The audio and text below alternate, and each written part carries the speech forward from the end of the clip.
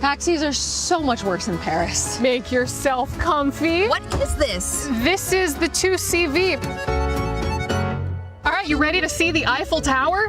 Do you know where you're going? I feel confident that we are going to see the outside of the Eiffel Tower. I'm ready. I would like to see it. We're just gonna have to go by smell. Have you ever navigated by smell before? No, can't say I have. You just have to smell the Eiffel Tower? Le Tour de Eiffel. Okay, wait 1 second. Okay, I think we're getting closer. Either that or it's the catacombs. I didn't do that. That'll buff out. That'll buff out. I went to a cathedral today. Apparently the Crown of Thorns is there. I didn't get to see it, but. From Game of Thrones? From Jesus. As we're actually navigating some of this traffic, here, will you take the wheel for a second? Let me just, go ahead, take the wheel. I don't know how to drive stick. I have something back here. It's okay, you'll figure it out. 1 second. Are you still operating the pedals? Okay, do you know when to brake? I got it. Yeah, no, I could feel it. Okay, here we go. All right. Please take the wheel. Am I still holding the wheel? Oh, no, I got my knee on it. There we go. You're good. How long is the Paris sewer system? I can't measure distance, so 20 miles. 20 miles? That's pretty far. 2 miles. It's actually over 1,304 miles long, and much of it is big enough to drive a train through. Whoa, it's a lot of It is. It's quite literally crazy. A lot of The Eiffel Tower is 330 meters tall, or 1,083 feet if you're American. How much does it grow or shrink based on the temperature? This thing's growing? I mean, we know that things tend to grow or shrink based on temperature.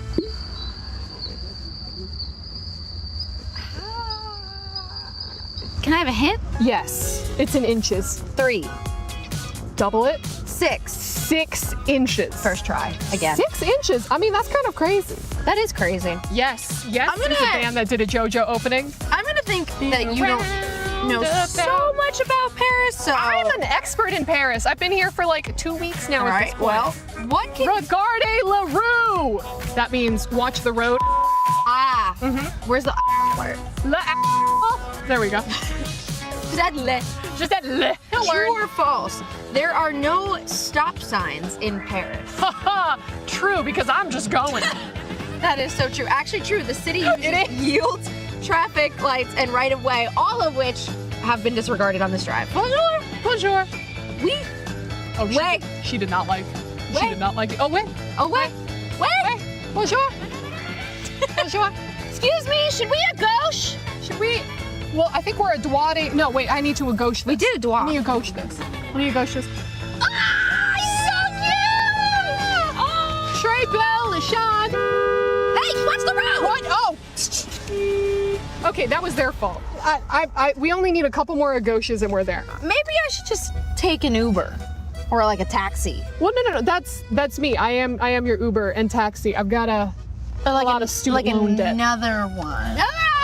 Well, I feel like I'm the safest Uber or taxi that you could ask for. Sure. Check out my 5-star rating. Is that the Eiffel Tower? I think That's not the Eiffel Tower. No, That's a crane. I think maybe you can't see the Eiffel Tower because it shrunk 6 inches. Ah, right. That must be it. But also because this freaking grandpa is on the road in front of me. Oh my God, he dropped his croissant. I have GPS built into my brain. You know, like those pigeons? Those pigeons that always know how to go home? Yes. I know how to Homing go to the pigeons. Eiffel Tower. Do you? We're still making the. What's the other one? A droite? A droite. We're droiting. That was pretty a gauche. We're droiting. We're droiting? We're droiting. We're droiting. You know, maybe I should walk. I'm just gonna get out here. You're just gonna, I'm just gonna get out. right here? Yeah, just What- I just it's not. I'm just gonna walk, stretch my legs, breathe the Parisian Paris, you know, the air, and just I can take you the rest of the way. No, you know what? It's really nice out, and I just think I know that it'll be a great walk. it's just one more a gauche. Au revoir. I have 5 stars at least. Merci. And we have Scappy from Team Myth fresh off the studio, makeup on, ready to start the day. Now, Scappy, I want you to go back to your first ever tournament and take yourself back to that little, pre-pro player. Would you have ever believed that you could have made it this far in professional PUBG? อยากจะให้ลองมองย้อนไปเลยนะฮะถึงวันแรกที่เราเข้ามาสู่เป็นโปรเพลเยอร์ของ PUBG เลยนะฮะแบบว่าทัวร์แรกเลยที่เราแข่งเคยคิดไหมครับว่าเราจะมายืนถึงจุดนี้ได้ ไม่ได้คิดครับคิดแค่เล่นคำกับเพื่อนครับ Yeah, actually, like to be honest, I never thought that I would stand at this point. At the first time that he competing in the PUBG tournament, he only thought like, yeah, I'm gonna be here just for fun, playing with his friend, just like that. That's always the best way to start video games, but obviously congratulations on your success so far. Obviously, we're here in Paris. What was the first thing that you did when in your spare time when you landed in Paris? ก็ตอนนี้เราอยู่ที่ปารีสแล้วนะฮะได้ไปทำอะไรมาแล้วบ้างคะขออย่างแรกที่เราทำเลย อย่างแรกไปที่หอไอเฟลครับแล้วก็ไปหาอะไรกิน Yeah, so the first thing we did after we landed in Paris, like we went to the Eiffel Tower and like find something to eat. Yes, wonderful. I was going to say my first thing was eating a croissant in front of the Eiffel Tower. So that's the first thing you have to see in Paris. Well done. What is a prediction about the first lot of matches that you're willing to go on record with? คิดว่าในแมตช์แรกที่เราจะแข่งเลยเนี่ยฮะเราจะทำสถิติอะไรไว้บ้างไหมฮะ ยังไม่รู้ครับ Actually, I have no idea what we got. I saw a little smile there. I feel like there's something ticking. That's fine. We'll keep it for the matches there. Scappy, thank you so much for chatting with us today, and I wish you the best of luck going forward. And I've grabbed the coach from Team Liquid. I've forced him off the stage, out of the bright lights, and to chat to me. So good to have you here. Obviously, a long journey for yourself, but we're going to get into things. What is harder for a coach? Is it to sort of change the player's mindset, or is it to change their mechanics? I mean, my job is kind of to change their mindset. So if I tell them, go and practice your mechanics, that is the extent of what I can do. I can give them maybe like some specific things to try and practice, but it's so much harder to change their mechanics or influence their mechanics. I have to be, if I can't influence their mindset, then I'm not doing my job properly. Yeah, and let's face it, gamers are very stubborn. Just missing out on the finals last year for EWC. Obviously, a lot of time has passed from then and now. What's changed? I would say the mindset of the team has changed. I think missing out on EWC last year, it was a big blow. Like, that's one of the things that it still haunts us to this day, basically. So when this tournament comes around and when all the tournaments come around this year, it's like, okay, let's step up our game a little bit, Like, we can't be missing out on one of the most important tournaments of the year. So the mindset has just become far more serious, I would say. Yeah, and then that's all from the coach. We just heard it before. These changes in the mindsets, obviously coming in with a brand new attitude. Now, give us the inside scoop. Obviously, they did their photos. I want to know a little bit about them because you get to sit there and hear their communication, right? Like, who's the professional? Who's maybe the joker? And of course, I'll use proper broadcast language. Who's the silly one? This is a very reserved team. So whenever the silliness comes out, I always get surprised. I think surprisingly, Alo is potentially the most silly, but you have to coax it out of him, right? Purdy's very professional, but he's a fun guy to be around. Luke's very reserved. Cowboy's very reserved. Unfortunately, I wish I could give you a better answer and give an example of something incredibly silly, but it's a reserved team that you need to coax the silliness out of. I mean, maybe behind closed doors where you don't hear it might be a little bit more crazy, but no, that is awesome to hear. You're going to have that state of professionalism, but also have that fun too, because that's really what pushes these games. Well, thank you so much for chatting to us and best of luck, obviously, to Team Liquid. And let's say that this year might be your year. This year will be our year. Hell yeah. Well, I've found Cowboy here from Team Liquid. Just finished the photo shoot. Let's maybe chat to him. Hello, Cowboy. Now, you've just landed in Paris, okay? I don't know if it's your first time here, but what was the first thing that you did in Paris in your free time? I went to go look to get a haircut, I won't lie, and I had no success. Honestly, maybe just keep the curls, okay? Maybe keep the curls. I'm sure there's a barber here on standby. Not even like a croissant or anything, just the man needs a haircut. Yep, I need a haircut, yeah. All right, let's get this man a haircut. Obviously, I got to chat to your coach before, and we were sort of touching on, last year didn't make it to the finals. Obviously, that might have been a little bit difficult for you, and he's sort of talking about the team dynamic. But I want to get your opinion on how exactly that made you feel and maybe what's changed since then and now. Okay, so I actually wasn't here last year. Oh.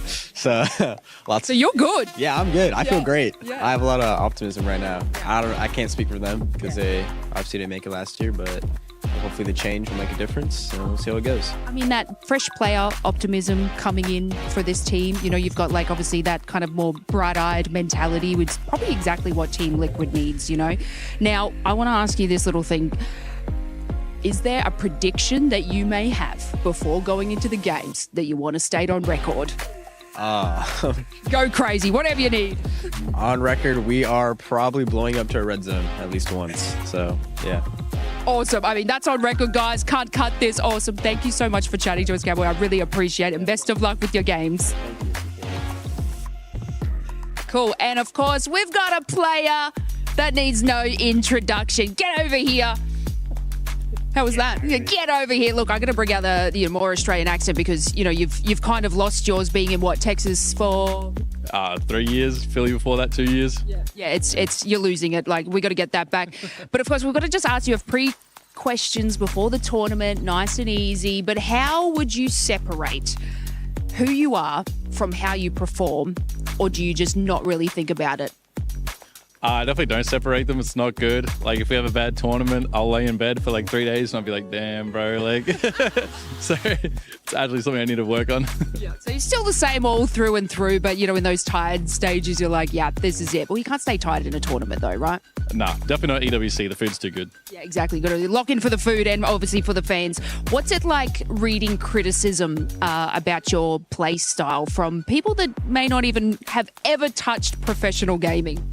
Honestly, the haters motivate me. I don't like the pressure of when people have high expectations of me and they want me to do well. I like it when they're rooting against me and I can be like, yeah. Haters I've got good stuff here. Apparently social anxiety from a teammate, but we won't talk about that. Of course, welcome.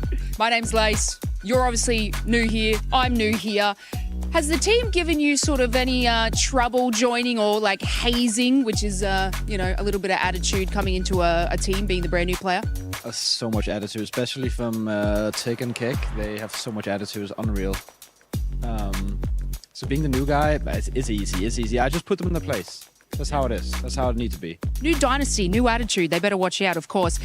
Obviously, you've just landed in Paris. Yeah. It's beautiful sunshine here. What was the first kind of thing you did when you landed in Paris? Went to bed, honestly. And then I landed late, so that's kind of the first thing. But today's a new day. So much going on here. The venue is insane. It's like a maze here. I don't know what to say. Yeah. You get a little bit lost, but like, of course, you don't get lost to the bed. You got to have that nice rest before the competition. Now, obviously, I want to get a little bit more deep and personal. Have you sacrificed much to be here at EWC 2026? I sacrifice much to be. I mean, I feel like I'm gone from home all the time. We have events all the time. I don't see home. But I mean, that's fine. It's fun. Fun being with the team. But we are going to be away for like 50 days now or something. So if you ask me on day 49, I'm probably not going to be saying the same. We won't have the same answer on day 49. Well, Gustav, thank you so much for chatting to us and best of luck to your team. Just here chilling out with Twisted Minds, our winners from last year's. Obviously, welcome, guys. Good to have you here. Now, we're going to pass it down the line. What is something that being in the esports scene that causes a bit of pressure that you didn't think would actually happen in this scene? Let me think. You know, back of the years, that's when career was starting. It like was really a lot of pressure on us, not us, like especially for me, because there is new experience, new people, new stuff, even like media. It's always about the responsibility, you know. But after years, it's like common. Yeah, in more, you know, like simple. It's more simple. And I mean, you got to put makeup on now. You didn't probably expect that as a young boy growing up playing video games that you would have to do that. Now, coming from EWC 2025 and the win, we're now in EWC 2026. Do you feel confident or do you feel like there's a bit of a target on your back? I think our previous win doesn't matter because we have a new format. So, like TPP. So I don't feel any advantages or any pressure. I feel like that's a bit focused, locked in. That's a great mentality. Now, if you were trapped in the wilderness and you could only bring one of your teammates to help you, who would you bring and why? I think I won't take any of my teammates. I will just grab Gunner from Team Falcons. Yeah, because he's kind of experienced guy in my opinion. So yeah. Should be him. I absolutely love that. How you feel about that, guys? Yep. We're gonna cause some chaos back in the green room. Well, thank you so much for chatting to me today, guys. I really appreciate it. And this is Twisted Minds, and they're about to perform once more in EWC 2026. Well, I've grabbed the brain of the operation. We have the coach from VP. Thank you for joining us. Now, if we were to remove winning from the equation, what would make this tournament successful? If we remove winning, I mean nothing, but if I would have to say something, then second place, if anything. Yeah. You're still going to go up that leaderboard. You don't think maybe it's successful to sort of have the team work together or follow the plays that you may have provided them? No, like we need a top 3. Top 3 or not at all. I like that kind of, yeah, I love that energy. How much of strategy is built before the match for your players versus adaptation mid-game? Yeah, that's a good question. No, but can you repeat the question actually? Okay. How much of a strategy is built before the match versus adaptation mid-game? No, everything I would say. Like we're not really we have a play style, we created the play style, like we have a book, that's how we play the game. We don't really have to, like I already know we don't really have to change anything during this tournament. So yeah. Yeah, I like that. So you've kind of got the plan for the team and obviously the rest of the team will stick towards that. Are there any other teams in the competition that you guys are particularly worried about going up against? No, honestly, no. I'm loving this. This is the calm and direct energy that a coach needs for the team. And obviously, we were having a conversation before, and you obviously have played this game. Do you feel that playing for the professional has brought all this knowledge that you can now sort of bestow upon the team? I mean, like I said, I created this team together with Nix like 2 years ago, and we built this team from scratch. And like our play style, how we've been playing, how we've been practicing, like everyone's really comfortable in this team. Every role is set. We know exactly how to play. So yeah, we're really confident going into this tournament. Well, wonderful. I'm going to say this is the most confident coach we've seen. Thank you so much for chatting with us, and obviously best of luck to you and the team going forward. Well, of course, I have VP with me, and we're going to get some quick fire questions because, you know, they've got a busy, tight schedule ahead of these games. Who out of your teammates steal the most kills? Me. Which teammate says, "Trust me, bro," the most? Lucarooks. Who is the biggest loot goblin? Be me. What's the fastest way to make you angry in a match? Die by something that is out of your control. Oh, that's good. Would you rather have perfect aim or perfect zone luck? Perfect zone luck. If your IGS has a crazy plan, do you always trust him? Of course. And there you have it. A lot of confidence here, but also, yeah, his teammates might need to pull it together. Well, thank you for chatting with us. Best of luck for the competition for VP. Everyone is playing, you're not yet. EWC Play is your all-in-one platform to compete in fantasy, pick'em, and quests for a grand total of $300,000 in prize pool. Build your dream fantasy team in 5 different games and track your score with live results tables. Predict the winner of every game, every group stage, and every tournament. Complete daily and weekly challenges to earn boosters that help you climb the global leaderboard. Got what it takes? Join EWC Play now.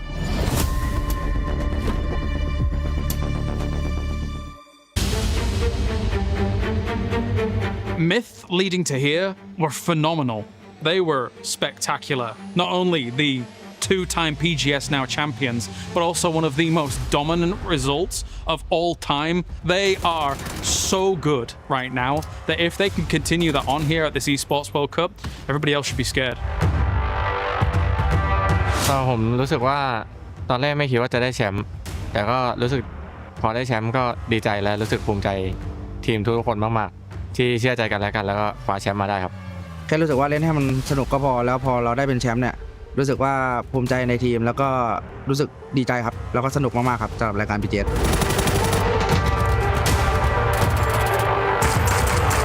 I think Myth is really good at finding areas that aren't as like defendable, and they find info really well, and they find the kink in the armor, if you want to say, and they exploit that really easily, and they end up getting a lot more space because of that. And I think that worked really well for them in those tournaments. Myth are very good. They've adapted super well to the new playstyle, the destructible terrain, the new fast zones. They've been extremely good. I think they're very aggressive, and they like to set up in front of everybody. So they get dug in, they get into really good spots, and then if they don't have a good circle, they just get any advantage they can and then crash a team or knock somebody and just go as crazy as they possibly can on them. คิดว่าต่างกันที่มีทีมหน้าใหม่มามากขึ้นครับไม่ได้เจอทีมเดิมๆรวมถึงทีมหน้าใหม่เราอาจจะไม่ได้คุ้นชินสไตล์กับเขาว่าเขาเล่นยังไงเราคงต้องทำกันบ้านมากขึ้นแล้วก็บวกกับมีความกดดันที่ขึ้นชื่อว่า EWC รู้สึกว่าต่างกันเรื่องความกดดันแล้วก็เรื่องเงินรางวัลที่สูงมากขึ้นแล้วก็เรียกว่าแต่ละทีมมีความมุ่งมั่นมากขึ้นที่จะแย่งการเป็นแชมป์แล้วทำให้รู้สึกว่าทีมแต่ละทีมเนี่ยมีความที่โฟกัสมากขึ้นแล้วรู้สึกว่ามีกดดันมากขึ้นมีความกดดันมากขึ้นครับ If Kiss can produce some Kiss magic, if Jacob can look as good as he did during those PGSs as well, I think they could be a strong contender for the Esports World Cup. รู้สึกว่าเราจะมาแย่งแชมป์เขาในรายการ Esports World Cup ครับในปีนี้ เ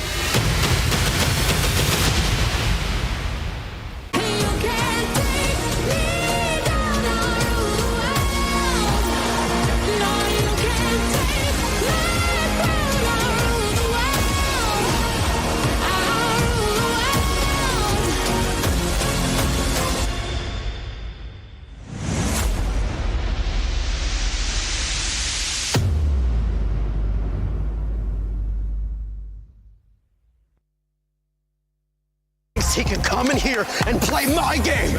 He knows nothing but go! Tyler Wine, you're done. This is my ladder. You can't climb it. That's an L airline. Somebody better hold me back. Okay, yeah. Do something then. Raw energy. House for far, blow the house down.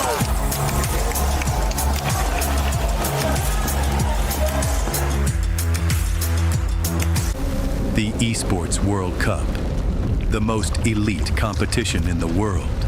Its trophy system is built to match. The Club Championship trophy, awarded to the one club that rose above the rest and reigned supreme across all EWC games. Every participant earns a key engraved with their name. That's their right to compete. Reigning champions hold a key unlike any other. The game trophy is the ultimate prize for every game's champion, incomplete until a champion's key is inserted. The champion's key frame is locked into the totem, a stone marker of legacy, etched with every EWC champion. The losing keys are crushed. The champion claims 3, a personal reminder of who they defeated. The rest are preserved beneath the totem in resin. Every fallen contender captured forever. Will you be remembered or forgotten beneath the totem? At EWC, nothing is granted. Everything is earned.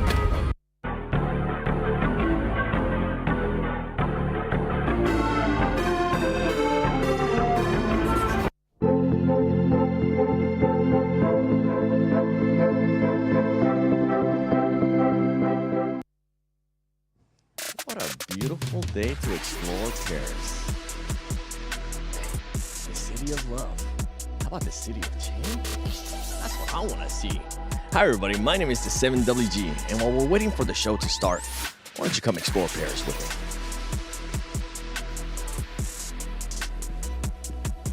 me? Well, this is interesting. Let's hope we don't get lost.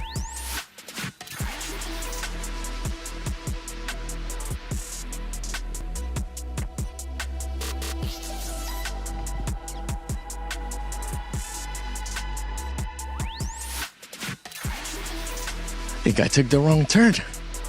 I should have just stayed at the grid. Why did I decide to explore Paris? What a cheeky climb. What a beautiful view. That's where it ended up going wrong. I did the wrong rotation. Man, that's something that these teams will not be able to do at PUBG Battlegrounds at EWC 26. If they want to become the best, and be the champions, you cannot allow mistakes. But for now, I get to enjoy this view.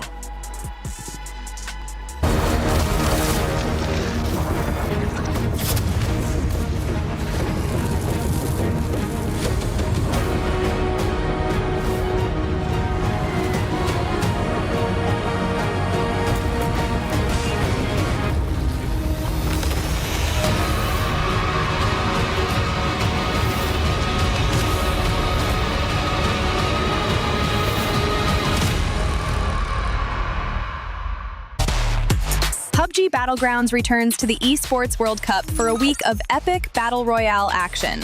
24 of the best teams from around the world have made their way to Paris to compete for a share of the massive $2 million prize pool and valuable club championship points. Out of the 24 teams competing in Paris, 9 made it here through the PGS points ranking after PGS Circuit 2. Their placement across the first half of the season earned them the chance to play at EWC. 14 teams made it through their regional competition to earn a spot at EWC. Finishing first or second would guarantee you a place at the event, but if one of those top 2 teams also qualified via PGS points ranking, the EWC spot would drop down to the next highest placed team in the region. Rounding out the field of competitors is the 2025 Esports World Cup champions Twisted Minds. champions, who return to defend their title. The action will kick off with a round-robin group stage featuring 3 groups of 8 teams. Teams have been drawn into their group to ensure equitable competitive strength, balanced group size, and, where possible, fair regional distribution. Each group will play 6 matches against each of the other 2 groups, resulting in each team playing 12 matches over the course of the 3-day group stage. The top 16 teams, after all 18 group stage matches have been played, will advance to the finals, while the bottom 8 teams will be eliminated. The finals will feature 16 teams competing in a match point format to become the EWC champions. In the opening 2 days of the finals, teams will play 6 maps per day to try and secure the most points possible. After day 2 ends, the match point threshold will be set at 10 points above the first place team's points total.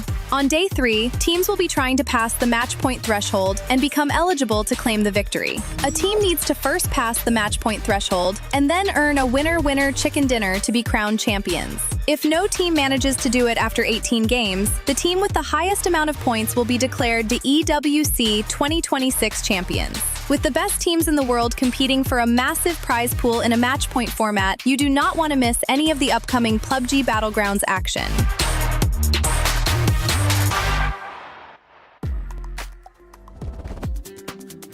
From the Paris sunshine to the kill zone of blue, welcome to the Esports World Cup 2026. I'm Lace, and I'm of course joined by Godspeed, and we are live in the city of Paris, where elegance meets precision. And funnily enough, that's exactly what it takes to survive in PUBG. Well, that's absolutely right, Lace, and we have 6 days of PUBG action planned for you guys, 3 of which are the group stage, and of course, the 3-day finals with the smash rule ending. It's going to be a barn burner. And of course, our players are competing for a sweet $2 million prize pool. So you do not want to miss this. Today, we have Group A versus B. And what a group to start out with, guys. We have the defending PGC champions, Full Sense. We have the defending EWC champions coming out in Twisted Minds. We have Myth, of course, which has just been unstoppable. In fact, they're coming off of a PGS2 Circuit Finals win. You have Team Liquid, you have Petrichor, you have 4EM, and of course, the team that you're looking out for. Oh, goddamn. Team Nemesis. I love an underdog story, and this rising CIS roster leading the charge with the breakout rookie said,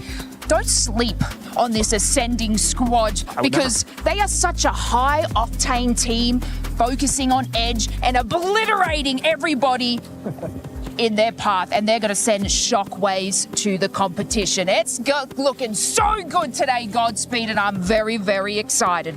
I am absolutely thrilled. That roster you talk about, so said, you have Diffix, you have Melmat, so much experience. But again, the group stages are so important here. There is no last chance. It is the top 16 qualifying. It is the bottom 8 getting eliminated, and that is it for your run here in Paris, France. And so lock in. We're in the heart of Paris, and your players are about to drop in. The chaos is about to start from us, and only one team walks away as the champions. But I think we've got Toffees there on the sideline chatting to our players.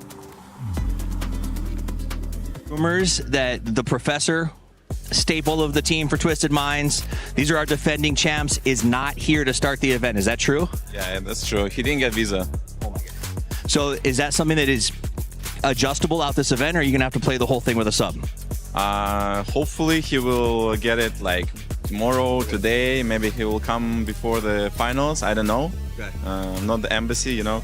So yeah, we just try to figure out how to play with the coach, I guess. So it's Tab's going to step in? Yeah. He will have to. Guys, you heard it here first. I don't know if you have to adjust your teams, but I know defending champions, a man like Matulin, a leader like this, I think you guys are going to still go the distance. Good luck. Thank you. Hey guys, it's Kalaris and Avenger here for the Esports World Cup 2026. And you guys at home, you're going to be excited about the games, obviously, but you can also be involved a little bit further with the EWC Play app. That's right, you guys can get involved and potentially win yourself some prizes as well, as we'll talk about those a little later on. But you can pick for every single game that's going on and maybe win yourself some nice points. Yeah, for sure. And also for PUBG specifically, you can pick for every single match you can be involved. And you can pick the top 5 teams in that And of course, that'll get you points for every single match. 18 games here in the group stage. Yep. So you can be very involved for that. Also over in the final as well. Now, what's interesting is that we saw Twisted Minds had an 88% win rate to start things off, Avenger. Yeah, and of course, that's because they are the defending champions. You're coming directly invited. Last year they won. They were dominant. This year, I'm a little bit nervous for them because they've not had the best of years so far. And then Myth on the other side of things. We scrolled down a little bit and we kept scrolling and we kept scrolling and they had 14%. That's insane to me. Considering they've just won PGS2 circuit finals, they've been looking extremely strong. Kiss is on absolute fire. They're praising their new IGL, Jacob. I'm excited to see them play. I'm certain we're going to see them in the final for sure. And normally in a lot of our prediction games that we actually do, our Chinese teams are normally very high. This time around, I saw them quite low as well. They've got a lot of power though, Avenger. They do too. And also, Korean teams coming in extremely strong. I'm excited for Geekade too to see how well they're going to be able to do. Songjiang coming in warm from PNC. Yes. Yeah, they looked awesome in PWS. And of course, if you guys are participating as well, I think there's $300,000. There's 6 figures prize per online if you participate for the weeks across all the games. So make sure you get involved, of course, and pick some of the favorite teams. All right, I'm excited. I'm excited for the games. Thank you very much, Avenger, for joining me here. I'm going to take this tablet. I'm going to be picking. What do you mean? I'm picking. No, it's I'm mine. picking the top 5 teams. It's mine. Do it. Give it to me. Give it. $75 million, 25 tournaments, over 200 clubs, only one club champion. The Club Championship is the beating heart of the Esports World Cup. Over 7 weeks, esports clubs send their players to compete. Every placement, every win, every podium earns points for their club. At the end of 7 weeks, every point counts. The club at the top walks away with $7 million and the title of Best Esports Club in the world. It's not about being the best at one game. It's about being the best across all of them. Depth, versatility, consistency under pressure. One championship trophy, one title. Who will take it? Watch history unfold in Paris at the Esports World Cup 2026.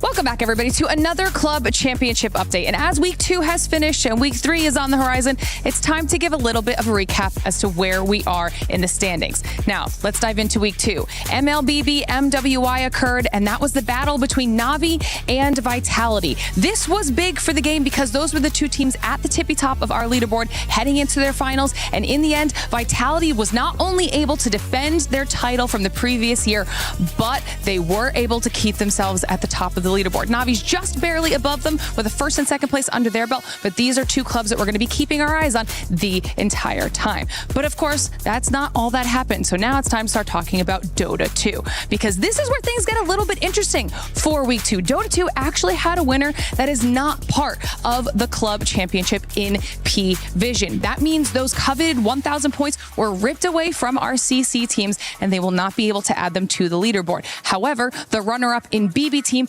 was able to get some CC points on the board, so that'll be good for the club moving forward. Then, of course, we move on into League of Legends, and a similar situation we see here as well, because League of Legends also had a winner that is not in our Club Championship. That was D+ Kia. They too took those coveted 1,000 points away and will not be able to see those on the leaderboard. However, the runner-up again in KC, aka Carmine Corp, was in the CC, and they were able to get some points on the board for themselves. And this is important because in both Dota 2 and League of Legends, the team that was the runner-up now find themselves in the Club Championship leaderboard in a 5-way tie for 5th place. So these teams are definitely looking to get some more points in the upcoming weeks. Then, of course, to close things out, we had our stage with Free Fire. And once again, it was a non-CC team that did get the win, taking those points away from the other squads in Leon Esports. However, Free Fire had the most CC squads in the finals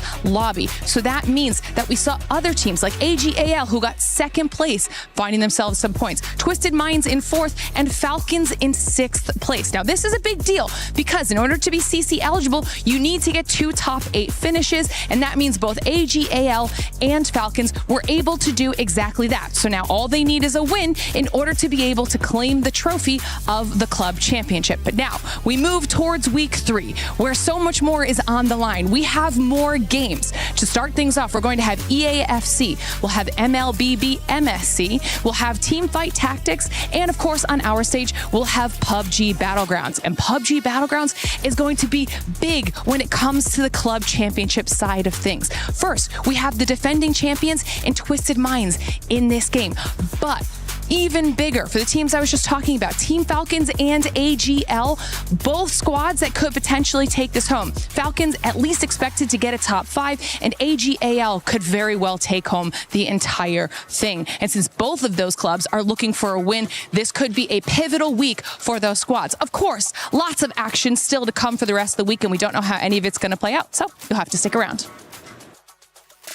Thank you, Glitter. I'm wondering, too, if this week we're going to get another surprise. Is it going to be a CC team, or is it going to be one of those that nobody expects here at PUBG Battlegrounds at EWC 26? My name is the 7WG, and I'm going to be your studio host, and I'm joined by some amazing experts and caster as well, Toffees and Matt Rim. Toffees, first time in a long time we get a chance to work together. How are we feeling in Paris, baby? It's good to be back. It's good to be in the West for an event. It's kind of nice to see the players again and be here with them, and I'm excited to see them take the field. They know this is the biggest event of the year so far, and you can see it in the way they walk, talk, and carry themselves. Okay, Matt Rim, thank you so much for joining us, by the way. I appreciate you taking some time. You were like, you know what, I'll cast the last 3 games because I want to be here with the guys. Oh, yeah, I'm totally prepared for a death segment today, without a doubt. Jumping in, we're going to be tackling the last 3 games coming into it, but I mean, this is the start, and like Toffees, you talked about, it's been forever since everybody's been here on land together with the players, so I'm incredibly excited whenever we're starting off everything today.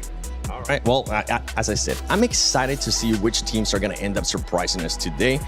We'll get a chance to talk about all of that. But before we actually jump into PUBG Battlegrounds at EWC 26, let's talk about the creator program for EWC. If you guys want to go ahead and join that, stay tuned, because on this right here, on this section, you're going to have a QR code. Well, you'll be able to scan it, go join it, and you'll be able to earn rewards. And maybe, possibly, we might even interview you at the end on the finals. I'm not sure though, but I mean, there is some really, really cool prizes. And while you're doing all that, make sure you check out the EWC website and also the app. Put on your predictions. You saw earlier Avenger Kalaris talking about those predictions. You don't want to know mine because I've been absolutely off the past 2 weeks, but maybe this will be the turnaround. And talking about turnarounds, I mean, I know we've been talking about some of these other squads. The Sony story of the day has to come with Twisted Minds, because my goodness, that is going to be a big deficit that they might have to deal with. So we got defending champions, right? These are the guys that people expected to win the world multiple years in a row. They've got a roster that is incredible. They finally sort of have found what works for them. And then for the second event really this year, they have an issue getting a player here. Lou, for those of you who are doing your rosters and your pick'ems like you heard James and Martin talk about earlier, consider this. Lou is not here. He is not going to be playing, at least we know, day 1, possibly not the entire group stage. And that, I think, is a huge burr in the side of this team. Don't get me wrong, the tab is great, Matt, but I don't know that he can hold the candle to Lou. Yeah, I mean, whenever we're looking at it, this is also just a team, whenever we look at Twisted Minds, that can also start a bit slow. And whenever we look at this, not having a last chance qualifier, it's all just going to come down to how you're going to be able to play over 2 days of play to get into the grand finals. This is already going to be 1 day where Twisted's going to be coming in with, let's just be honest, limping into this a little bit more than I think that anybody's expecting. Yeah, they're going to have to adjust, and they're going to have to adjust in the go. But luckily for them, they are going to be playing a total of 12 games. They'll get a chance to play today, see how they're going to be adjusting, and then coming tomorrow, we'll see what they're going to be able to do. If they even play tomorrow, we'll have to check on that one, because we do have some groups here. And today, it will be Group A versus Group B. You can see some of the squads there. Matt, one of them that I'm going to be looking at, it's none other than the PGS 5 winners, and it's VP. I mean, come on. VP right now, whenever we're looking at this lobby, no disrespect to this lobby in specific, but it is on the weaker side. We're going to see some change-ups on drops where the I guess we're going to be seeing like R8 in the center and stuff like that. That means that VP is going to be the most consistent squad on the day. That is what they're known for. If they've got 4 up, they will just decimate you with firing lines. But even if they have a solo, somehow they will squeak out a way to get into that top 4 and find a way to backstab you when you least expect it. So it should be a phenomenal day for them. Yeah, you were talking about these groups being weak. One of them that could take advantage of that is none other than Shadow Esports. You know, so Shadow Esports, I think, is a little bit lucky that, say, Twisted Minds is down a player right now, and they've got some other things to worry about. They are an Indonesian team, first time making it to EWC PUBG for the entire region or the entire country, so that's pretty cool. They want to represent themselves well here. The issue is today, they've got most of 17's drop spots because they don't show up till tomorrow. Tomorrow, they're contested or have to move on almost every single map. So if they want to make a play and say, I get the finals, I want to do it for my country, I want to do it for pride, they have to have a really good day here now. And the luckiest thing that could happen to them is Lou not making the plane, because it is going to open some doors, I think, for some of these teams that may not have traditionally been expected to get that pass. And that might end up helping out that team from Sony's story of the day, which is Twisted Minds, right? Allowing them to just have a bit of a breather if things aren't going their way today. Well, it's all going to come down to consistency. Whenever we look inside this lobby, it can be pretty dangerous, right? Because whenever we're looking at how this is all going to stack up, this is a little bit more of a loose cannon lobby. And whenever we see that, that means more often than not that it's going to be a squads kind of bumping into each other in rotation much earlier than we can expect. And a squad like Twisted is very formulaic. They are going to scout. They're going to make sure that they have everything under control. But that could also just be they're driving. They've already know exactly where it's going to be free at. But suddenly 2 squads are rolling up on them in angles that they just weren't expecting. And talking about some of the other squads that we might be seeing some surprises of, we got to talk about the PGS 6 winners. And that is Myth, because boy, did they end up absolutely smacking the lobby when it came down to the finals. What are we expecting out of that squad here? So we're expecting some fun stuff. I think this is a team that has had some really good moments, but then you go back to what we saw from Myth previously for us when we get to PGC last year, and it really fell apart for them. So this is my question. Myth looks good when given those opportunities at the smaller events. This is no small event, right? This is a massive prize pool, a ton of pressure, and a chance to sort of represent yourself on a global stage unlike any other. That pressure, I think, is really going to come down to can Kiss and the rest of his crew handle it? Because at PGC, I don't believe that they did. Can they turn it around here? Teams that are able to handle that pressure are usually the Chinese squads. For Angry Men, I know you've been wanting to keep an eye on those teams. Look, I think that you can't really call it an underdog story today, but 4 Angry Men is my team to watch on the day. Whenever we look at VP, they're going to have a great performance off the start. There's no argument on that. But I'm expecting 4 Angry Men. We've been seeing them on a bigger come up time and time again. This is a squad that's way more comfortable, and I'll be honest, often got a lot of trash talk thrown their direction because they go hide in the circle somewhere. Yep. Now they're a squad that will frag their way in, and they will firefight. And God V is not here. And that, I think, honestly, as much as I hate to say it, because God V is like immortal, right? From many games, he's been here for so long. I think he was holding this team back a little bit. It sounds like he chose to step back. He chose to let the boys run with it. And so far, it's really paid off. So I do think he will be supporting. He is on the back, got these guys' backs. He's looking out for them. But he stepped back and said, okay, I trust you to run with this 4 a.m. thing. And I think it's going to go really well. Oh, I like that. Okay, giving us even more insights for the people that might be watching PUBG Battlegrounds at EWC 26 for the first time. And, you know, I'm going to put you on the spot because, hold on, give me this tablet real quick, Toffees. I know you got something in your back pocket, and it's none other than the chicken. So I'm going to put you guys on the spot. Who's going to be getting that first win today? Wild guess. It's pretty much like closing your eyes and just throwing a dart and hoping it lands on the correct team. If I have to pick who walks away with this chicken, game number 1, I would go with none other than... No, I honestly don't know. I think ALG... AGAL.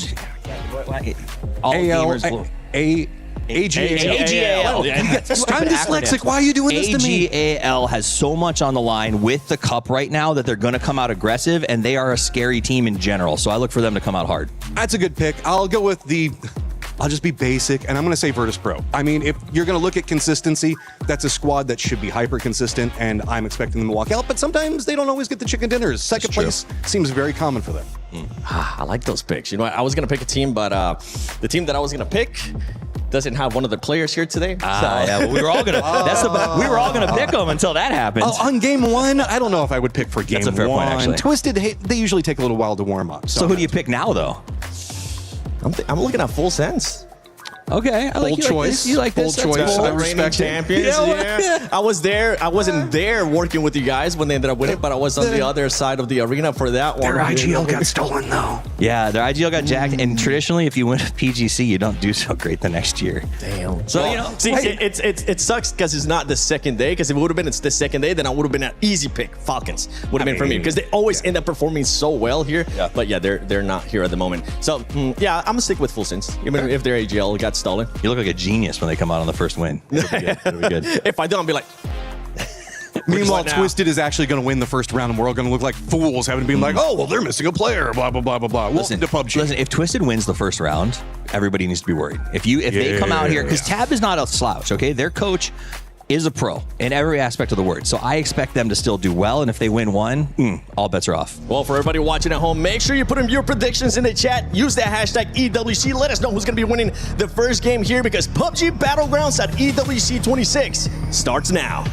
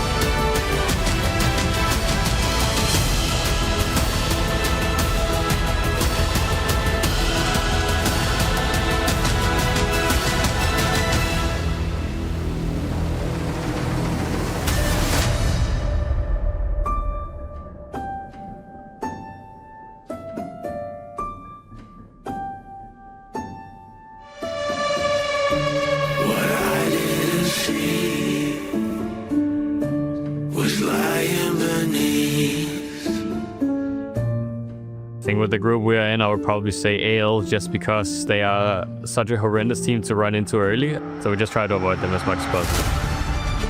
For me, I would say it would be MIF. They show pretty good this year. BB and Beryl. My biggest rival is BP.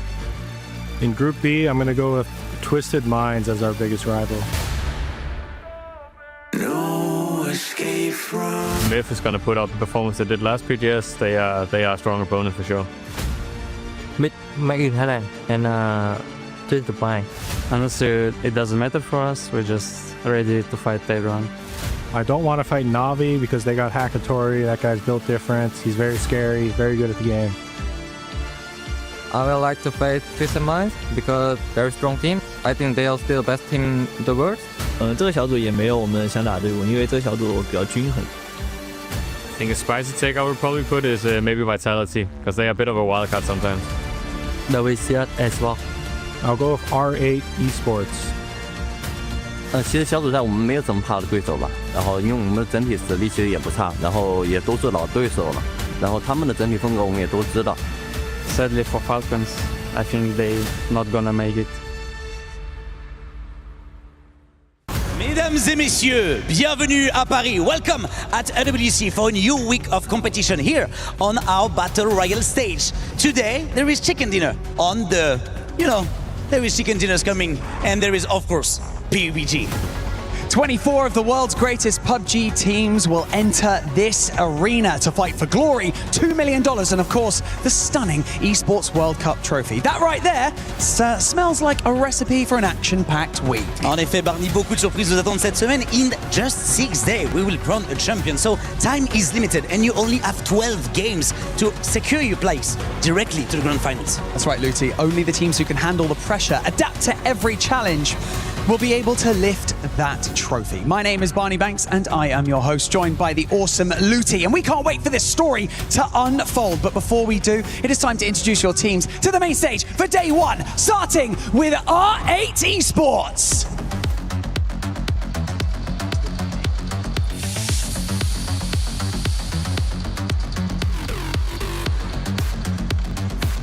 Team Nemesis.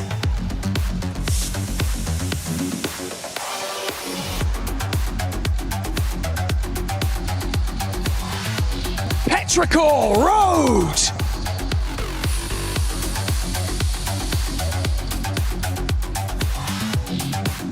For Angry Man.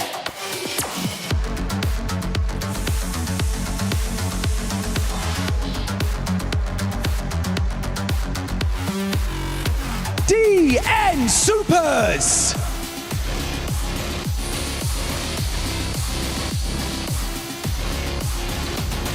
Tyloo.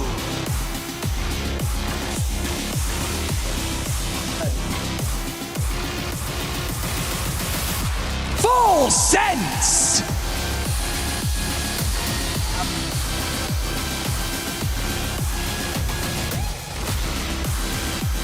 Cam Esports.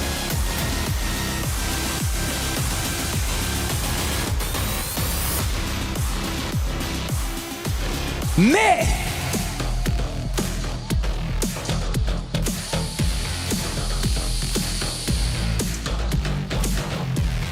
Team Liquid.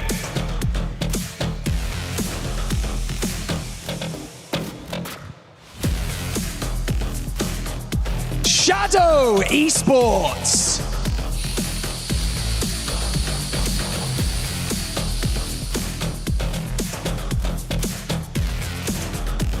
Geeky Esports.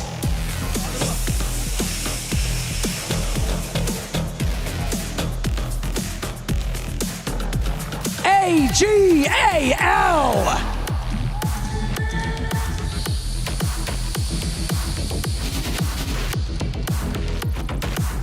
Virtus Pro.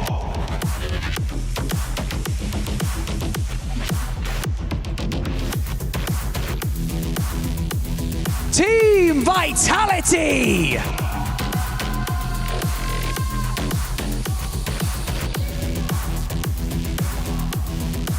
And finally, our defending champions, Twisted Minds.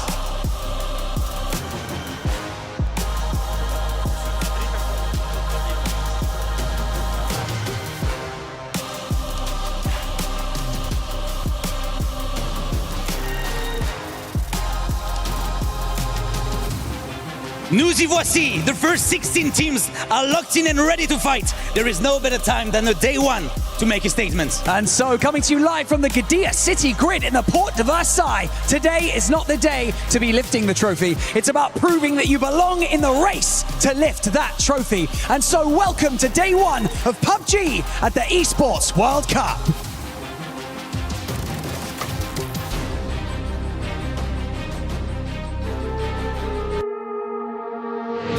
2025 PUBG champions are Twisted Minds! It was important to get this trophy in our collection of our team and also to help our organization achieve a lot in Club Championship, so very happy. I think Twisted Minds has had a tough time in 2026 because they've had a very difficult time adapting to TPP.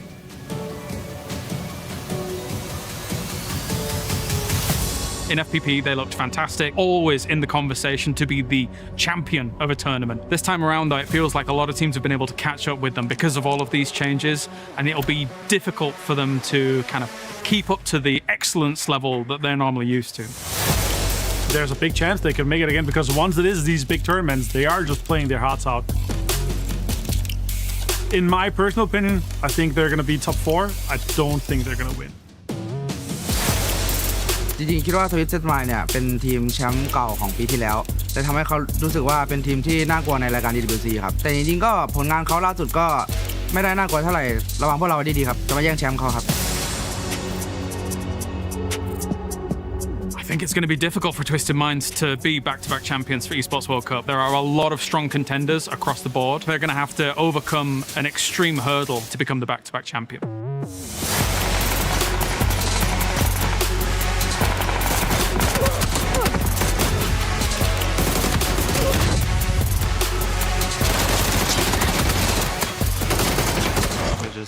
Ready to fight everyone.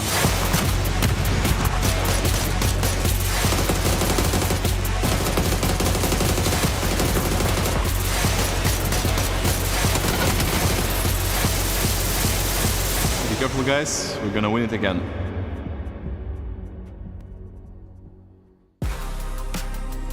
Awesome intro right there, and we got a chance to see one team that we didn't really get a chance to talk about earlier on, and it was none other than Team Liquid. Oh, Team Liquid, a squad that wins my heart but can't seem to win the game. This is a squad that somehow manages to, like, they've got a core of 3 that rotates in a 4th that is always a phenomenal player. Presently, it's Cowboy, previously played on Al-Qadsia, managed to really qualify up and I guess punch above their weight last year. Before that, they had Sparking, who's just walking off of a PUBG Nations Cup That's got to sting for them a little bit, though. This is a squad that got 2nd place behind the Expendables at PGC, but somehow just can't seem to navigate managing to make it in later stages. It's like they're afraid to take the fights in what we're seeing a very kill-heavy meta going on right now. They'll make it in the late stage, they'll get placement points, but they won't get the kills. Yeah, it seemed like the team that's going to be the champion of PGC 2020 maybe sometime, okay? This is the issue I have with them. They dropped Sparking. I think it was a good call. I think Cowboy is fitting in with this roster well. Yeah. That said, it's got to be a little bit of a kick in the shins when you see the guy that got dropped go ahead and win PNC and walk away. And not only win, but get the MVP award as well. They got a lot to prove, and Cowboy, I think, is going to be the key to that. Well, let's see if Team Liquid's got what it takes to end up proving that they can also do it even without the PNC MVP. Let's send it over to Avenger and Porte, who are going to be starting us off with the first match.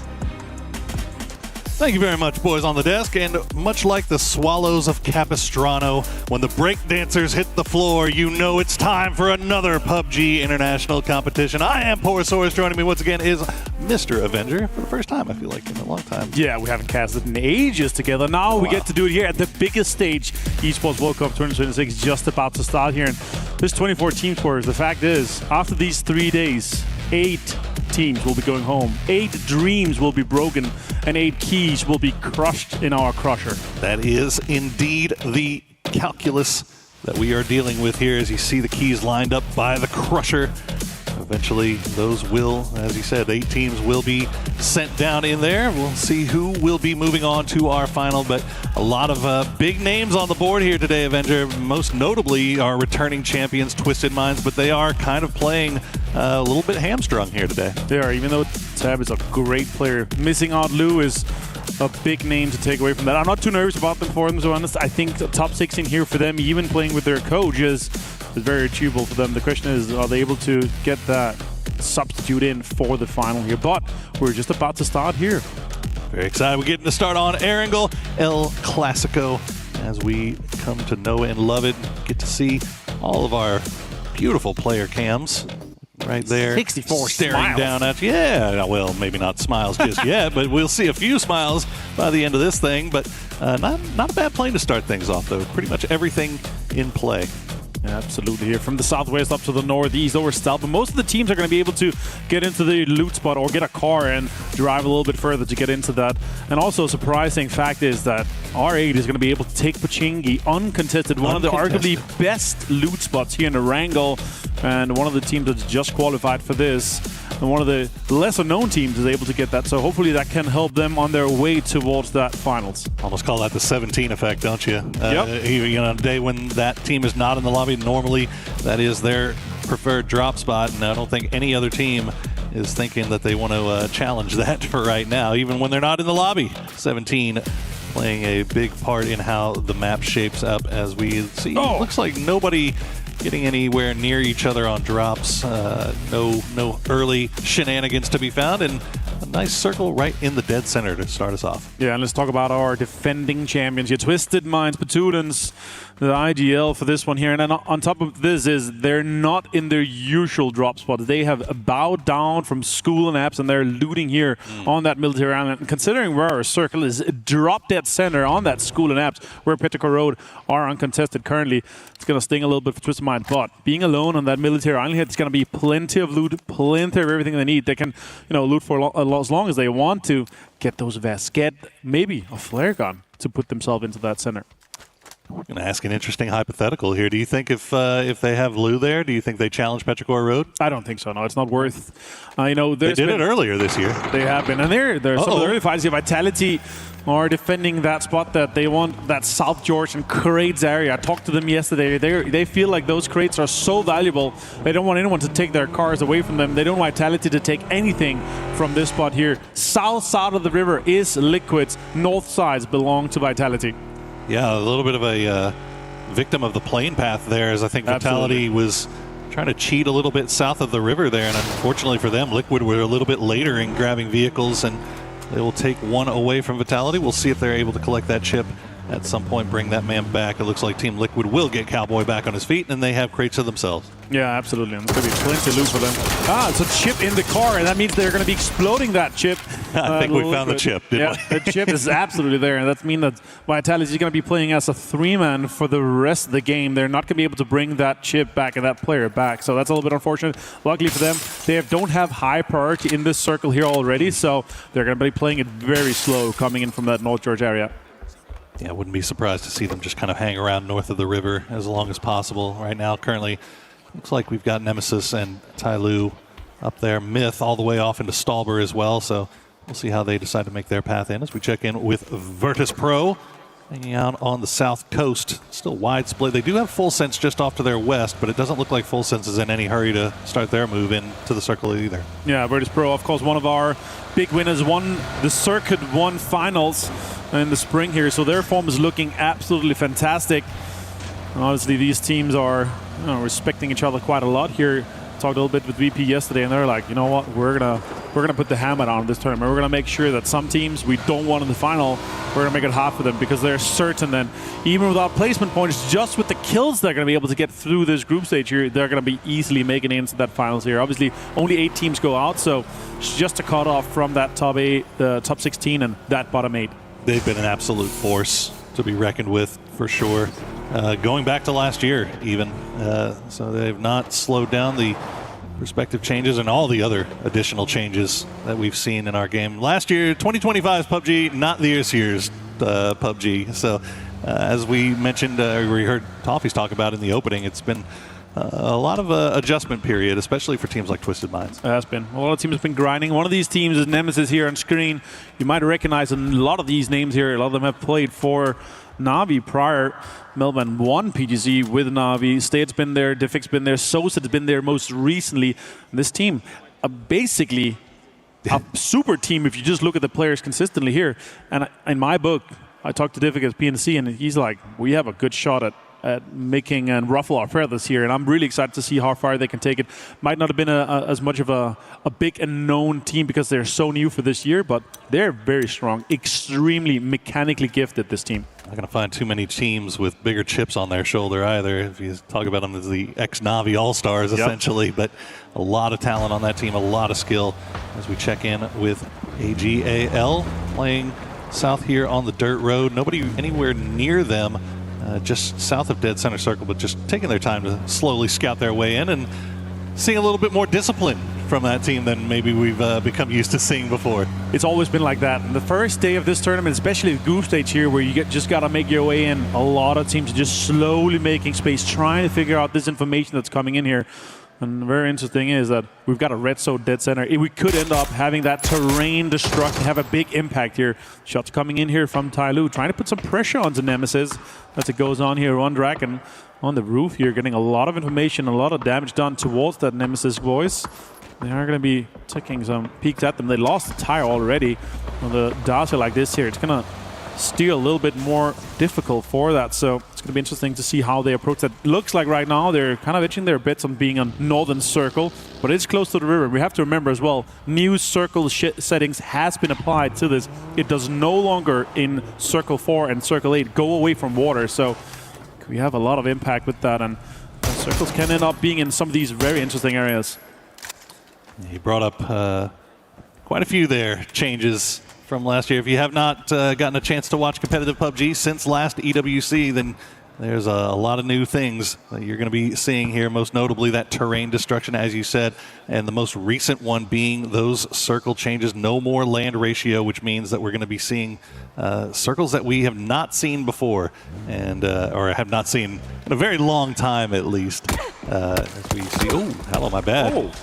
Vitality already losing Levante. Don't want to lose another one here, but they should be fairly safe. As you mentioned, they're sitting on the north side. Nobody anywhere near them. We got to mention as well, losing Levante, basically their superstar, their top fragger. That's a big blow to Vitality to begin things off with here for our first game. Sure, we are playing 18 in the group stage. Each team will be playing 12, but still, that's a big name. Out of your 12 games here. Full Sense, PTC 2025, defending champions here. So far this year, it's not been looking too good for them. They're far out of our overall PGS score in terms of our international standings. They got here by a regional qualification. And with this, I'm excited for them still. Belmore, our MVP, IGL MVP. And yeah, excited to see how these guys are going to be performing here. Now again, it's the biggest stage. This is what most of the teams there are fully focused on. They have taken PGS maybe at some training here, but they have quite the way to make in, and they're making their way in behind Virtus Pro, and they'll be very adamant of protecting their behind here. So let's see what Liquid's going to be doing from this ruins here. We're going to have a circle pop just soon here, Paro. Oh, there we go. The first of what is likely to be many hard shifts that we will see this week, all the way over to the west. So Team Liquid hanging out in ruins. Looks like that'll pay off pretty nicely for them, as GAM will be hanging out in the boatyard. They have to basically rearrange themselves now to defend it from all sides, as they are likely to see pressure.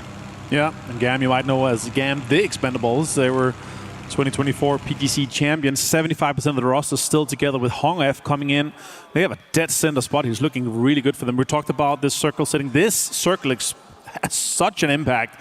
So much water in play, and a lot of teams are going to be playing around that with how this kind of goes. A lot of teams are trying to lock down some of those central locations. The question is, though, this big little ridge that's coming in, it's going to have quite the impact from Russia, too. Big fights are already happening here. Ming Ming finds Spaceman for him. It's China fighting each other at the moment. A lot of teams scrapping right now. This is just right in the middle as 4 AM is losing a couple. One to start off with. Nice seat swap there from Shen, as it looks like 4 AM has just decided to take this fight in waves. 2 down for Petrichor Road. I-26 V6 with that side angle, though, causing some problems. To see 04MB in the vehicle on the move, trying to rejoin his team to see if they can get involved. But now Supers has arrived as well, dropping utility from the high ground. But Guman, I think that might be all he's going to do. See if he can go fishing with Dynamite, but he's not going to come up with anything. Yeah, that's rough. That's been the star of the year. Everyone's looking for these third-party fights, especially in all these circles here. And DN Supers taking space. Both sides of the road here for Rostock. Very greedy. I like it, though, but with 4 AM having lost one of those kills, Shens gets one, and what a headshot that was. They're trying to lock down the southern side of this ridge I was talking about here. Virtus Pro also drive-bying just a little bit. Delvin currently, the IGL of AGL, is down and knocked, and the other guys are getting punched away by both R8 and from Virtus Pro. Flush coming in from Lucarux and confirming another kill for VP here. 2 points to them in this game. Unfortunate there for AGAL, running into Virtus Pro on the very south side of this new zone, just outside of Pachinki. But as you mentioned, R8 with that northern angle onto that could just free farm fire down onto it. So it kind of forced AGAL's hand. They lose 2. We'll see if Destroy and Sololzi can make their way forward as a duo. As we now check in with Nemesis. They've made the long wrap on the north side, managed to avoid, it looks like Geeke Vitality, yes. So Nemesis, they're continuing that long wrap. Looks like it's going to pay off pretty well for him, though, as that western side on the north end is pretty free. It's always, when you have these hardships here, you're always trying to look for these backfills here. And right now they're looking for a lot of players. They're going to be able to come into that cube area from the western side here and have quite significant amount of space. Let's see if they go south side or north side of the river. Right now, just waiting for that next circle pop to see if we are going to go any side of the river. Likely going to go south, but let's see what happens here. It is going to go south, southwest even. Virtus Pro is going to be laughing at that. There's some free high priority compounds available. Looks like Virtus Pro is going to be trying to grab some of that southern space here. Look at all the teams that's currently in around the Rorschach area and outside to the northeast, though, Power. We're going to have so many fights happening in from that eastern and from that northern side.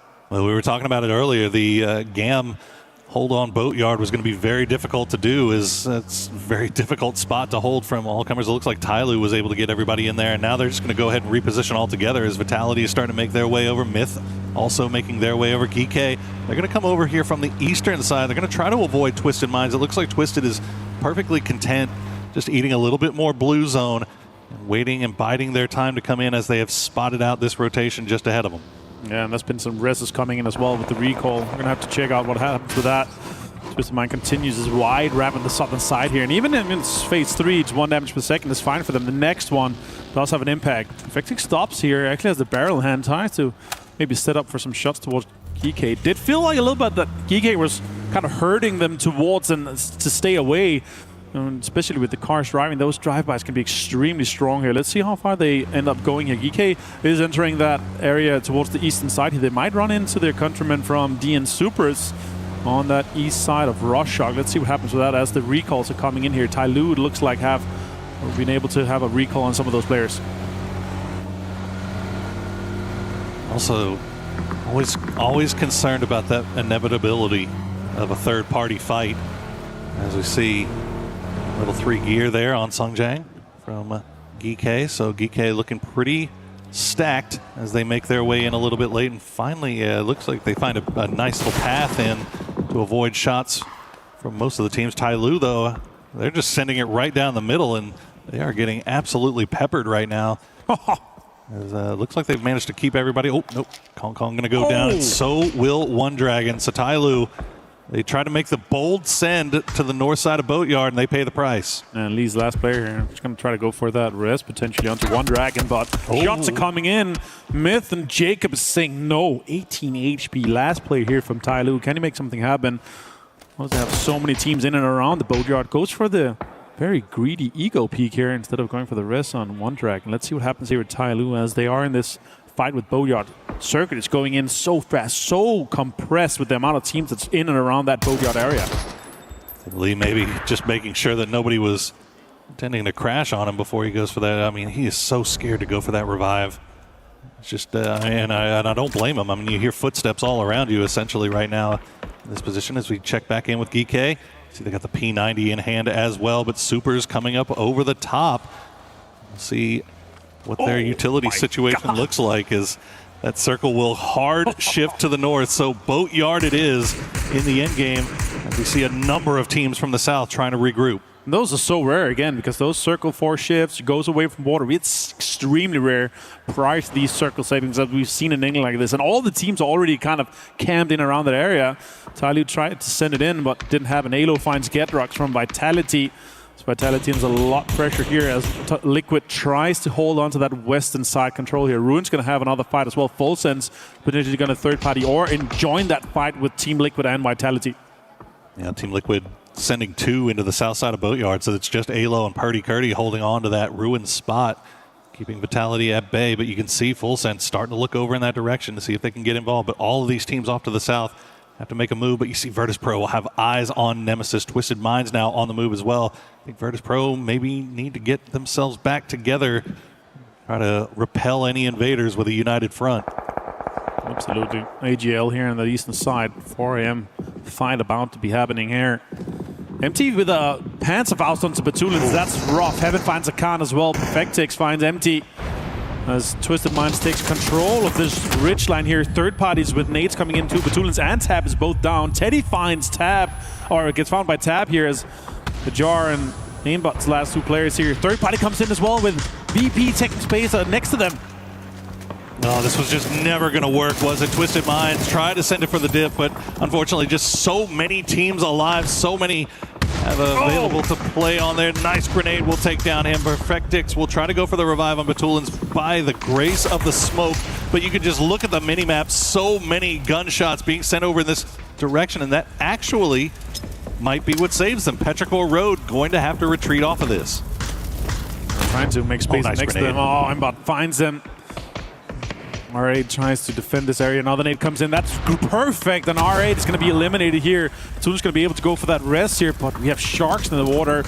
Both Nemesis is trying to get in. Petrichor Road is trying to get involved, and VP is taking so much space close and next to Twisted Minds. I mean, they see damaged teams. There's a good grenade. Batulins just barely survives. Nixie will follow that one up, but you see what Virtus Pro is working with. Nice little ridge line. That's it. That'll be it for Twisted Minds. They go out in 15th place, but I gotta say, surprised to see this many teams alive, this many players alive in a circle this late into this game. 17 minutes in, but you see the kill feed just lighting up like a Christmas tree as now AGAL is taking it with Myth. Nemesis is trying to hold off 4 a.m. Geek and Supers are fighting on the east side. So many fights happening all at the same time. Yeah, absolutely. A Melman gets found as well here by Shen. 4 a.m. getting involved in this one. AGL 14th place. Shen tries to get that flush here, but Nemesis is trying to defend this as quickly as possible. Shen's probably going to go down to blue here, and Nate's going to come in and confirm, and Stade gets that kill confirmed here. Dean Super's also out. A lot of top teams are falling early on. Cloris hit the mortar. Steal them away. Get a couple of those much-needed points as the circle does shift to the north again. All water all the time. That's what we wanted, right? Nemesis still trying to finish off HSMM and the rest of 4 a.m. as quickly as they can, but now getting shot in the back by Virtus Pro, so that timeline has reduced significantly here. Yeah, and with that circle shift to the north as Cowboy finds Lukarok's Liquid's going to be involved with that fight, trying to defend that southern side. We'll also see it. Samemi here, shots coming in, finds Diffix with the M4 headshot. Soset and State tries to make the most out of this one here. They got 2 kills so far, but it's really extremely difficult. This team's going to have to try to make it inside the circle. I don't think they're just going to go for the points here. It makes most sense to me. Nixie finds 2 members of Petrichor Road as VP's taking so much control outside Boatyard, but it's going to be a Boatyard proper ending here. What a first circle we have here at Esports World Cup 2026. Wild stuff there as Vitality does get eliminated in the end. Nemesis is going to keep an eye on Hasameme, but as you said, I mean, it's just getting that 1 kill. They thought it would be easy, but there's just no easy outs here. EWC lobby as Beamy will find Sosid. Hasameme just stands there healing up, laughing, surviving just a little bit longer here for 4 a.m. Beamy got the confirm onto Sosid. He was nothing. He was inside the zone, but shots are coming in here, and VP's realizing, let's try to farm and close as many teams down to the southern side, and then we can fight for some space south side on that Boatyard here. It's Mehmet. Looks like it's just going to be him trying to get some heals. Obviously, we're also playing on the patch where heals have been buffed. VP is making their way in now. Lots of damage from that nade here. Great pre-nade, but all 4 members alive. 7 kills for Virtus Pro. Looking extremely poised for getting double digits potentially in this game. Just picking the right times, showing the right amount of patience. They've managed to get all 4 into this south side of Boatyard. That 1 grenade from Cowboy could have caused so much damage from him, but it was just a little bit too late. As we hear the mortars coming in, Luke 12 will find Thanadol in flash. But what can they do to capitalize off of this? As you see, the vehicle will explode. Full Sense, they might be able to reset here. Potentially, if no more mortar comes in, but it's another one. It gets 2 confirms onto Full Sense and knocks Tigger as well. With that M249, he tried to go for the rest. Now it's just down to Belmoth, our 2025 MVP from PGC and the IGL. Glue stones are being hurled at him, trying to hold him out. And Liquid's looking to shut this down. Just bouncing the wrong way, though, for him. As See, they want to go out there and finish them off, but you also don't want to risk. I mean, you saw Cowboy just saw Virtus Pro with a 4-man squad backfilling. You don't want to take that risk that while you're trying to finish this off, that Virtus Pro is just going to sweep back around you. So I think Team Liquid showing a great deal of patience here. And Belmoth and Tigger, it's not like they're in any better position now. They're still going to have to come here eventually. Yeah, that's a great observation here. Honestly, for me, again, this 2-2 split for them, making sure they could potentially get the 2 points off from full sense, but also locking down that backfill or third-party opportunity onto Virtus Pro. That's exactly why Liquid is such a great team. As we look back on some of the kills here, so much fights, and what a crazy circle we had. All the fights we had in and around Rorschach ended up not mattering. It ended up being that Boatyard central ending here. Nixie finds Setsuna as well from Shadow. Akan goes down to Baron as well from Myth as they continue to try to involve themselves. And look at this, with this center dot being basically in the little harbor of Boatyard. It makes it extremely difficult to figure out, are we going to go west around or north around on that side of the Boatyard. A couple of interesting situations right here. Myth kind of up against it. They do have a little bit of a foothold inside the zone here, just under the bridge. Geek on the other side of the river. They've got EJ and Akan trying to swim across. But meanwhile, Team Liquid will hold the line. Full sense. They tried to drop the smoke wall and make it in, but Team Liquid was ready. They will collect their 5th kill. Great start from Team Liquid. Now they control that entire southwest side with the bridge as well in control. Here's going to be huge. Cloris with a pants on hand though, as Gam Esports try to advance a little bit. Purdy finds EJ from GK. And Lee here from Tyloo, last player. Can they fix it out? Can they get him done? And it's going to be a Cloris with the Panzerfaust, a quick rest, and that's going to be quickly done here. GK also goes out in that 6th place, and now we're into the top 5. A lot of placement points are going to be distributed here in the next couple minutes. A lot of full 4-man squads here as Virtus Pro starting to make their way in. They saw Gamp take that knock, but it looks like they'll get him back on his feet almost immediately. But good job by Hwang F and Duck Juice to expect that backfill. And they're going to put a pause on VP's rotation up to the north here, while Liquid is starting to creep around here as well, starting to look down where Virtus Pro just was.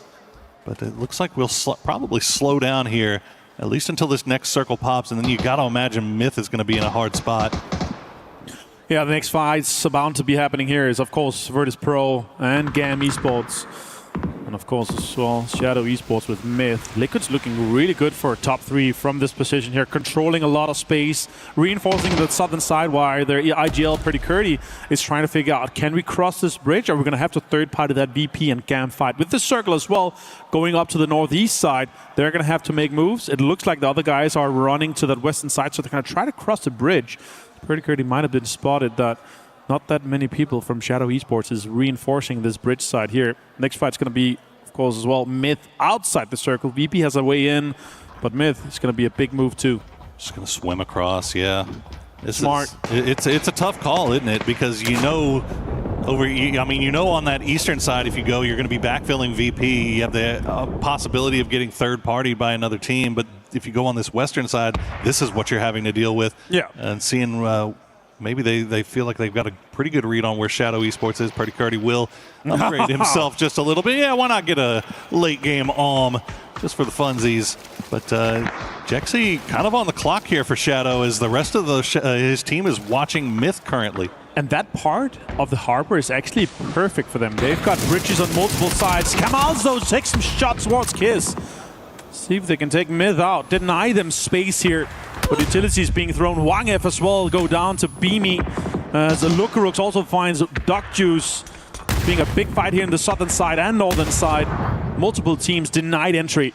Yeah, 2 scraps going on at the same time. Myth versus Shadow and Gam versus Virtus Pro, while Liquid just kind of swims around, working their way towards the middle. Myth will use that smoke to get up to the walls. See if they can gain a little bit of safety here, as they were just getting peppered with utility in the middle of the street. But you can see just off in the distance, Gam has taken a few knocks. They will get their man Hwang F back on his feet, but Virtus Pro still 4 strong and being very methodical about how they push through.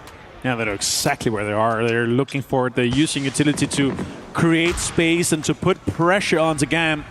Lots of utilities being, and you know, GAM right now just immediately disengaging from this fight here, trying to go towards the mid area. So we just have 1 player left from Shadow Esports, 3 players left from GAM, and 2 full rosters on Liquid and Virtus Pro. How on earth does Myth make that way across and not take a single knock? As Shadow Esports, as you said, down to just Jexy. He's got the shotty in hand, hoping for the best. He's going to have the worst, as he does get the knock on a Scappy, but nobody really near enough to capitalize on that, so Myth should be able to fully reset. Oh, and then the next circle is straight onto the hub. And look at the amount of control that Liquid is setting up with controlling those bridges, those small ramps to get up. And that's going to be difficult for some of the team to make it in here. It looks like it's going to be ending just on the curb of the harbor edge. What a circle to start things off here at Esports World Cup. Let's see. Oh, good grenade, and Cowboy with the follow-up will take down Luca Rux. We'll try to return with the Molotov and flush out that kill. The smoke wall is blooming down, but good return utility from Virtus Pro. It's not going to be enough to save Luca, though. Gonna be difficult here. Now does VP just go onto and try to push onto GAM here? Next he finds Tanvu, big names to take down immediately here with the AUG and the headshot. And now GAM, it's a 3v2. Grex has been hit with the Molotov. Very methodical in their approach for this one here. Losing Lucarux is not going to be a problem for this engagement. Beamy still has a Panzerfaust as well. Glorious finds Beamy. Nixie gets found as well, but Correxy returns the fire out to Glorious. Wongef. Oh, Wongef, the last player left alive, will take down Corexy, and it's going to take down Virtus Pro as GAM now up to 9 kills as they will try to get their man back up. Tanvu as a duo, very dangerous stuff for GAM. But Myth still 4 strong, inexplicably 4 strong after fighting their way from that northern side. Team Liquid has got the wide spread swimming around, but you can see that road, the role that it is going to play. As Team Liquid start to kind of regather themselves, trying to figure out how they want to approach this late game. You got to imagine, just not much utility in the bags left for any of these guys. Maybe Myth, that might be the only one. Yeah, Myth have looted just a little bit here. Pretty curly. Liquid looks actually They've got stacked. stuns, they got nades. They've got plenty. 8 kills for Liquid as well. If I'm looking at anything here, it looks like a Liquid victory. Liquid chicken dinner for this first game here, just based on how they're set up, the amount of control they have. And also, look at the dot. It's just in their backyard with where we're going to be ending up. And Myth, GAM's going to be fighting each other. It looks like a perfect third-party setup for Liquid. Lots of Doritos falling from the sky here as you see whatever left of the smoke in the bag being put down by GAM, seeing if they can at least get to these walls. But Myth is just eyes on. Tanvu has the high ground. For now, he's going to jump down.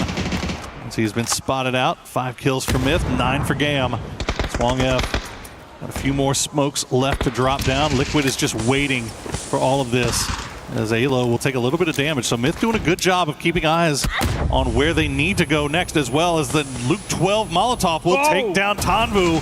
Now the utility's starting to come out. Another one will take down Kiss from Myth. Baron goes down as well as Team Liquid start to assert their dominance here in the end game. Utilities being perfectly deployed. Luke finds Jacob as well. It's a 4v1 here. Surely Team Liquid takes this first chicken dinner. And that is one heck of a way to start off your Esports World Cup. Team Liquid in a boatyard finish manages to secure the victory with a nice stack of points to go along with it. Absolute cinema here for Team Liquid. You can see how excited Extreme, their coach, is. What a way to do it. And also the control they had to move all the way through the boatyard from ruins, had to defend from full sends. Our PGC 2025 winners, and they did it easily, methodically, perfectly executed here for Team Liquid. What a way to do it. Using everything in the bag as well. Mortars, grenades, Molotovs, guns. Team Liquid finding kills however they can get them as they manage to secure that first victory. But a lot of other big performers in that first game as well, though. We saw Myth. They have been looking so strong here in 2026, and they make it all the way to second place. But in the end, the fight from Team Liquid just a little bit too much. Yeah, it was indeed. What a way to do it. Although the team still 5 more games to play today here, but that is going to be such a moral booster, confidence booster for these guys here. I talked to them a little bit yesterday, and they were like, you know what? we're looking at and into all the teams that we're not used to playing against. It didn't matter. They just rolled up and dominated. And what a Panzer to find Jacob through the smoke there, denying the Panzer from Scappy as well. Wow. What a play here for Luke. Good job, let's go.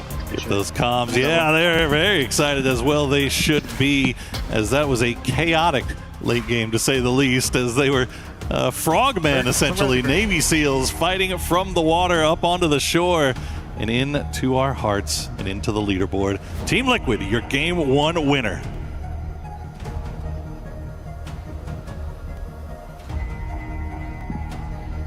And of course, with Liquid winning this one here, it's going to put them really far ahead of anyone. Last year we did look at something around 55 to 60 points cutoff. With the amount of kills they had with this one, along with the chicken dinner, it's going to put them so close to be able to go straight to that grand final. All right, well, heck of a way to start things off. We are going to go take a quick break, and we will be right back with more PUBG. Play is in our DNA. Whenever we let it out, it becomes our superpower. Now imagine an entire city being built to supercharge it. Kadir City, powered by Play.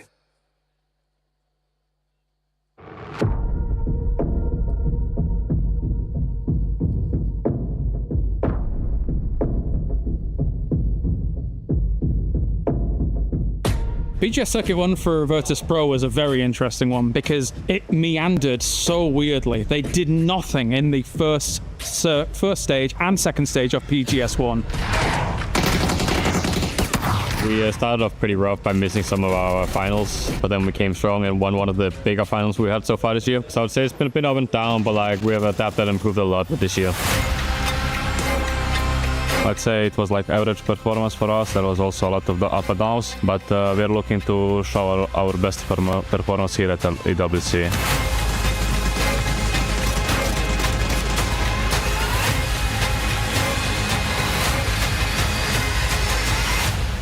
VB đang là một đối thủ rất mạnh và phong độ của họ đang rất tốt ở những giải đấu.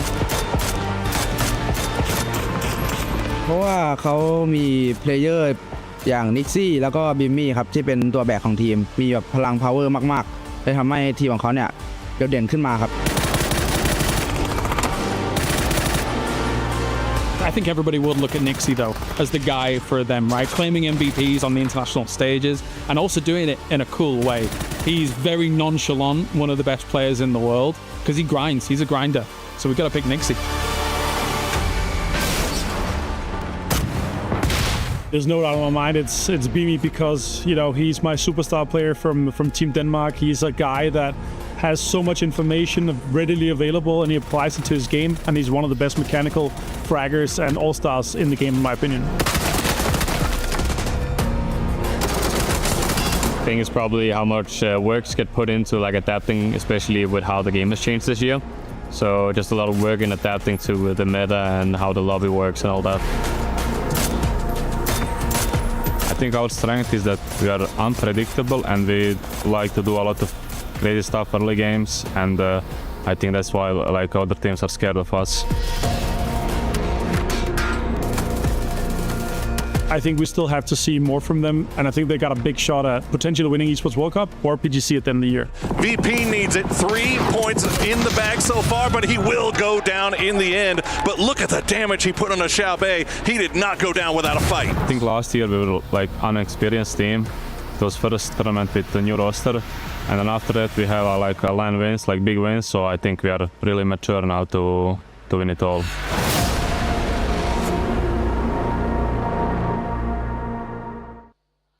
Any doubts that the Team Liquid fans might have had coming into EWC? You can kind of put them to the side because this squad showed up in a big way with that win. Sorry, I was fixing my microphone. You're good. All right. So it was a huge win for them. Liquid, again, this is that team that I spent the entire last year saying, these are the guys who are going to take the championship. This is the team, second best in the world. They know how to play. And here's the thing. They've been playing since like 2018, right? So these guys know what it's like to win a circle while swimming. That is a really good point, but they had to really fight for that, right? The utility they had to go through, the nades that was being rained down to them from Myth. That was a really intense game for them, but they were calm. They were composed as much as you can be in the water when nades are raining down on you. And the way that they were able to kind of approach that too, especially when they had VP, they were throwing nades at VP there towards the end. They decided to slow it down because they saw Gam on the offside and they didn't have, I don't know if they had any extra smokes or not, but they played that so well. I mean, if we're breaking this down, here's why Liquid wins this, right? They've got that off position by themselves. They hold a push using Luke 12's beautiful mortars. They slow play it into the water. I mean, I think Porte was carrying a zip line at one point. So, like, these guys were prepared for anything that could possibly happen. And you're right. They showed restraint at the right times. They let the other teams deal with each other. And then, like in VP's case, they go, oh, there's 2 knocks. Let's just go ahead and slip in and finish this team off. But we're not going to overpush. We're going to make sure we maintain our defense. There was a few moments where they were pushing across the bridge towards Myth that I thought maybe they were actually going to overcommit and then just get torn up, right? Because there was another team, Gam was entering on the other side, and that was going to cause a big issue for them. But they slowed it down. They didn't get ahead of themselves, and I think that's something that we had seen from Liquid in the past. But now they're just really playing the cards that they have.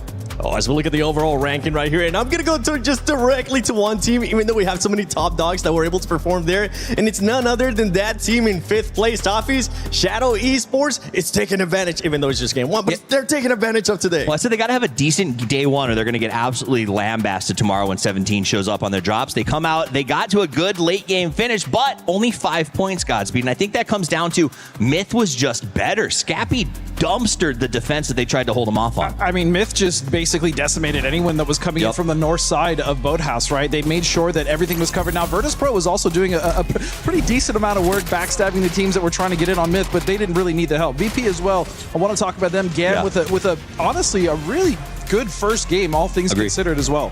I mean, it's almost impossible to push into that side. And I think what Liquid did, as you brought up, really smart here, is they kept waiting for these engagements to pop out. And then Luke 12, who I'm going to be honest, has felt quiet on this team. There's been so many times where we talk about Alo as like the go-to fragger when he's on. Cowboy, the new blood. Luke has been here a long time, and Luke has been one of the best exports out of his region for as long as I can remember, and there's been kind of, last year it felt like he wasn't playing up to his potential. This game looked like classic Luke 12, man. He was out there with the mortars, with the panzers, with the guns. It doesn't matter what you hand him, he's going to kill you. The mortars, okay? That's what I was looking at. The mortars, because they were absolutely amazing. We didn't get a chance to fully see them, but hopefully later on today, we'll get a nice little replay of just those mortars coming down. Now, for everybody currently watching Esports World Cup, there is something amazing coming up later this year, and it's none other than ENC.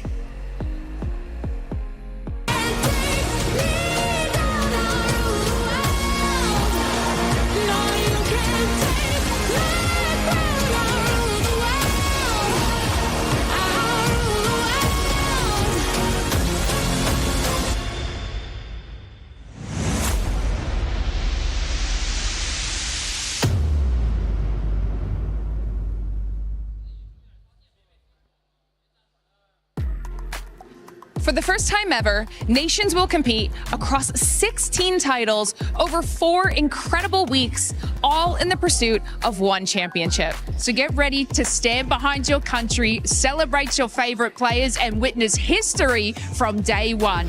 The Battle Royales will include PUBG Battlegrounds, PUBG Mobile, and of course, Apex Legends. And all of this action will be taking place from November 2nd through November 29th. And the real question here, Lace, is who are you supporting? I mean, I'm gonna support the Aussies, of course. Aussie, Aussie, Aussie! Oi, oi, oi! And if I have seen the Apex Legends possible rosters, I mean, we might have the US beat. Listen, I'm obviously also supporting the US, and I'm just gonna say we typically do a bit better than you guys. I mean, it's because you take our players from over there, and then we finally get them back. It's going to be an insane 4 weeks for sure. So, of course, for all of you at home, make sure you're tuning in and get ready to stand behind your country for the Esports Nations Cup.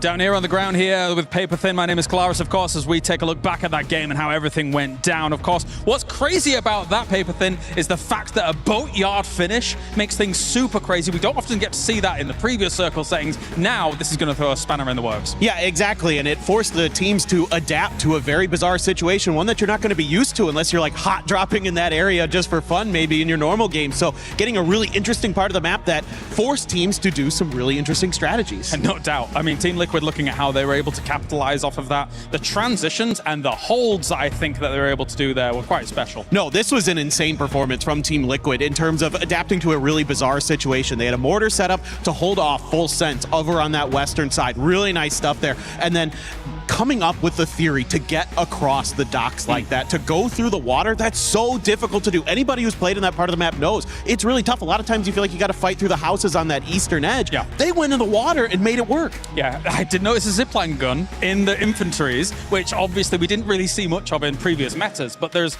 use cases where it could work out. So I think they're good from Team Liquid, a great hold against full sense as well. I want to pivot a little bit. One thing that I didn't like as much, and I think bad considering where they were, Shadow Esports.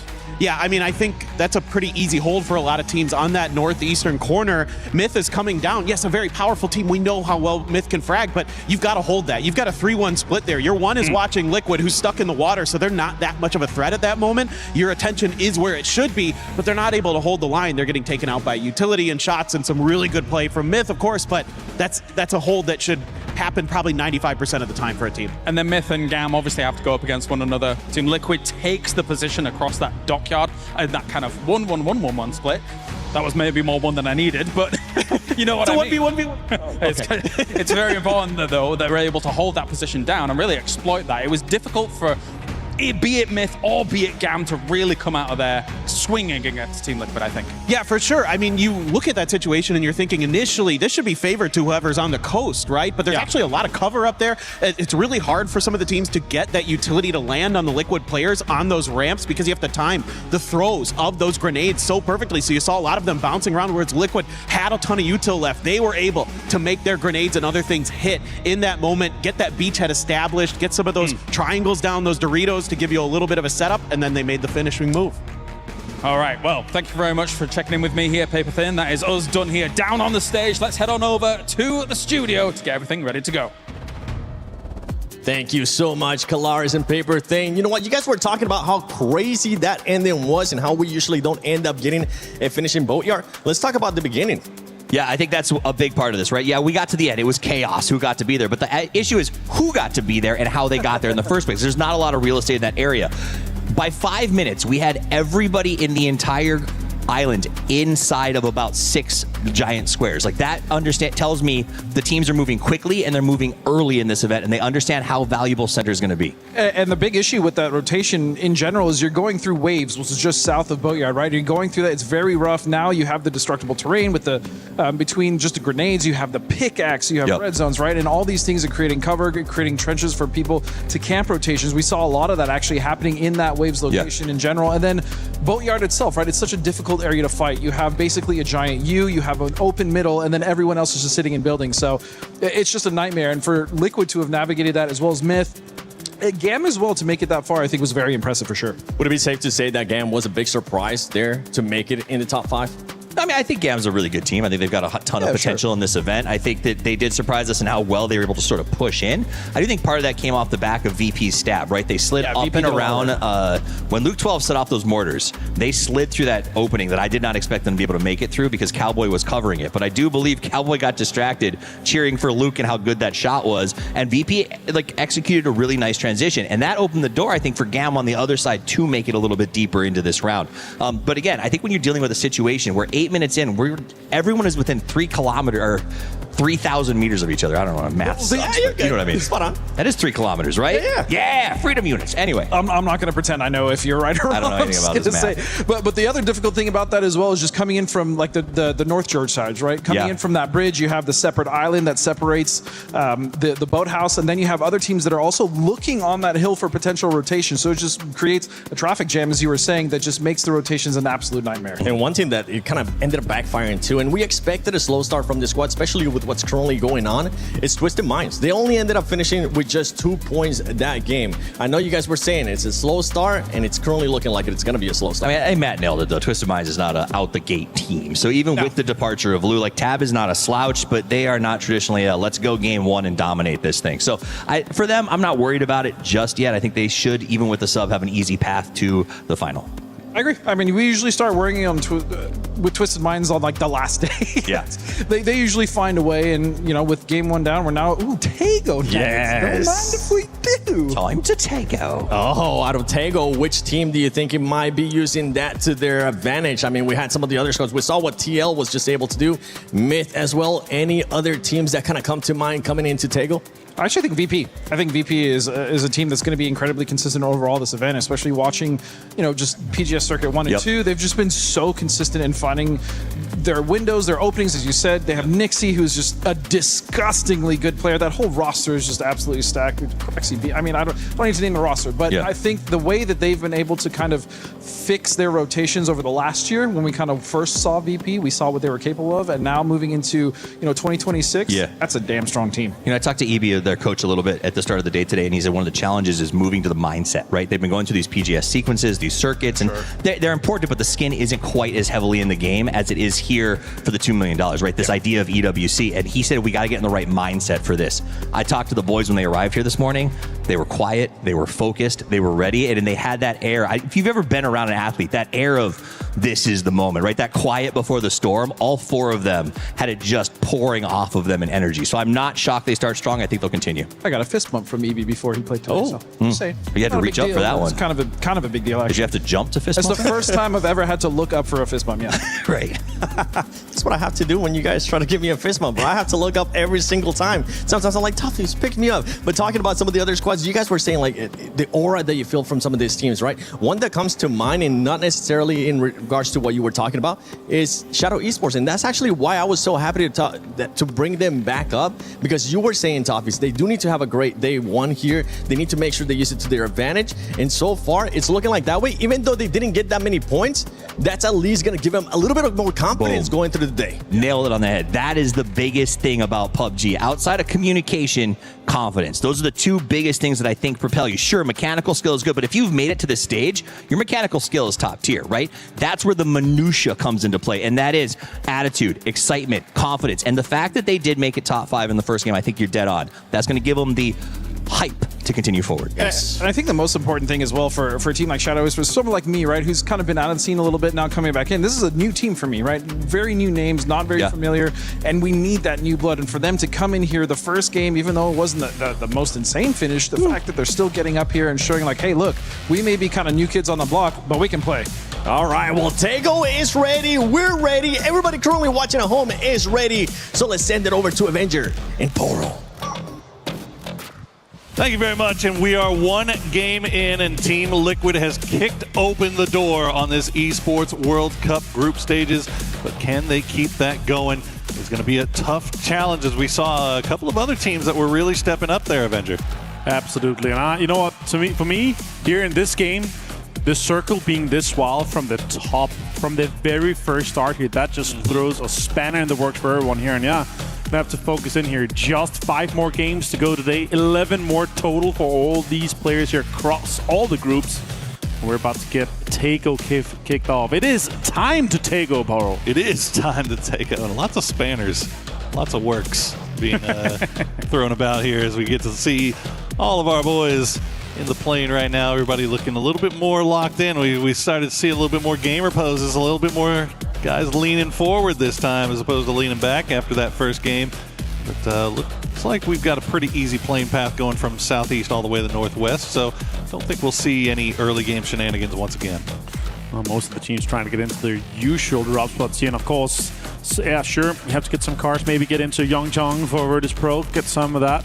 Get into your locked location here for Team Liquid to be uncontested in Palace here. It does feel like it's going to be an easy qualification, maybe potentially even on day 1. Hitting that 60-point plus threshold will be amazing. AGL just south of them in that fishing camp here. A lot of teams in and around and close to Hosan. Tyloo trying to get into that area too. And Vitality trying to lock down Ouyang here. Again, we've had some wild circles, and historically, so far this year, we've had a lot of them very wild on Tego as well. A lot of hard shifts too, isn't it? Yeah, and especially towards that water area. But we do have quite the east one here. Southeast, a lot of the teams are already in and close to this area here. Centers up somewhat close to Buksansa here for Petroka Road. That could be a great one for them. 4AM looking poised for this one too. Vitality, all 4 strong, not having lost Levante, they star fragger. And they could having some high priority compounds in this start here from the second game. So you mentioned the 60-point threshold. What do you mean by that exactly for the people at home that are watching? Yes, of course. We have over the course of the 18 games we're playing in the groups, the teams are playing 12. And last year, that 60-point threshold was around where we ended up being here. VP is looking to be pulling up onto Rex here. They saw he was a solo in this compound, and they are 2v1ing or 3v1ing this player right now. They're trying to put some pressure onto Rex. Shots coming, headshot with the shotgun, and Lukrix jumps in to take him down. First player out. DN Supers is Rex here, and I love that punishment. They immediately saw it, and they know, knowing, of course, playing with Beamy here, they know that they usually take too much space around there, trying to take as much away from them from the beginning here and punish that greed that DN Supers have. They have both Go-Dog, they have the south side, a lot of the compound around this area here. And yeah, Virtus Pro, just from knowing and having played against these guys for so long, they knew they could punish that, and Rex is a great player to lose early on. Yeah, that's a perfect combination of doing your homework and having that confidence to play as aggressive as possible, knowing how important every single point could be when it comes down to getting that cut line, making it above, and getting into that top 16. As it looks like, did see some gunshots coming from Virtus Pro there as well at the end there, so I think Rex may be done for, as that blue chip has most likely been destroyed. So Supers will be playing this one forward as 3. And they've got a long way to go to get inside this first zone. And especially when you look at the circle, like that's the approach. You see, okay, we don't have any high priority going to this next circle here, so we have time to maybe go in and take, one big name away from one of our huge opponents in DN Supers. So I really love that approach. It's so VP, it's so smart. And all with this, they're at 14 points total. They're going to be fragging their way into this final so far. And yeah, here on board with R8 also have pretty good priority inside this next circle here. They could take some of these compounds away, but they could be bombing into Petrico Road. And Petrico Road has been looking great so far this year, obviously having the win in our Series 1 finals, the first PGS of this year here. Looked great for them. Good performance out of them so far. Now with a red zone straight onto 4AM, close to Geeklay and close to Vitality too. It's going to be creating lots of space here, as Spaceman is also creating some terrain area for him to set up. Maybe a little bit of a mold destruction if someone drives by.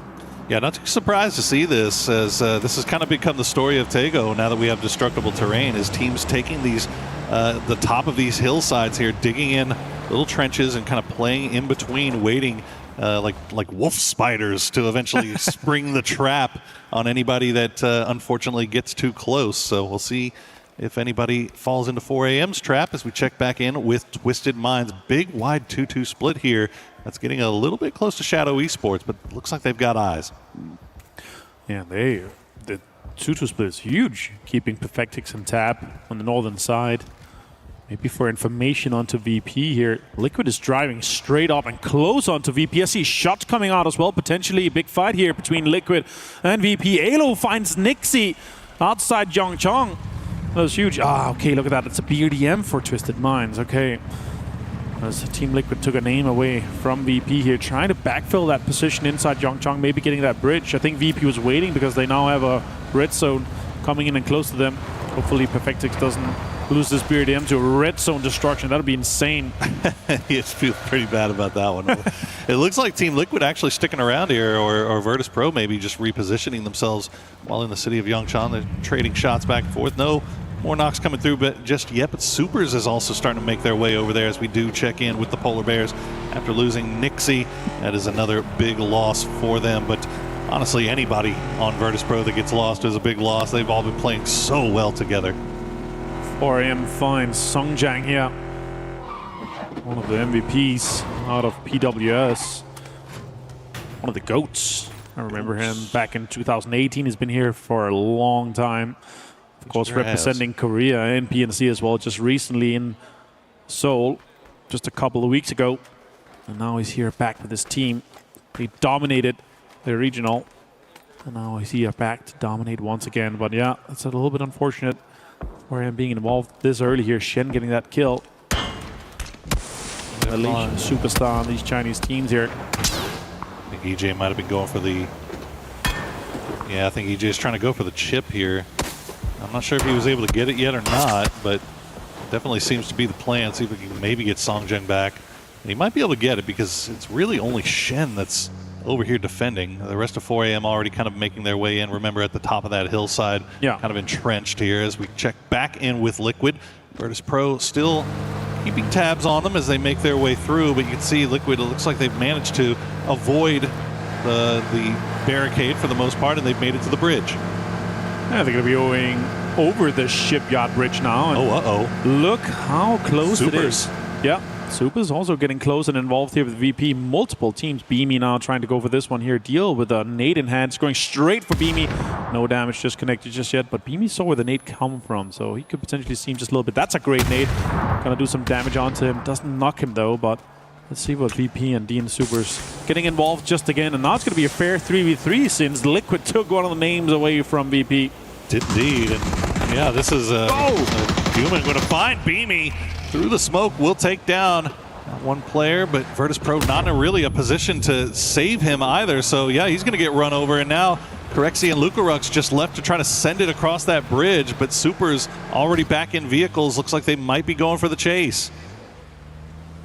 Makes sense here. Down to a 2-man now for VP, and that's what you get when you involve yourself early on with some fights here. Dean Super's looking for an insta retaliation towards them, but it was Liquid to take the name from Human. Some good driving here. I don't think that's supposed to do that. He's waiting for his teammate. Oh, Twisted Minds, this next circle here, pre-driving towards the center, being ready for any potential setup. And it goes north here. Look at all the teams that's going to have to make moves here. Just 4 or 5 teams inside this current circle. Team Liquid is going to be surprised with the amount of space that's open ahead of them. Look at all the priority compounds on that northern side. Yet another hard shift once again, and again, it's going to favor Team Liquid this time as they make their way in on that north side. As you mentioned, just nothing but miles of space. And they also know that they can expect Virtus Pro or Supers coming in from that northern side. So knowing that the potential threats that'll be coming in from the north side are also pretty good when you're kind of playing from that edge location. As we check in with Shadow Esports, getting a little bit close to Twisted, but it looks like they'll avoid them for the most part. Yeah, after hearing those shots, just trying to make your way into a safer spot. Yeah, trying to sniff out open space, trying to sniff out if there's any compounds available. And right now, sure, there's one of these center spots here, but it's a 2-2 split for Twisted Minds. And, you know, some of their aggressive teams, if they figure that out, they're going to be able to pull that off. But Twisted Minds does look like to be connecting and going towards each other. Look, Liquid is coming in from the northern side, and shots coming in onto full sense as well. Yeah, lest we forget that Twisted Minds does have that BRDM. We've seen how important those vehicles can be coming to the late game, and Twisted Minds, one of the teams that knows how to play around them very, very effectively. As we check in with Petrichor Road on that south side, as you mentioned before, whenever the shift did come through, so many teams on the south trying to find their way in. It looks like, for the most part, they've managed to avoid each other for now. Nemesis, really one of the only ones still making their way into Tyloo, very far off to the south. Looks like they're going to wrap around to the west. But overall, looks like teams have kind of found a little spot to play here, although it looks like AGAL may be getting shot at by Liquid, but it's more just forcing them around here. With this next circle here and how this pseudo river is on that eastern side here, and not that much space is going to be able to be played until we see that next circle pop here. Liquid being very greedy with the amount of space they're taking, especially this western compound is very breachable.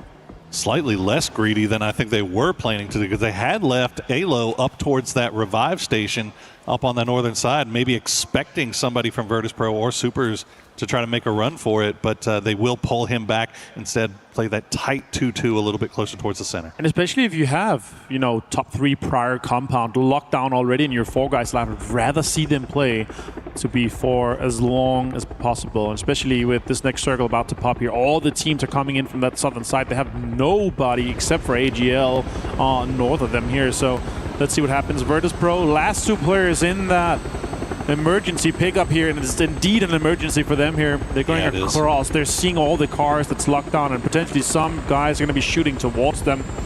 Maybe it's just a drop for an open space, or even towards a shack to take some of that central location. This is going to be rough for them as the circle does pop in.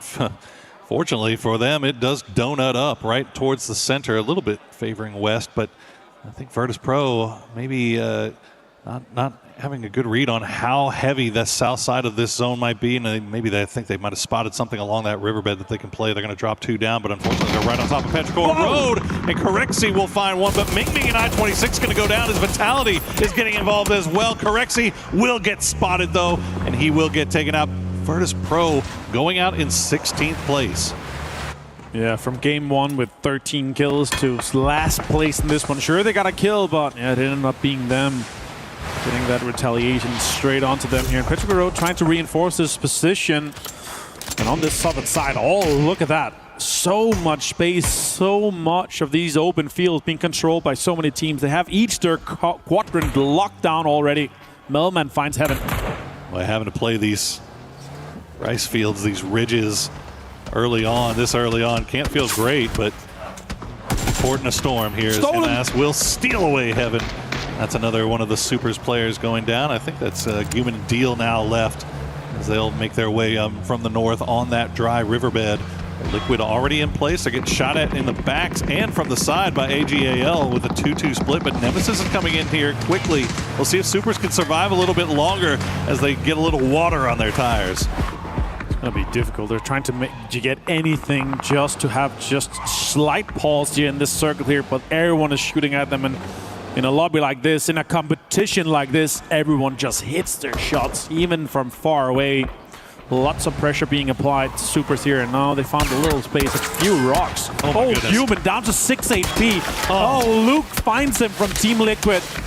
Oh, Luke just finding that mini right now as they will secure the point as well. And now Deal, the last player left alive for Supers, and he is not in any better position than he was just moments ago as he will retreat back to the rock. Actually going to try to send it right in because I think the shots from Geeke and AGAL on that eastern side of the river are a little bit too much, but Deal going to push right into the midst of Myth. And if this next circle does not go north, we're going to have an absolute slaughter in those fields. Look how many teams. It's so congested already. And with Myth holding on to just a little bit of an open space, they're going to be able to pop out and put some pressure on. They already got lots of pickaxes going on here. They're going to be molding up and putting some pressure onto some of these teams that's in the fields. But now let's see, just 10 more seconds, and we're going to see that next circle. We're going to be ending up here. Twisted Mind still aggressive with the space they're controlling too. Surprising, haven't seen any mortars really come into play yet. Do you maybe hold on to those a little bit longer? Wait for the next circle, maybe. As you say that, doing it up once again here. Half fields, half a few compounds in space where Myth is, and Myth actually holding on to tons of control. And as you talk about it, mortars are coming in. It's like Vitality. I'm going to send a few over, but they're just not finding the mark as the skies have started to light up with these mortars. As soon as that circle pops, Thanadol will get that knock on a Duck Juice. Big game for GAM to start things off, but now they are down to 2, maybe down to 1 here as Duck Juice will get flushed out. GAM in a little bit of trouble. And honestly, around especially the TDM fields and the TDM hill here in the southern side, they have quite the information and control from Full Sense here. They're going to hold out GAM, they're going to have a fight with R8, and then they're going to be bringing the fight to all the other teams in this fields here. AGL with a big send on that eastern side, but Tulins finds an R8 player here, but and more. Oh, look at the nades coming in, lots of damage done. Beautiful, finds another knock on JJR. Perfectly placed, as you would expect from our defending champions. R8 down to just Teddy and Empty, fighting in from that southeastern side. Batulins right back into that BRDM. Go. Make sure you collect that point. Don't want anybody stealing that away. As we said before, every point so precious here as GAM will try to send it right through. You see it on your mini-map. Clories and Wong F go right into the teeth of Tai Lu. He's knocked onto the carburetor and it's blown up onto him, so that's just gonna bleed out and be confirmed later on. Perfectic finds Wong F and gets flushed immediately by Tab. Meanwhile, it's Mehmet finds Salalsi. And GAM Esports is gonna be out in 15th place here. It's gonna be a good game for Twisted Minds. The amount of control they have already. Spaceman though finds the confirmation onto Salalsi. For Angry Man being extremely angry and holding on to this location against AGAL.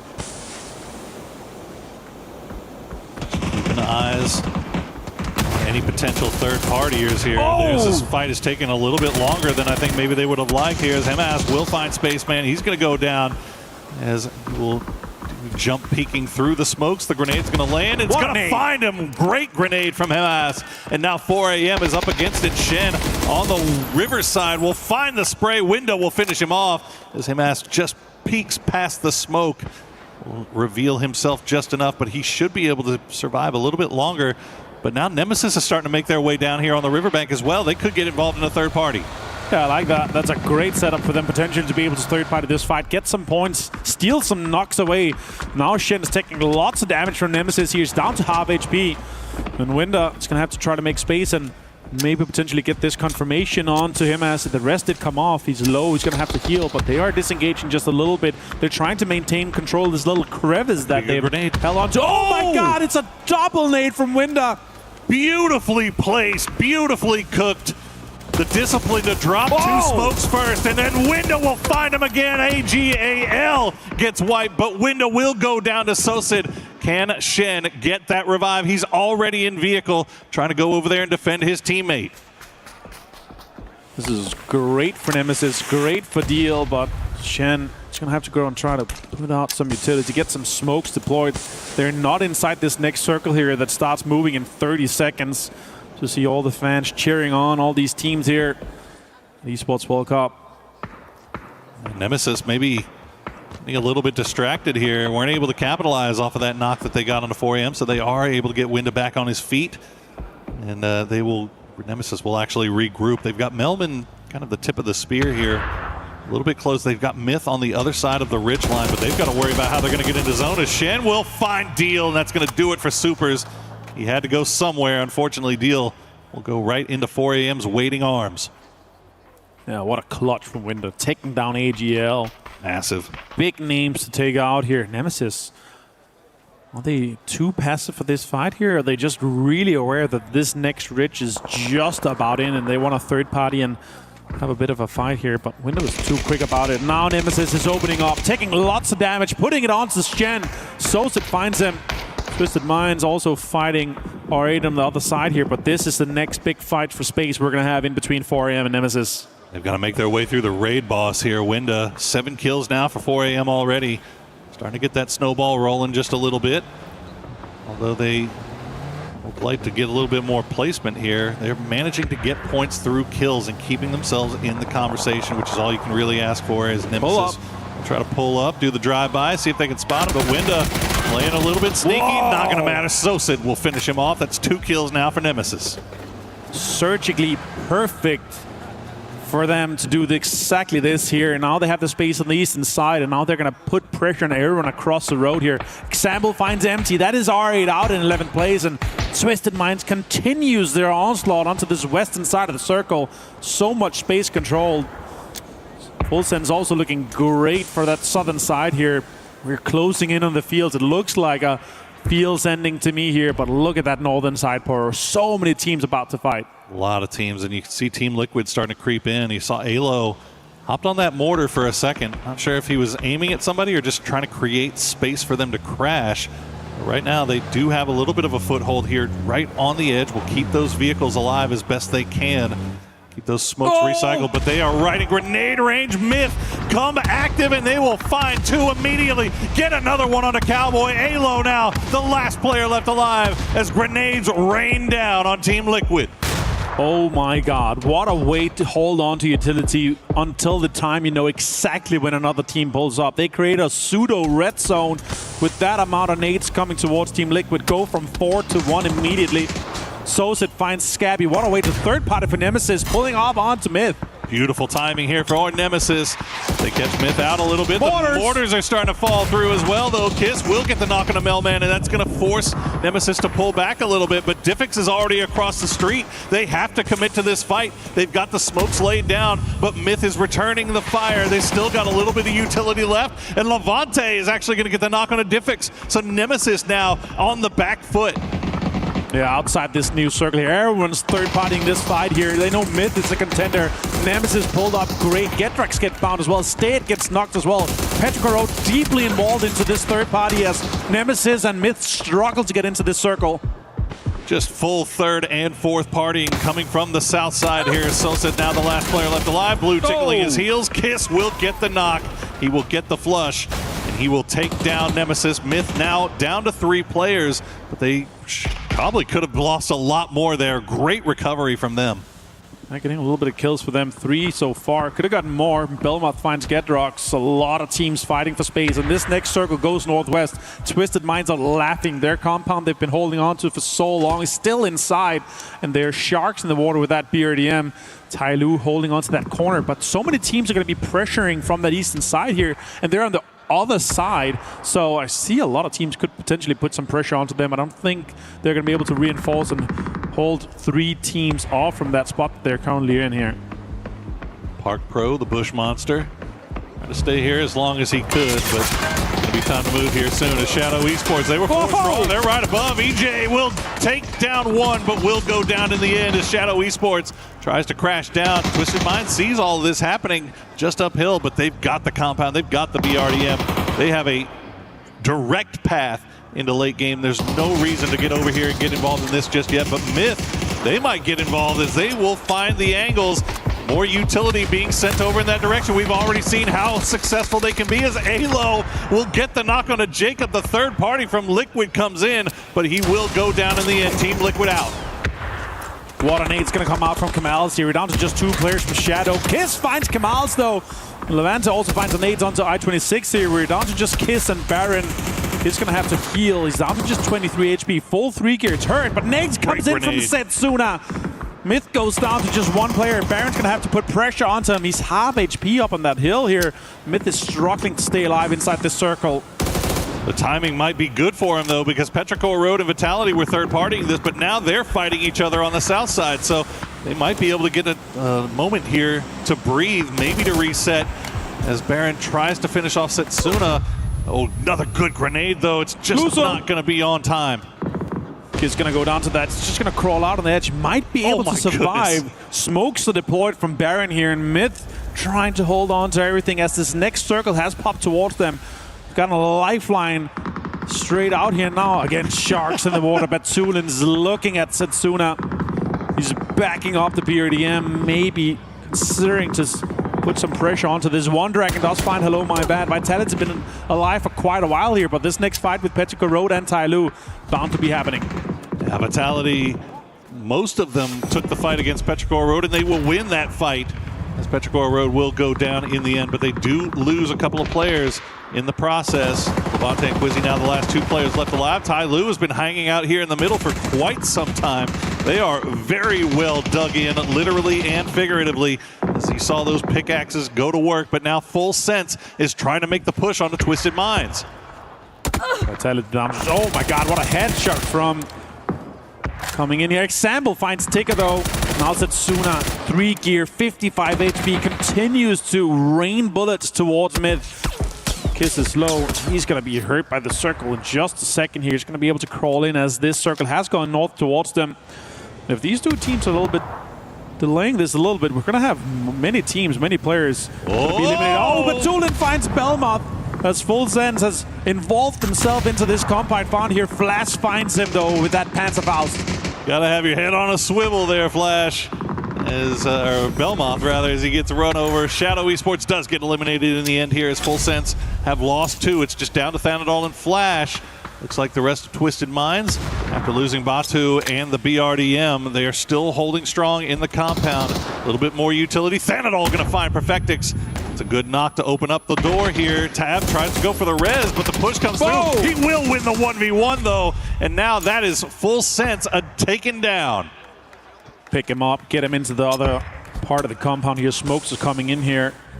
As everything is being involved. Tyloo being able to survive the onslaught for so many teams, still being 4 alive. Extremely impressed with that.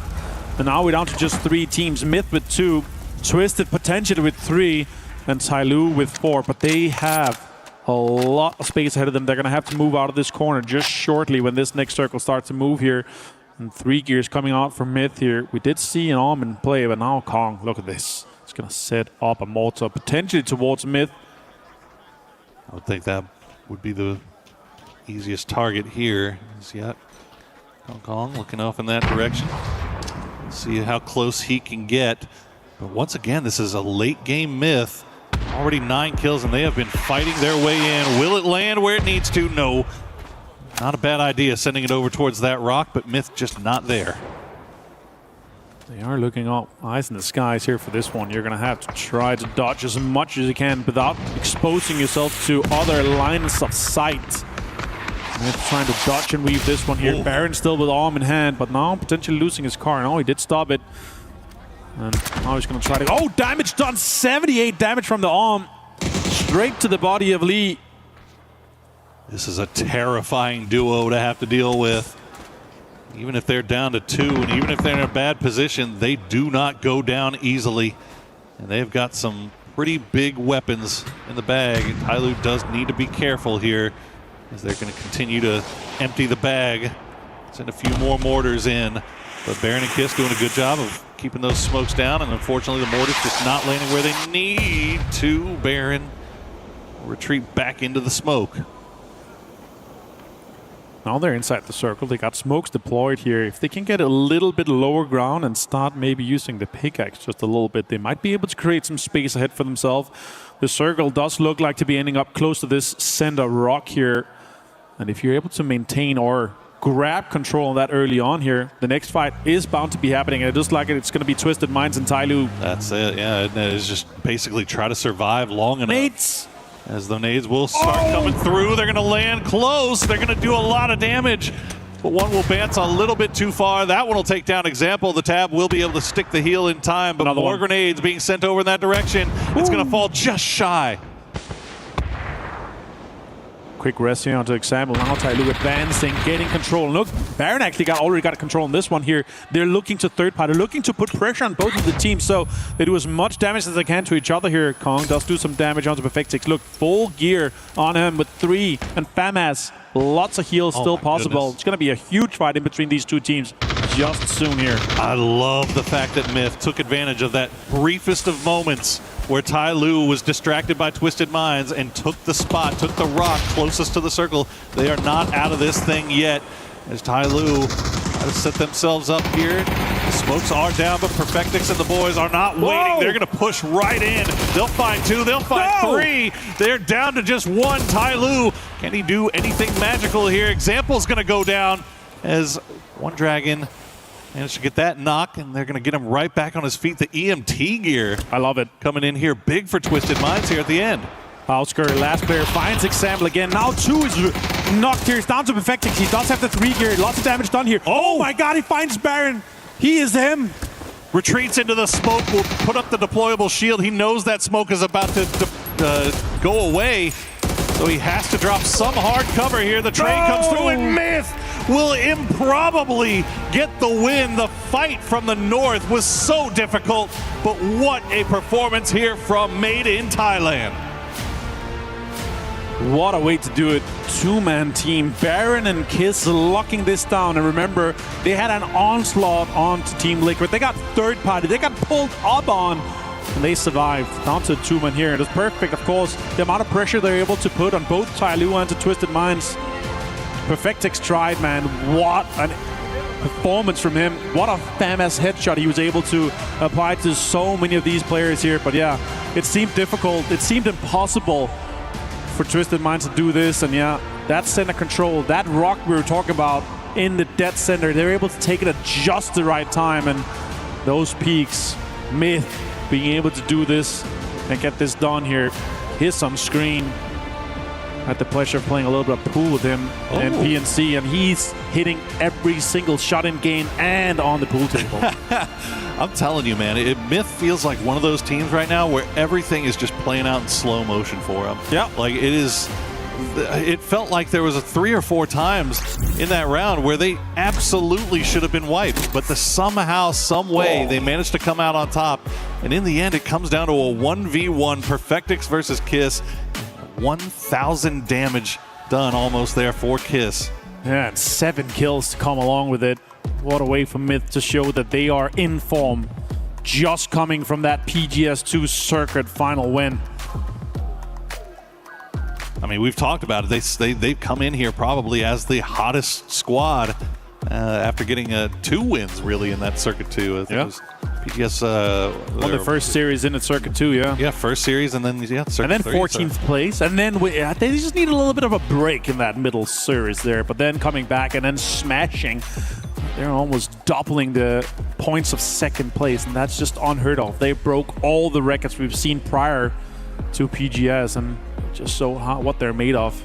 Very impressed with Myth so far, and yeah, with this game here, being able to put out that amount of points after what we saw from them in game 1 as well, they're going to be so close, even potentially after this day, going straight to that final after just having played half of their games.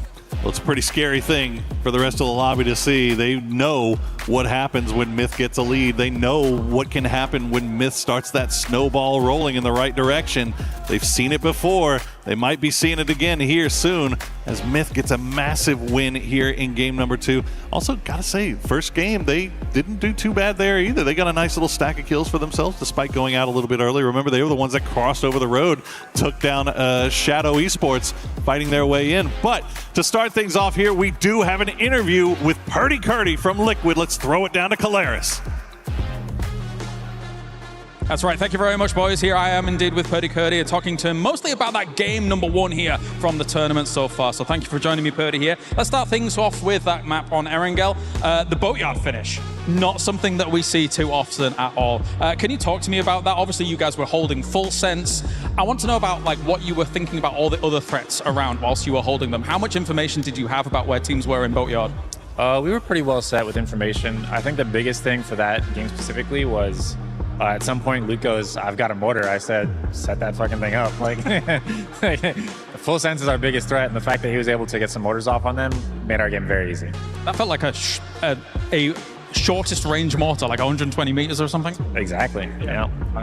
Fair. Let's move on then about the new circles, of course. It's not too many tournaments we've been playing with them, and you're going to have a lot of water in. A boatyard finish, obviously extremely uncommon as a whole. What do you think about these new circle settings? I saw that you guys had zipline guns available and stuff like that. What do you make of it?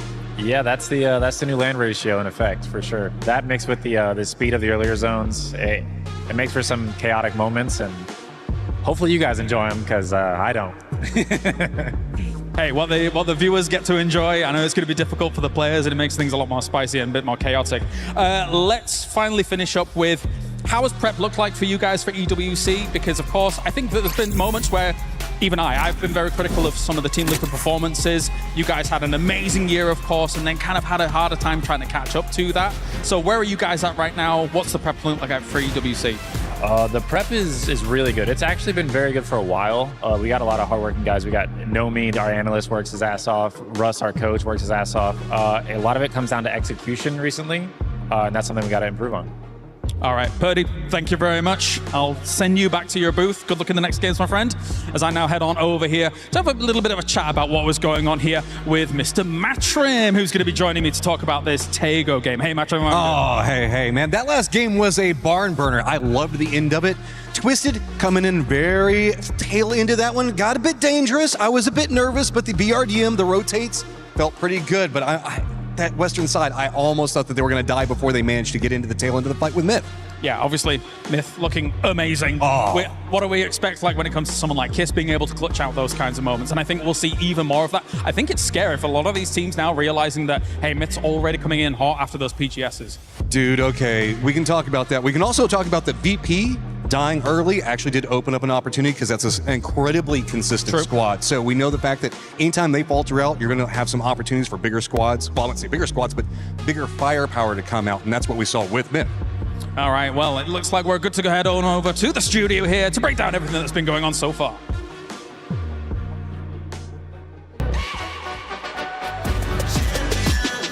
This ain't no regular thing. Came for the ring, you know what I mean. You see my name in the lights, better get right, champion.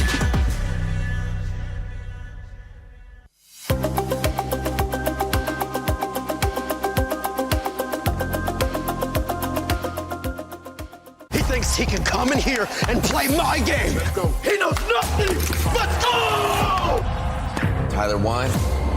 You're done. Raw energy. Blow the house down. Ladies and gentlemen, Myth has arrived. As the casters were saying, they had an amazing game 1. This game 2, Absolutely blew it out of the battle. By the way, Godspeed, Lace, Toffees, and the 7WG. Welcome back. Lace, thank you for joining us, but Myth. Yeah, man, I've been out in the sunshine, so it's nice to be back on the desk, guys. I've seen too much sun here, but goddamn Myth! I'm so glad I got to witness this, honestly. I've been running around like a crazy person, but I got to witness the craziness that is Myth. Now, obviously, this Apex South team, you know, it's that kind of aggressive play style that gets me really going. I mean, match number 2, I'm not going to say it wasn't that great because it was a fantastic start from them. But as soon as it was a Team Liquid sort of dissipate from that and almost Virtus Pro, that just paved the way for Team Myth to sort of make their comeback and their aggressive playstyle. And plus, you know, usually we, you know, give the reins to Jacob as the star player, but we got to hand the mic over to Kiss because that was such an incredible performance. And to be able to hold that sort of northern side mid-zone while we had like Twisted Minds battle it out, it was just a waiting game, kind of sitting on that rock like a proud It's lion. about getting to the rock. There's two teams that made a huge end game, okay? Twisted Minds, because they opened the door for Myth to get to where they got to. You heard Martin say it. You got to take the rock. Well, Gibraltar was taken because Myth was able to slide in there during that fight between Tai Lu and Twisted Minds. And I don't care what anybody says. Scappy, he's scrappy. Jacob, he's a leader. But Kiss is the Reaper, and there's a reason we say Kiss of Death, because that man, guys, people went pop, pop, pop all over them. I think what's just also so impressive, if you go back 2 years, you know, you talk about time. Let's take a little trip down a little walk memory down memory lane, please, if you would humor me. Going back 2 years, you know, Southeast Asia in general was never really seen as a very strong region, right? They would come to, I'm upset. They'd come to an international, they would kind of get farmed, unfortunately, and then they'd go home. Over the course of the last 2 years, we've seen the rise of Cerberus, we've seen the rise of Forest. Now, obviously, in this fantastic team here, and Southeast Asia is no longer here just to participate. They're here to take over. These Thailand teams are really turning up the heat. And boy, did they end up taking over. By the way, Twisted Minds being able to use that BRDM, or as I like to call it, the Splat Maker. Because they were just going around all over the place, and they were able to bounce back. Remember what's been going on with that team? This is kind of what I wanted to see out of Twisted Minds coming into that second game. You know, they're playing with a sub. They kept strong during that whole fight. And is there a more iconic duo than Batulin and the BRDM at this point? I don't know, because he seems to be using it really well. What the key to me is Tai Lu put a red zone on those boys. It was brutal. They got 3 back up. They pushed over the top, and they made Tai Lu look like children. They came over and they said, all right, you've got grenades when you can hide, but when it comes time for slinging lead, lads, we know how to play. I feel like a child between you two tall guys. That's why I'm all the way over here, okay? I'm a very small man, but you know, I don't know why you'd feel that way. But speaking of red zones, by the way, let's talk about Myth red zoning Liquid. That was absolutely disgusting. And then something else I want to talk about when we talk about Southeast Asia or just Asia in general, Winda, dude, holy crap. Winda came through. He wiped AGAL almost completely by himself, which was absolutely disgusting. And then he went on with his teammate to continue to wreak havoc before 4AM went down. And this is the first time, I think, this year in a while that 4AM is really a serious team to look at, especially when they have Shen, the Malaysian superstar now. That team is disgusting. 4AM was given the reins to run the way they want to with this team this year. This sort of the latter and you can half. tell. And it is turning up really well. I think the other thing about Winda is you're right. He's dead on. He's phenomenal, but he's this sort of new blood that's emerging, right? It's the same idea as like, where was Kiss Fresh 3 or meat. 4 years ago? Becoming monsters. And that is the thing. You brought up SEA, right? The whole region has been powerful, right? We got from that region, PGC champions, 2 in a row. I think Myth has watched that and said, okay, we can do what they do. They've moved from forest. They got out of the trees. They've picked up a great support system. Now they have that behind them in addition to everything else they're doing. They're named after their own country. Like, that is all the hype you need to drive yourself and go the distance. I got a chance to interview them both as well, and honestly, the focus on these guys, and I'm quite a yappy, chatty person if you can't tell at home. We didn't know. We didn't know. Sorry, guys, it's coming out now, but my God, these boys are locked. And I hope you guys get to see what I was chatting to him about. We did. Earlier on, we got a chance to see all of that. But yeah, Kiss being able to perform, Winda as well. I can't wait to see what other teams and other players especially are going to be stepping it up in the coming matches. But I want to take a look at the overall. I want to see how everything is currently looking, because another squad that's kind of building that momentum, building that confidence, Shadow Esports. Once again, not crazy stats, but I'm just with them Toffees. I just want them to do well, but you can see right now, Myth just kind of running with it. So at their win at PGS, they averaged 5.1 points per game. They are already pushed well over that number, which means they don't have to really stress at this point. They have the freedom to run. And just to touch briefly on Shadow, they got wiped again. You know who wiped them this time, Godspeed? Bonnie and Tommy. Myth for the second time. Myth has their number. And so those guys need to adjust and just avoid the monsters. Now you can see the eliminations from all the squads. Team Liquid, I mean, we saw what happened with Team Liquid, especially what you were talking about, Godspeed. Those Myth just demolished them, if we're being completely honest. Twisted Minds with the bounce back at Esports, but I also want to take a look at some of the other teams on that second page, because these are teams, as we're heading into the first half, in a way, halfway through today, we need to start seeing a little bit more out of some of these squads. So, Lace, I saw Team Vitality in that game. You saw it pull off the sort of the pickaxes, try to lock it down. It was a tough situation for them to sort of decide, do we go in? Do we get out of this defensive position? And I'm not sure. That's what I'm worried about when you look at them, is are they making proactive decisions? Yeah, look, I was sort of touching on I like an aggressive squad, and I've not seen it from Vitality whatsoever. And this is what you need to do in these starting matches. You do need to really sort of push through and get those eliminations early, because otherwise people are going to take that lead. And I did not see that from them. And also Team Nemesis as well. I did sort of pick them as my underdog, but now they're a little bit too under. A little too under the dogs, as they say. Yes. Some of the other squads, GK, not really having a great day here at this Star. I know a lot of people are expected a lot out of this squad. They were able to previously be with CIS. Now they have a Korean team coming in here.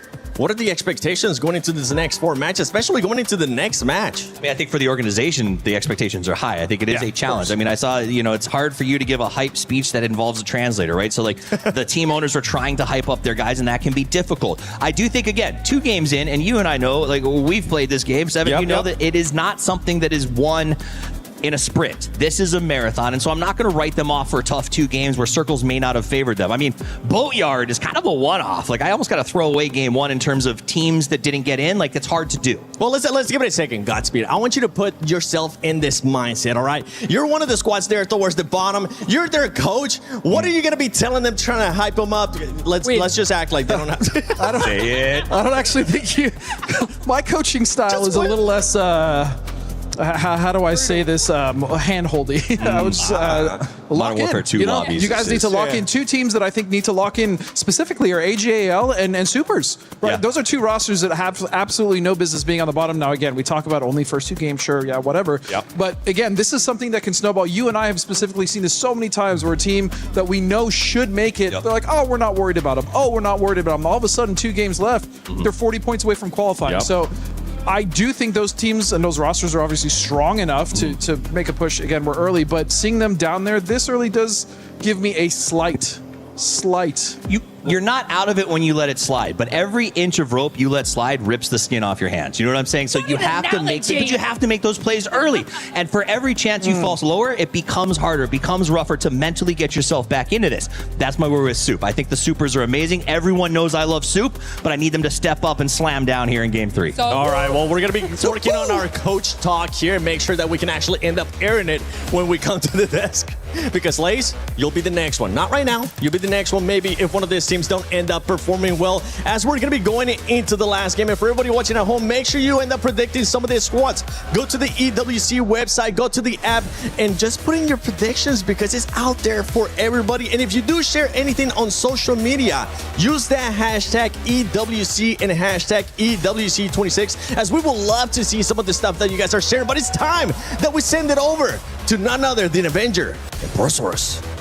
Thank you very much, gang, and we are back for match number 3. We are heading to the dusty dunes of Miramar. So far, made in Thailand, and Team Liquid at the top of the table, but right behind them, Twisted Minds, GAM Esports, Virtus Pro rounding out that top 5. But as the desk mentioned, there's a couple of teams that haven't really shown up just yet, Martin, and maybe it's time for them to find some success here on Miramar.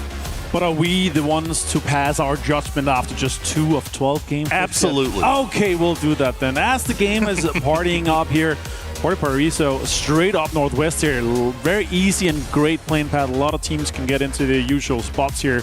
And Shadow Esports straight into Picado here. Can they make the most of it so far? They're 9 points because of that first game. They got a good amount of points here, but that center spot there, is that going to pay off, or is going to have to be strong for them? I'll say this, though. we're gonna only have one Miramar per day for all of Esports World Cup. The featured map is now Takeover, where we have that twice per day. So Miramar just once. I do enjoy playing it. I think it's great, but we're gonna be going just once per day here. Now for this and how everything kind of lines up, I think a lot of teams are used to those big rotations, and oh my god, look at that first circle, Porte. We're going straight up north. Just barely kissing the plane path there, isn't it? All the way up to the northeast we go, up towards Creux de Valle, up towards El Azahar, towards water treatment. We'll see where it ends up taking us, but 4 a.m. they've got their pick of the litter as to where they want to go to start things off. That could be a good thing, could be a bad thing. I know you've had a little bit of experience in game.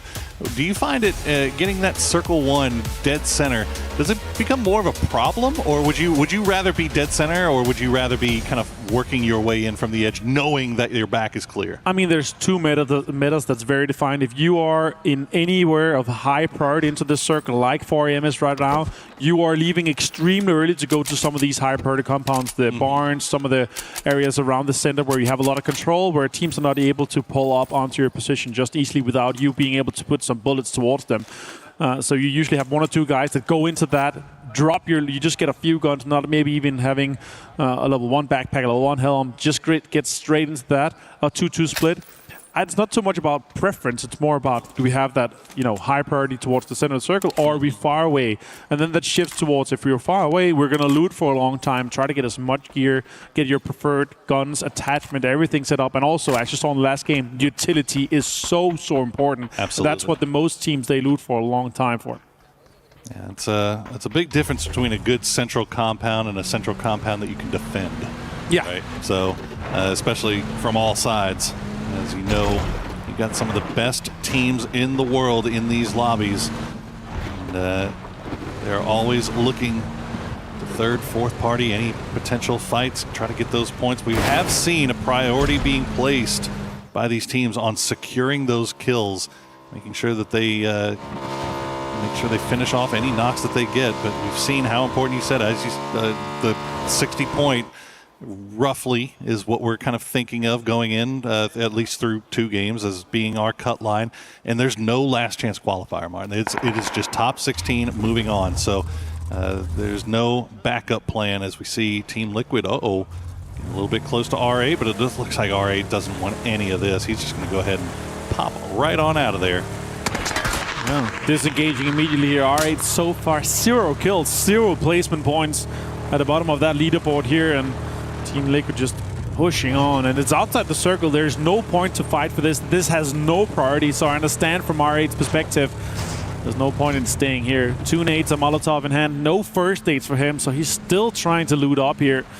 Maybe even going back to El Pozo is worth it for him, as AJR is going to try to get some more information. Liquid is leaving. They're going to be going out here, and AGAL so far, surprise to me, only 3 points through kills for them. Has destroyed Delvin, him as Installs, the absolute all-star players.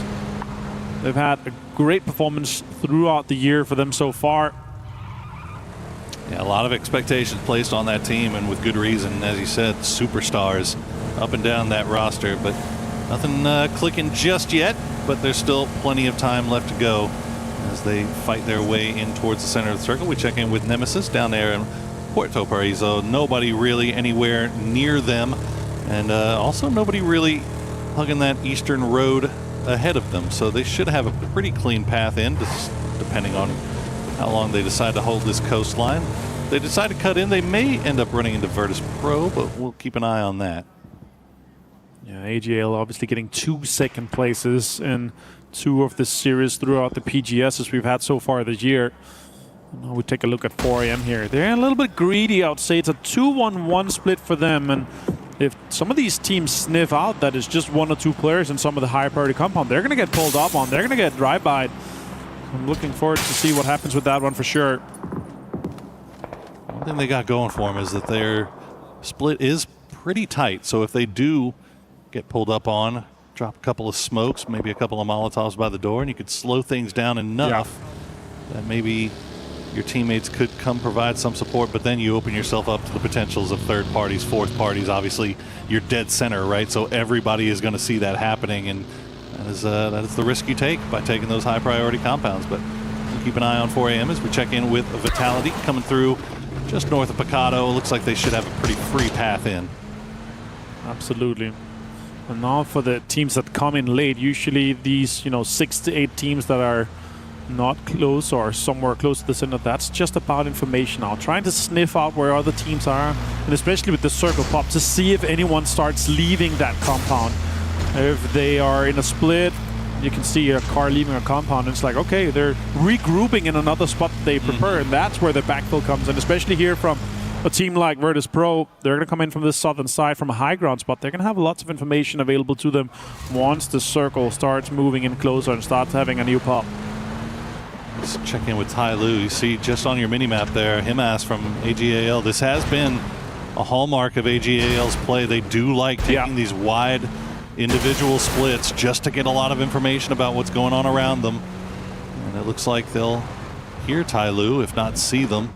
Himas will hold the line for now, and Ty Lu will just continue their way around. They do have GAM off to the north as well, continuing to make their way in. I don't know about you, Avenger, but this circle, and I say this knowing that we've had hard shifts before, but this feels like it's got hard shift written all over it, doesn't it? I mean, it's just everybody is crowding to the south side of this zone, essentially, and if this hard shifts to the north, it would be absolute mayhem. And especially with Myth coming in on that northern side, wouldn't it be a classic that we do get a water treatment shift when they are so far away, especially with how far they've driven? We have seen some tendencies with that coming in, so let's see how Myth approaches this one here. Also with Liquid and Arid coming in from that western side, wouldn't that be a grace for them to get just a little bit of love from that circle shift? But yeah, you are right. South and middle is very, very congested. Lots of space towards that northwestern side. Would love a classic hard shift towards the northwest. All the teams would hate it. Oh yeah, no. Just us talking about it, they despise us. I mean, look, we're here for fun, and chaos equals fun most of the time. Facts. Well, let's see if we're going to get it. We did see Team Liquid playing with that BRDM, so that's something to keep in mind as you do get that water treatment shift. So all the teams to the south and the east have to start making their way in. You see AGL already in vehicles. Full Sense on the very far south side. They're going to have a hard time getting in, as they've got Shadow Esports, Vitality, any number of teams that could make their way over there as well. Absolutely. Whereas Pro not getting anything from this circle here. They're actually trying to exit, maybe go for a wide wrap here potentially. You do see a couple of teams kind of considering, like Nemesis right now is trying to make their way up to the north on the eastern side, which may push them over towards Tai Lu. It looks like GAM and Myth coming in late from that northern side have actually been blessed because they have just their pick of the litter as to where they want to play. Is oh my god, AGL full pull up onto this 4 a.m. compound currently held by Hitsameme. And the rest of the 4 a.m. boys just hopped in vehicles too, so it doesn't look like they're going to leave Hasameme by himself here. As we'll see if he can escape in the Bronco. Nobody's shooting just. Oh, that's a tough turn. Oh no. Every second that ticks by. Oh, he actually managed to get it out. Oh my goodness. That almost feels like AGL let him escape there almost. And also because, like, 4AM already has a decent compound here. Sure, it's not as dead center as AGL's here, but I'd rather be a 4-man strong here with a decent compound. And they can backfill this compound later on. 4AM can still move west here, so getting Hitsameme out here is very crucial for 4AM's campaign throughout this Miramar game that we have going on. Match 3 so far. After this game, we're halfway done. Losing a few tires here for Hitsameme. That is not good. Already smoking just a little bit here. He's going to try to get out and get behind some of the cover that's here. Shots to come in, connecting, and he's just behind cover. Delvin, IGL, and the GOAT coming in from him. There's a little combination there between AGAL. Looks like Spaceman might be going on a rescue mission here to get Hasameme, but keep an eye on that. Here's Full Sense pulling up on this southwestern side. Now they got Tigger off in the blue, and they're going to spot out R8 just ahead of them. They should maybe spot out Team Liquid as well. I think Luke 12 was the only one left behind, but Team Liquid, nice path for them. They managed to make their way into that northwestern side relatively cleanly, so a lot of space for them to work around just on that western part of water treatment. But Vitality, they might be in trouble here. They're making the send in right between Twisted Minds and R8. Oh, look at all these shots. And in the arena, it's rumbling. You hear everyone pumping their DMRs towards 4 a.m.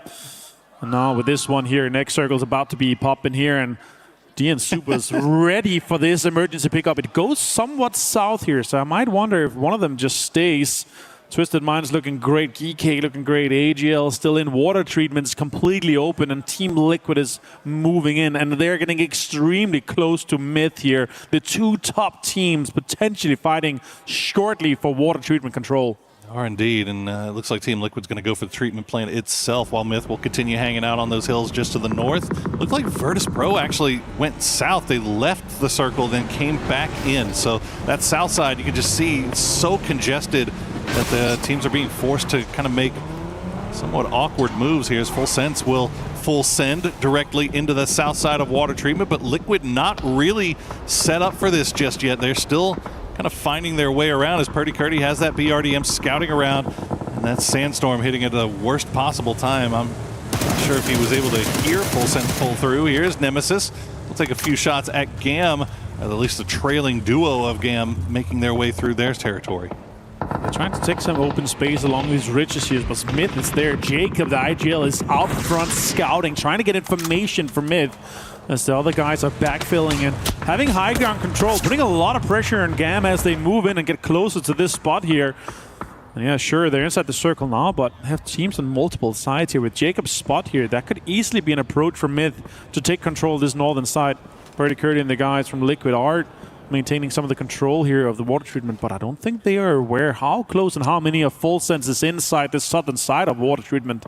I feel like if Jacob had any more than just one grenade, he might get a little bit more active here. But if nothing else, he's going to at least keep track of GAM. Just on the other side, you see Scappy, Baron, and Kiss still off to the north, still kind of keeping track of everything, making their way through. But this is not a bad spot for Myth to play here, as I think Kiss has actually just popped on the mortar. He might be getting the coordinates from Jacob. And we'll see if those mortars do fall on top of GAM here. I love that approach from Myth. I think that frontline man with the information, the brain of the operation from Jacob, and then trying to set up a potential approach and assault onto GAM. Let's see what happens with this one here. R8 also getting somewhat involved here with the Full Sense and Team Liquid's shenanigans inside water treatment. They do have a lot of control on that western side here. If they get a western shift here, it could be huge. My biggest observation right now is that the 3-1 split from Twisted Minds, having example inside that little gas station, if that shifts towards them, it's going to leave a lot of open space with the big Twisted Mind compound in the center. Go. The mortars are falling, but they're going to go a little bit too far, but Jacob will find Tanvu. He'll find another one as well. Jacob with the high ground, making that AUG sing, but now he's getting shot at from the side by Sololzi. He's got to retreat. Scabby might have heard. He's right here. You heard the nade. Shots coming in. Baron finds it. He drops the nade, though. Could be doing damage to him. Doc Juice confirms himself, but does some damage to Scabby. One more player left alive. It's Cloris. Nades are hauling towards him. It's doing damage to him. 39 from that one. He does have a Panzerfaust in hand. He saw Purdy Curdy pulling up in the BRDM and pulled out the Panzerfaust. Looks like Kurt was able to escape just in the nick of time. Virtus Pro gets eliminated, crashing right on top of Petrogor Road, but that south shift so huge right now. As you mentioned, Twisted Minds had that compound, but they are now sharing it with Shadow Esports. Oh my god, this shift is insane. There's so much open fields in play here with that road going through. Tyloo sending it. Cowboy finds Kiss. Diffix got the nade, but everything is opening up here. Gilman did get Dragon. Jacob goes out as well. Team Liquid putting so much pressure on it. All the teams on the northern side, they realize we have no priority inside the circle. We're just going to fight for points, try to get as many kills and eliminations as possible. Well, so many teams opting for the salvage game right now, as you see all the scrapping going on the north side, on the northeast side.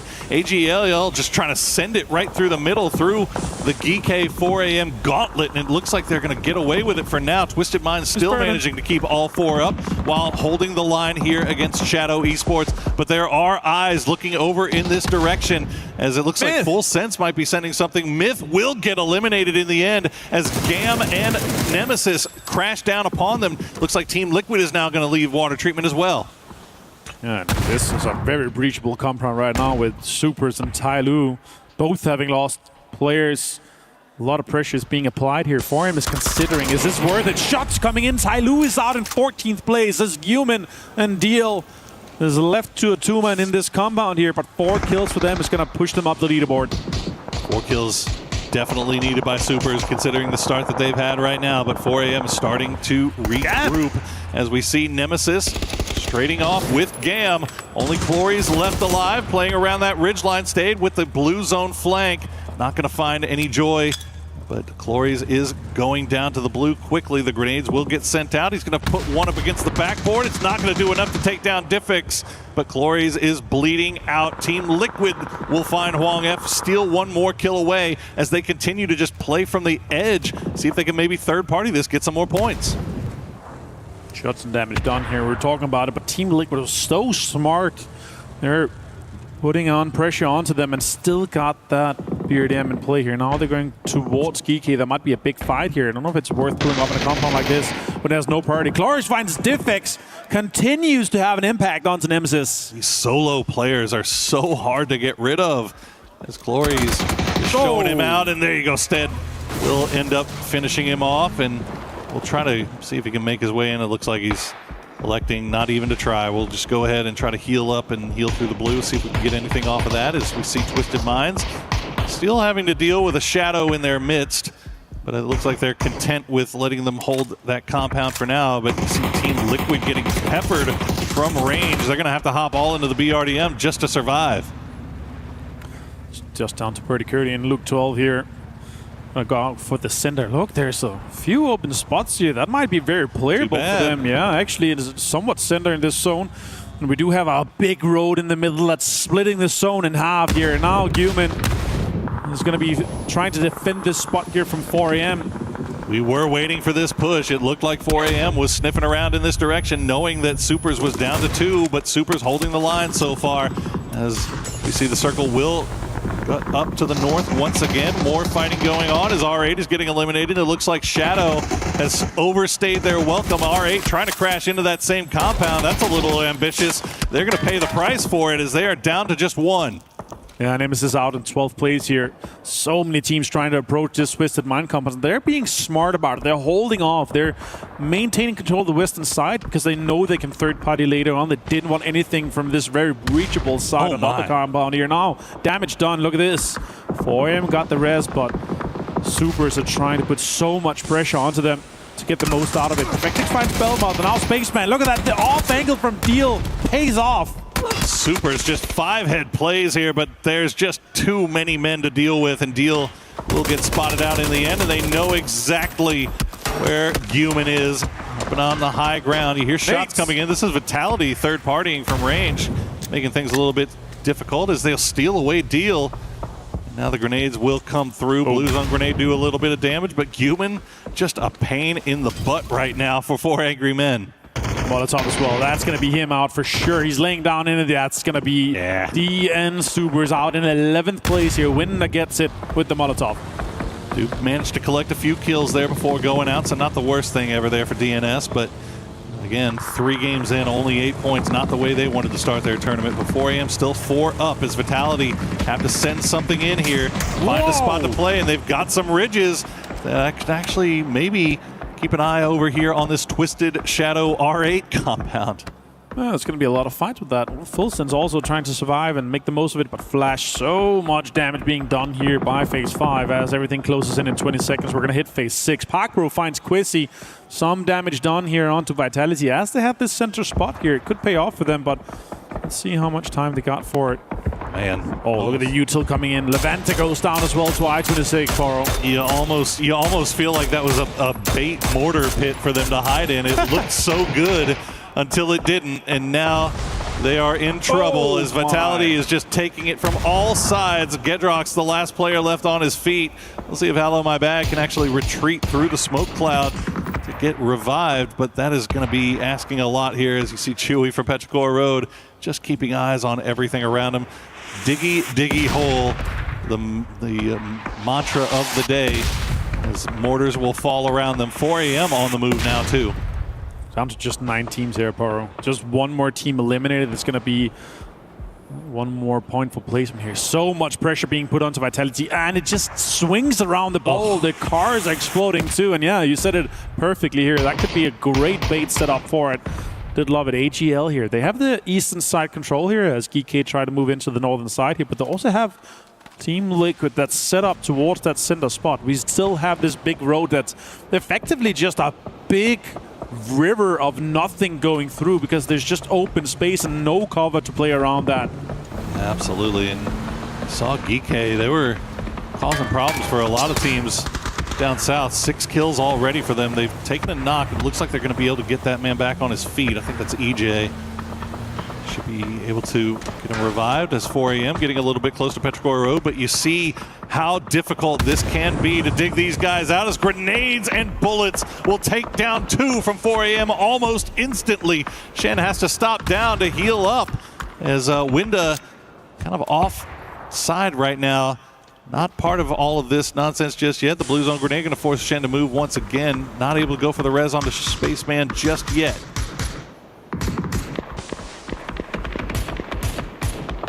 See here what 4AM is going to be able to do.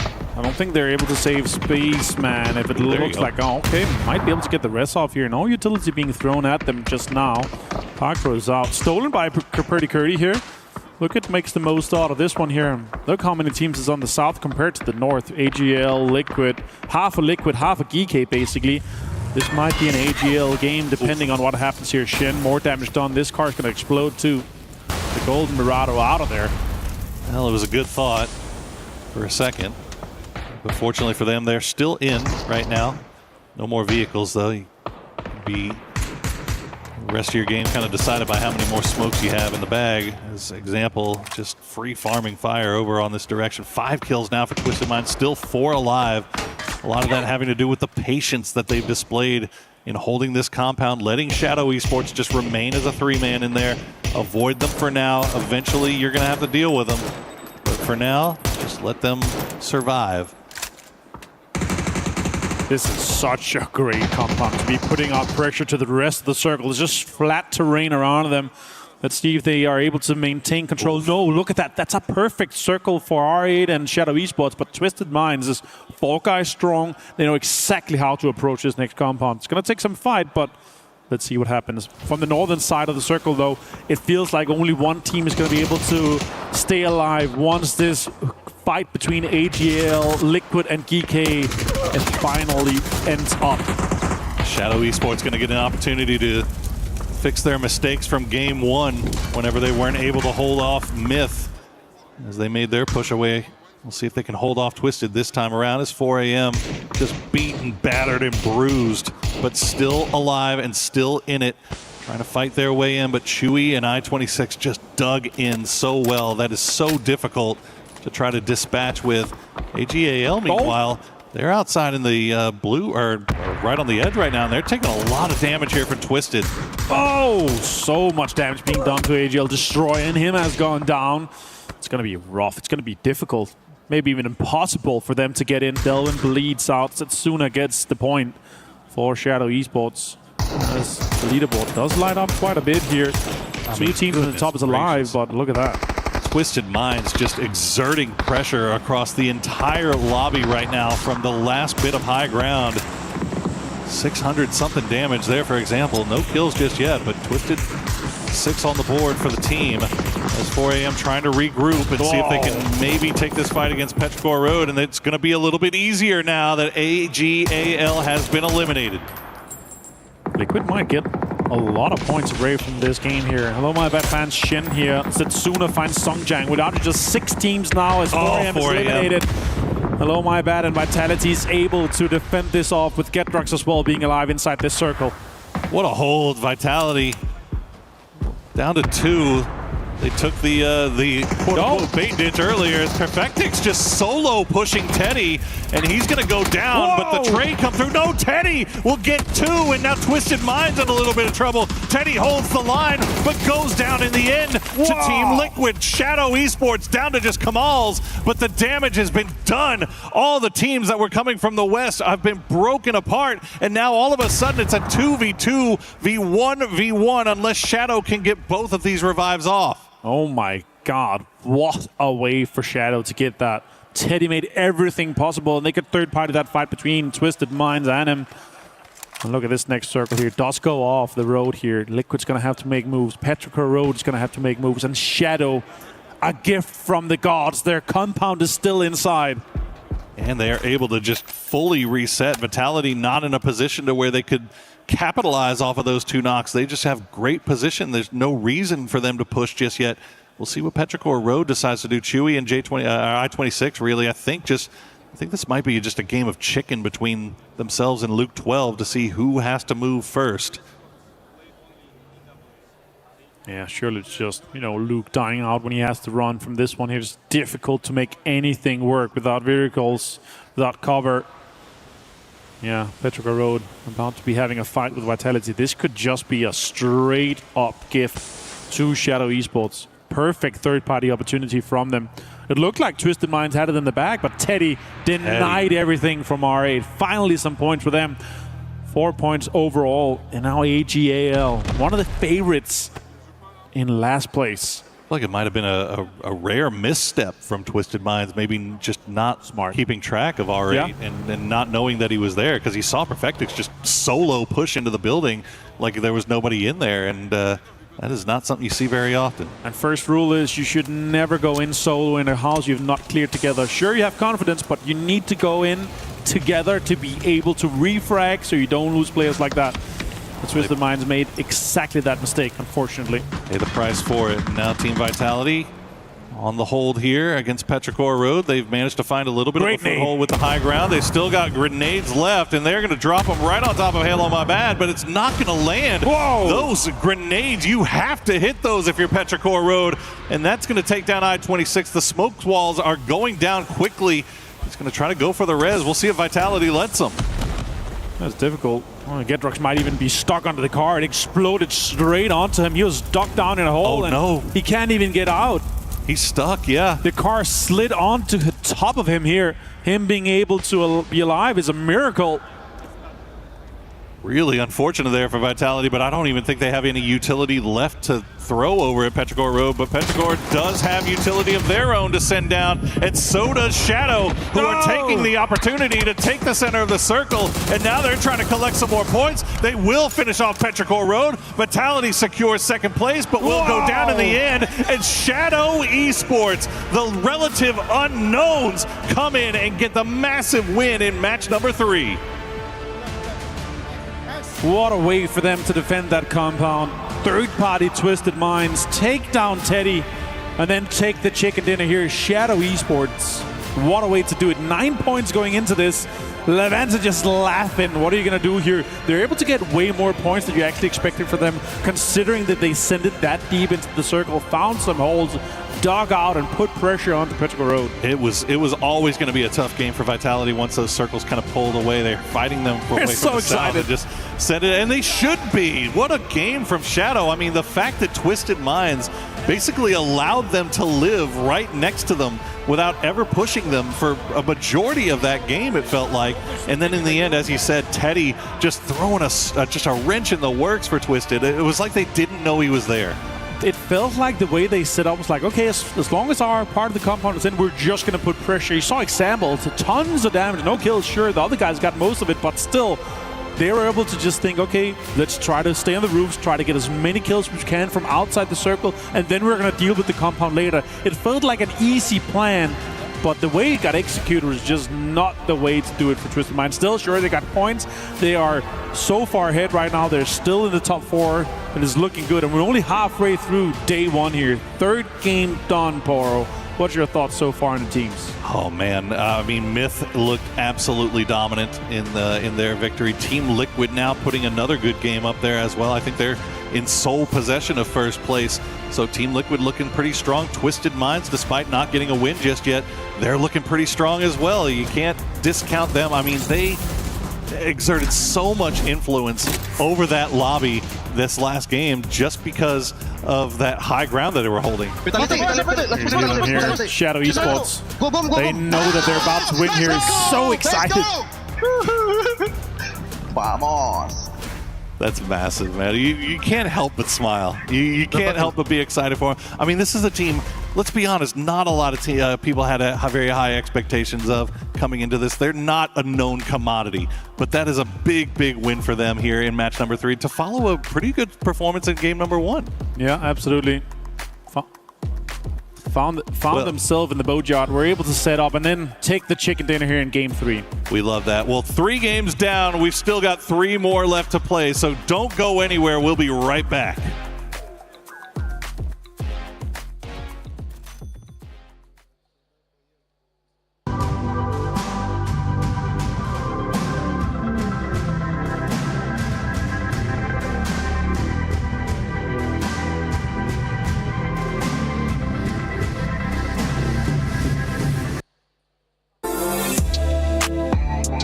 Hey there guys, it's Kalaris at the Esports World Cup, and we have an opportunity here to test all of our players to be able to identify some keen plays from some past tournaments. Today we're going to have Luke12 and Cowboy joining me here. How are you boys doing? Doing okay? Doing well, yeah. Doing good, doing good. How are you feeling about your chances here to figure out some of these plays? Not good about that. Yeah, not too good, not too good.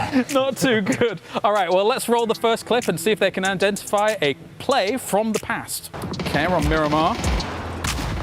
A crash. Which teams or players may be in this clip? Genji and TE. Ding, ding, ding. That is a correct answer straight away from Luke12. I know this clip, I can't remember who, I see the who Genji did it. logo now. There you go, Genji and TE, the hold, 2v4. Okay, that's 1-0. Let's move on to the next clip. Actually, I can see on the leaderboard why this might be easy to identify. It's Twisted and... Twisted and someone not doing well. Genji again? I think Genji again, almost. I'll give you a few more seconds.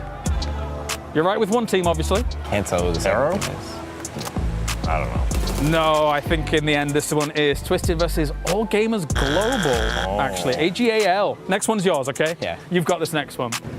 Oh, Team Liquid. Wait! I got it. He did it! I did it. He did it! All right, Luke, what happened here? You can tell it. I think we almost throw. Well, what's happening right there? Some chaos. You know what's Genji? funny? Genji, yeah. What player is that? I don't know. Some bullshit's happening. You know what's funny? Is that actually, yes, of course, it is Liquid versus Genji, and it is described as Liquid BRDM Chaos versus Genji. Okay, that's amazing. Okay, let's move on to the next clip. Team Liquid. That's us. Who are you shooting at? Let's see who that is. Ooh, Bolt look player. at that shot. Who's the Bolt? It's T5. Guys, you're amazing. I think we're camping T5 right now. Out of North George? Yeah. Purdy headshot versus T5. Oh yeah, I remember this. Yeah. There you go. The Bolt guy. All right, the final clip. Let's run it. Also might be quite difficult. From 2023, game is 8. Is this Pixel? Oh, I remember this clip. Yeah, it's... I don't know the teams. Pixel's the guy that clutched, Pixel, right? Yeah, it was Pixel That is correct. I remember this. But you don't remember who he's against? SSG? Nope. No? FF? Nope. Oh, I have no clue. It was E-Arena, but hey, you got E-Arena, Pixel. It's yeah. pixelated and you got Pixel. Guys, you did amazing. lot better than me. Well Yeah. played, boys. I thought you were going to be doomed, but you knocked it out of the park. All right, that is our first iteration. Thank you very much, Luke. Yeah, thank you very so much, for having Cowboy. us. A team that nobody expected to do this well except one person. We were being told, don't even talk about them, don't bring him up. But Shadow Esports with the... That's right. In another top phase, you were believing in this team since the beginning. I don't know if I go that far. I will say that I said that they needed to have a good day one because tomorrow is going to be probably the worst day of their competitive career because they have to go up against 17 for a bunch of drops. So they need to have a good day today, and my goodness, they sure did. Now, that was handed to them on a silver platter the way that end game sort of played out, but I'm not going to disrespect it. A win is a win. It doesn't matter if it's an inch or a mile. Look, we've seen a lot of teams with the same position who should have won, not win, right? Not take the advantage and push that envelope forward. So the fact that they were able to get the win is great. Also, Setsuna, just great round from him, really coming in the clutch right at the end with a couple kills. You know, maybe one or two, who knows? Especially when we talk about that finish. I know Godspeed, when we were watching, it's like, man, that is one of the toughest finishes for a lot of the squads. Yeah, so that circle, there's a few circles in Miramar just horrible to play. That specific one around that compound south of water treatment is one of those, because if you're not already set up in the zone, especially where you saw teams like Twisted already trying to get set up, it's a crapshoot, right? How many times have we seen that Death Valley Road kind of just become a problem for the teams? And as you can see, it was not a problem for Shadow, though. They were able to kind of put themselves in that compound that I'm talking about, and that's exactly why they were able to weather the storm and get that first place finish with 19 points, 9 kills. That's impressive. And Team Liquid being able to bounce back in this one after Myth ended up just destroying them. You know what? We're just going to go with absolutely destroying them. Good performance out of this squad there with 11.7 coming in from kills. Now, Lace, I know you're looking at one team specifically, and it's none other than Full Sense, because right now they're not having one of the hottest starts. Very inconsistent. Yeah, let's have a little conversation about them. For, you know, a defending world champ, we ain't seen this very champion-like team, but, you know, being in that sort of middle of the rank on the leaderboard, but I'm seeing a very slow decline. And like with a player like, you know, Belmont on there, I just don't know how they're sort of going to bring this back. And, you know, they came from a first, I think, in the PUBG Thailand series. So I guess their sort of competitor at the moment is like the likes of Myth, where they're doing exceptionally well. But yeah, Full Sense, they're in a little bit of a sticky conversation, we'd say, and we're not sort of seeing any good truth from them. If we learned anything about Full Sense at PGC, it's that they're exclusively a finals team. So here in the group stages, we don't really know how they play, and I think they are being caught off guard. Now, they did well in the Thailand series, but my pick for that, and the reason they did that, is I think it's a little bit weaker as a larger group, but more importantly, it's an aggressive style of play over there that I don't know that it translates as quickly to the international. It's an APAC thing. It is. It happens in multiple games. I don't know what's going on in my region, guys, but we're just full send, but sometimes it don't work. I mean, but that's literally what built APAC, right? When we talk about, you know, the slump 2-3 years ago when they weren't that great, that was still always their style. You look at teams of the past like Day Trade, right? They were so fun to watch because they would just send it in, but they would die. And we're kind of seeing a little bit of a throwback to that, which I'm not really a big fan of, because when they were servers before AJAL, you have him as some of the best players in the world. At one point, he was the best player in the world. The trend of going backwards is not what we want to see from these guys. And something that ended up helping out some of the squads there that were in the middle of the pack is that I believe from first place to sixth place in Circle 6, we only had 2 squads alive.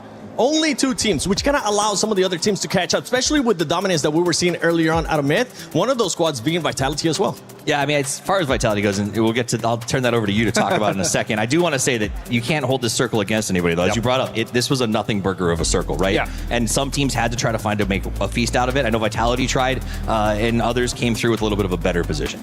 I mean, I was just going to touch on our joke that we had. I think they may have heard us because we were talking a little bit of smack about Team Vitality being down the bottom there. But honestly, I think that kind of pulled in their favor. Do I think it's down to skill and... No, I think it was a bit of luck. I stared into the camera and said that one. I'm so sorry. Toughies, you mentioned burger earlier, man. Come on, I'm over here gonna get hungry because I know somebody that's currently hungry for a lot of kills is none other than Luke 12. My goodness, his performance today, Godspeed. We saw him earlier on with the mortar, but now backing it up, it doesn't matter what he uses. He's just performing today. Look, when Luke 12 first joined the STK standouts, right? Steve, you know this. He was arguably, in fact, I don't even say arguably, he probably was the best player on that team. Agreed. We saw him clutch. He was the reason that Purdy was able to finally win his first regional title. And so because of that, Luke has always been such a staple and such a performer on this team. Over the last 2 years, I don't want to say he slipped, but he definitely hasn't been that top performer we've seen or that we're used to. However, seeing this performance so far today, it's been wonderful to watch because Luke has always been a powerhouse on that squad. The spark is back. Yes. Okay, the spark left and brought back the spark, if you understand what I'm saying. And it seems to work well. Brazilian. Well, but I'm saying, see, I think the change in the squad gave a little fresh air there. But you got to remember, like Alo, Purdy, and Luke have been playing together for we had like Decades. 7-8 years at this point. Decades. So they have that chemistry, they have that system, and when it works, it works. The thing I love about what they did is they got caught on that rotation trying to go over to the left side from the top. They lost 2 players, and they turned back, hunkered down, held their position, and salvaged, I think it was 4 or 5 points out of that recovery. And that's what the difference is between winning and losing these events. I also have to say, that roster, you talk about the core 3, but when Sparking had joined that team, everyone was so excited, and he was so dang talented. But Cowboy, I think, has been a wonderful addition, has really been stepping up in that roster as well. So I want to give a big shout out to Cowboy and his performances. And he needs a haircut. You might see that. Okay, I'm not saying all that. He said it to me. He's like, where is the barber? And I said, I'm pretty sure there's one at EWC, don't worry. There is one, actually. I ended up using it, so hopefully Nice. it looks okay. Okay, well, there you go. Well, I'll let him know exactly where it's at. Maybe we'll have Kalaris catch up with him and talk about that hairstyle that he currently has. But for some of the other squads, we got to look at the bottom, too. This is the halfway point. We have AGAL there towards the end, too. This squad is going to have to step it up in a big way. You know what? We'll actually get a chance to talk about some of these other squads later on. But for right now, I'm hearing that we got something going on in the stage with Barney and Luti. Chris. It's called the City of Love. Yeah. But you guys put garlic in everything. You must go through breath mints like crazy. You know what, Bunny? What I wonder about London, it's called the Big Smokes, and you all have bad teeth. Yo, okay. Well, snails are gross. I know, but British food is like testing of nothing. Yeah, that's fair. You suck at football! Yeah, that is fair. Yeah. Truce? Okay, so we're about to go into match number 4. We need to rethink our strategy. What's our approach? I think we just find a pickaxe, and we dig a hole, and we stay in it. That's a good idea. Or we could get a third person's perspective on this next one. Casters, over to you. I saw what you did. Thank you so much, guys. It is going to be Matchroom and Paper Thin reunited, and it feels so good, my man. So good, my friend. I am so happy to be back. It is going to be awesome. Been having a ton of fun watching the games. Not as much fun joining, James on the stage just because it's James. But other than that, it's been a lot of fun. Yeah, we both got to go hang out with James for just a second. We're getting a pretty interesting situation going on with Shadow having to come up here at the end. Big shout out to Setsuna, of course, just a magnificent performance. And we just got to see them step up and him step up for his team whenever we looked at the ENC qualifiers. They got into that 4th place cusp position and barely managed to qualify for the main stage. So it has been just a good couple of weeks for Setsuna. For sure, and he was also at PNC representing Indonesia just not too long ago. A very, very good player in his own right, really showcasing what he can do, given a little bit of space and opportunity. Very impressive the way he's able to lock down that compound and keep some really good teams out. They struggled with it in that first game. We highlighted it quite a bit that they couldn't hold Myth out, but there on that Miramar, no problems, and they come through with a big, big win. But over to Rondo we go next, Matt, and this one, playing path looks pretty fair, pretty much down the middle, almost a little southernly shifted. Yeah, but we keep getting these hints of Jijina City here lately. We haven't gone Jijina City yet, but we just keep going on that eastern side. I would love to see if maybe we can get a Jijina City some point in our future, but we got a boatyard. Team Liquid off of a good salvage in that last game is just being really consistent. We started the day kind of talking a little bit of trash about him. If it takes talking trash about Team Liquid for them to perform like this, consider me a #1 Team Liquid hater. All right, go ahead.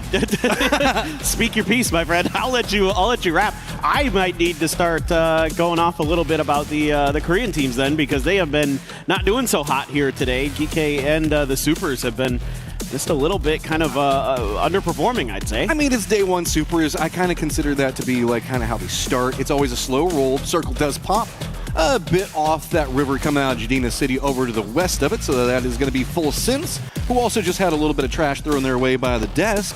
Now they're going to find themselves centered in a very open circle, so this is going to be a really intriguing situation for them and how they're going to handle it. Myth going to be pretty close to this, but let's go ahead, and I think that we've got a little thing that we're going to check out here.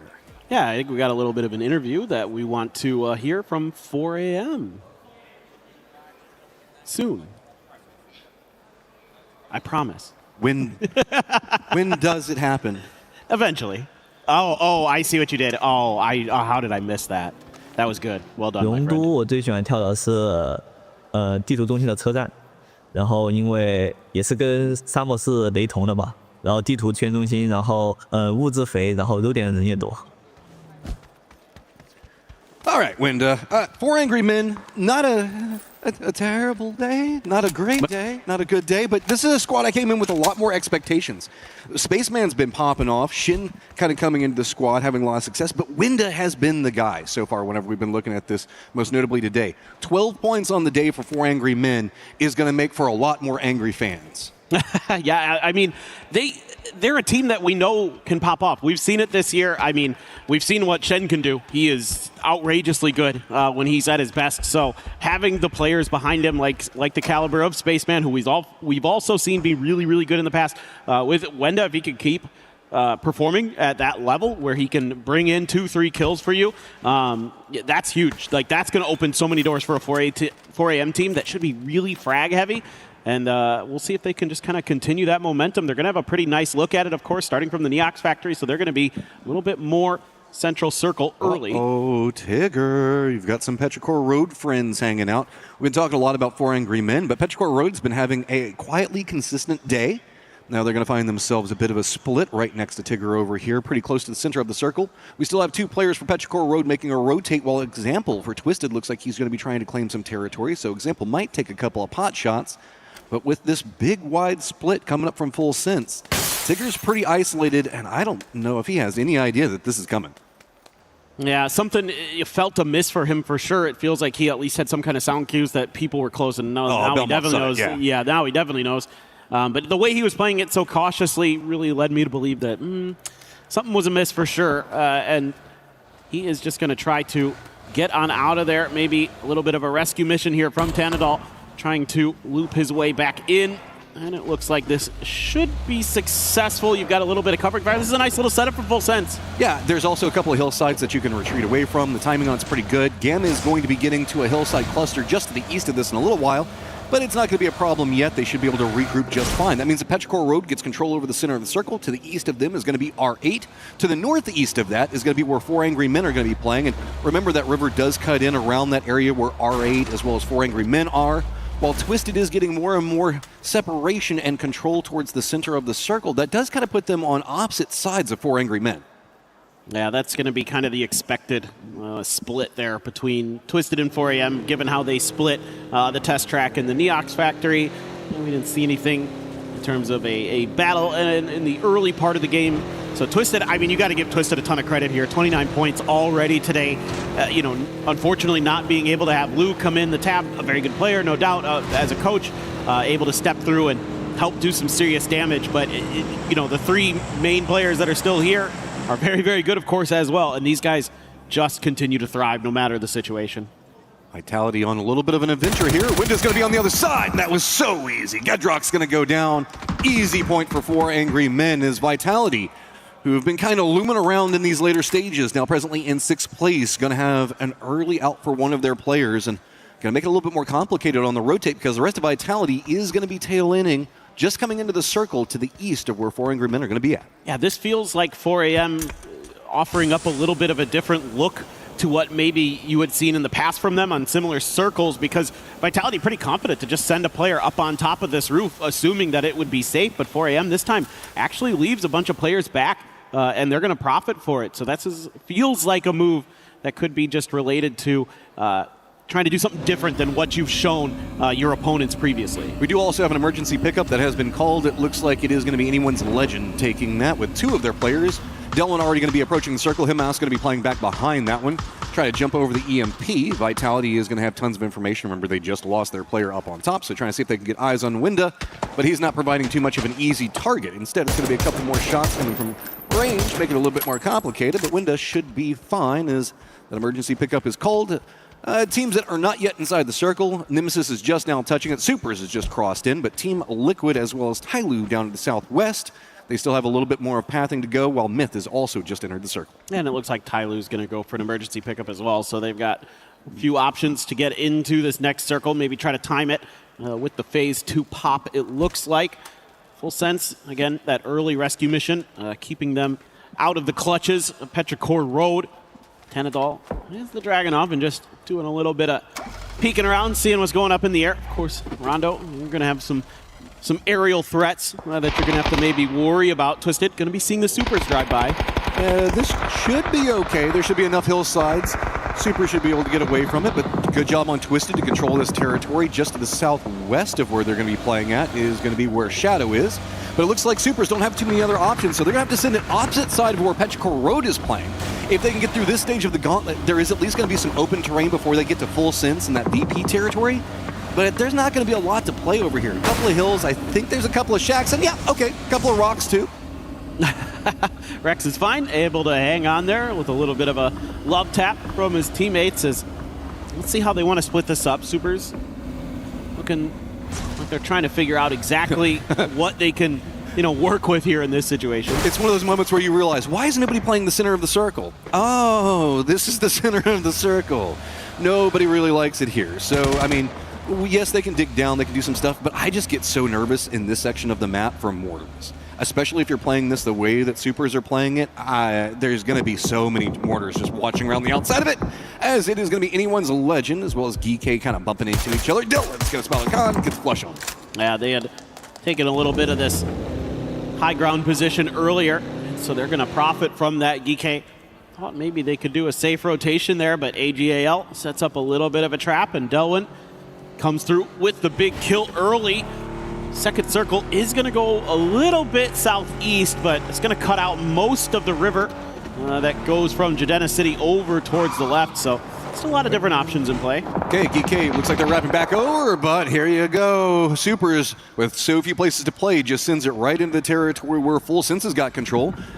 Shadow is going to be on the other side of this. There's just not enough space inside this circle as we move closer to Tooling. Means that we've got a lot of hillsides, way more cover, less barren circle, but that means that there's going to be a lot of teams just trying to force their way in. Tyloo on top of Team Liquid to the south. Anyone's Legend's going to have to be roaming right in behind Geek, but it is just a full cluster up here to the north as Shadow is going to at least sneak by, but on the other side of this is going to be Twisted as well as R8 and just to the south of it, of course, Petrichor Road. Yeah, things are getting really clustered. A lot of teams feel like they need to get in here into Dantong, and it is, of course, one of the few areas that's safe. Like you were talking about, a lot of wide open stuff that's not so good. Example will take down I2 6v6. And you're looking at them continuing to put pressure through here. Love to see them play with the confidence. That's a good grenade towards Ming Ming. Doesn't catch him though. Ming Ming able to get around the side of that box quick enough. Isn't going to find any more damage. Perfecto though has to be diligent, but he's getting shot in the back. 0-4 almost takes him down. But the molly, it's Ming Ming's gun who's going to get the job done. He's just got to run in and flush this as fast as possible. He knows he is swarmed by Twisted. Nade's going to come up all around him, and it is going to be Example that gets the knock onto Ming Ming.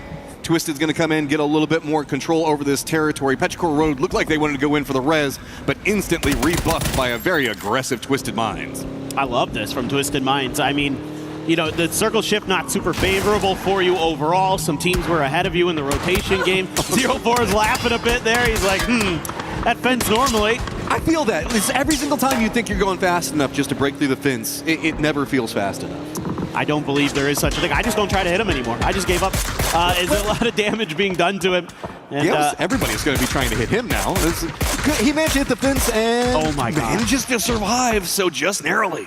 It is by the skin of his teeth for sure. But he will get there, and, well, it's a place. It's not a safe place in the long run. Maybe he gets unaccounted for. Maybe the teams that know he's there, in particular GAM, just kind of has to deal with other stuff, and he's left to survive for a while. But that car is going to make it very obvious. My eyes are drawn back up to the north. You can see R8 that we kind of have eyes on looking at Twisted. But Twisted trying to get their reses back in. 4 Angry Men has to go over to the east. Vitality's got to go to the west. And remember, this is the more open section of the map, so they have to make it by R8. Twisted, luckily, being distracted right now, should provide a little bit more maneuverability for both these squads. Circle Pops does go to the southwest. So Perfectic's going to come right back into a very clustered circle. Oh my God, just look at everybody stacked up on top of each other in the center. Yeah, and it's going to remain that way for at least another couple circles, it looks like, for sure. Pretty much about like 99%. That's going to be the case. Look at our 4 AM boys. They found themselves a little bit of a prize. BRDM will be getting a really nice bit of extra protection. We saw this BRDM be really impactful for Team Liquid in the previous game, where Luke was able to use that to get into the fields and survive a lot longer than you normally would in a situation like that. So looking at 4 AM, maybe try to replicate that success. Anyone's Legend just creeping in right back behind Team Liquid. Team Liquid does have Alo right on the edge of the zone, so they're just going to go ahead and let Team Liquid rotate in front of them. There's a couple of hillsides to play over here that should get you some distance away from Tai Lu, but it feels not as good as you want it to. So a little bit longer of a wrap over here into the west could find you a compound, but it's going to be right on the edge of the zone. Anyone's Legend, though, could have to deal with Nemesis that is wrapping in from the east, as the slower approach coming up from Anyone's Legend could be punished. Oh, you're right. It is kind of their game, though. They're willing to take some fights out in the open. Curious if anything will brew. Meanwhile, Vitality trying to thwart 4AM from pushing in this direction, and maybe 4AM, even with the safety of that BRDM, feels like, oh, we should try something a little bit different here. Your biggest concern, of course, when you're in that armored vehicle is that there's just a Panzer waiting for you on one side or another. Meanwhile, teams are just going to light it up as much as they can to weaken it as much as they can for the later stages. Empty, getting a lot of damage in there. He's protected by his own vehicle. Not sure how much longer that'll last. Just wants to see how much exactly he can find. This doesn't feel good. There's no easy approach in, but Boringerman jumps out, does get the knock in the flesh on to Teddy. This BRDM is just taking a battering. It's Twisted on one side, R8 on the other, and even Levante still taking the shots on the backside of R8 does manage to connect. That's going to be easily picked up, I would imagine. Well, not easily. He's got to kind of curve it over the top of the hillside, but I don't think that R8's going to be able to chase that too efficiently. They got way too many problems in front of them. Yeah, right now R8 is in a very precarious situation. Twisted Minds as well, starting to angle in this direction. So 4AM's BRDM looking very much not safe anymore. A little bit of damage done as they pop up over the hill. Example, retreat back to the safety of his vehicle, which has taken a bit of a pounding itself. Perfectix does have a little bit of space where he can take a moment to regroup and recover, maybe look for some new armor. Indeed, that is exactly what he's looking for. We've got all of Nanqing that's essentially supervising this firefight that's going on between some of Vitality, 4 Angry Men, R8, and Twisted. So it is going to be Shadow as well as Full Sense. Super's mostly focused to the south as they've got Geekay that's next to him, but that's what's led to this really awkward rotate for all these guys over here, having to make more commitments in top of each other, and Levante continues to find more onto R8. This is going to be bigger and bigger for Vitality the longer it goes, because Vitality's got so much control over the west. Yeah, and I'd like to see Twisted Minds strike right now. They should. Levante going to clean up a couple more there, and here comes Twisted Minds. They are trailing 4AM. They are trying to take them down. Shen is taking a bunch of damage, and he has in fact been knocked. And there's a ton of util still in the bags here for Twisted Minds. As we cycled through some of their players, I saw a lot still available. Vitality had to surrender the position with Levante, so they're going to go back to their high ground where they have Quizzy at. Also, still have Hello My Bad providing some supervision, but it's Twisted on the manhunt right now. They know where R8 is back behind him. They know that 4 Angry Men is weakened in front of them. Hello My Bad's going to be taking the shots right at 4 Angry Men in front of him on one side, but here comes the rest of Vitality. As 4 Angry Men has nowhere to go, they're going to have to run up this hillside, but good shots do force Hello My Bad down to his belly. Now, what's the escape valve here for Hello My Bad, or is he just really stuck? Is there really no hope? Just try to fight through and see if you can at least get a kill out of it. Meanwhile, that was a knock from Levante, an example. Gonna steal that one for his 4th of the match already. Twisted Minds now under pressure. It's Shadow Esports, your previous game winners, looking to see if maybe they could take down your defending EWC champions here. And Setsuna gonna take a charge at it. Perfectix able to get away. Not gonna get much out of it, and this is gonna make for a terrible position. That rock cropping right up in front of him. Twisted's gonna wrap around the other side of it. There's no cover to be had. Setsuna in a ton of trouble. He's gonna go down. That leaves just one up, and Twisted already knows where he is. Empty on the other side of it, though. Does at least manage to get a knock onto the Tulins. Okay, grenade dodge there by Hansi. Example, though, gonna go for the second layer. Comes up just a bit short. Hansi again making the move. The tab slides on into the smoke, seeing if maybe he could get a little lucky and find Hansi hanging out inside of there, looking for safety, but some of that terrain going to be affording him that for now. It's just a matter of can he do any more damage before he goes down, it feels like. Twisted just racking up the kills. Eyes on that 9th one. Spots it out. Tab's going to pick it up. That is a massive kill count already for Twisted, and they have to go into the circle yet again.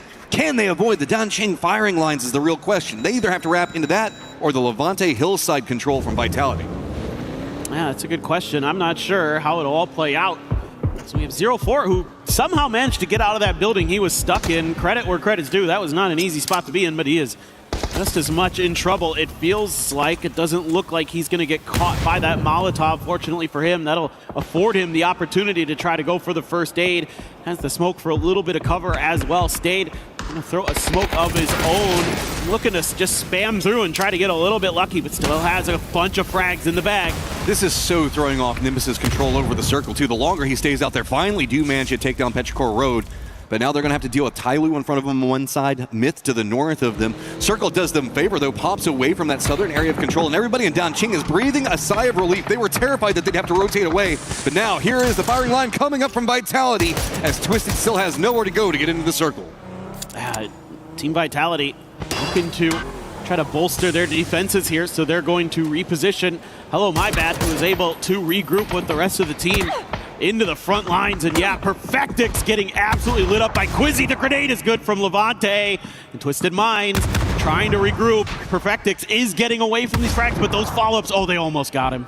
I mean, Levante is just playing out of his mind right now. That solo player that he was trying to make so much control over to the north, still coming over there. Of course, the rest of the squad providing a ton of support, but it looks like Vitality's realized it's going to be hard to make this cross, because just down this hill is going to be where VP has got full gatekeeping control on it all. Quizzy's going to lead his way in, trying to see if he can get a knock on anybody in the smoke. No, it's not going to happen, but Levante does spot out Example.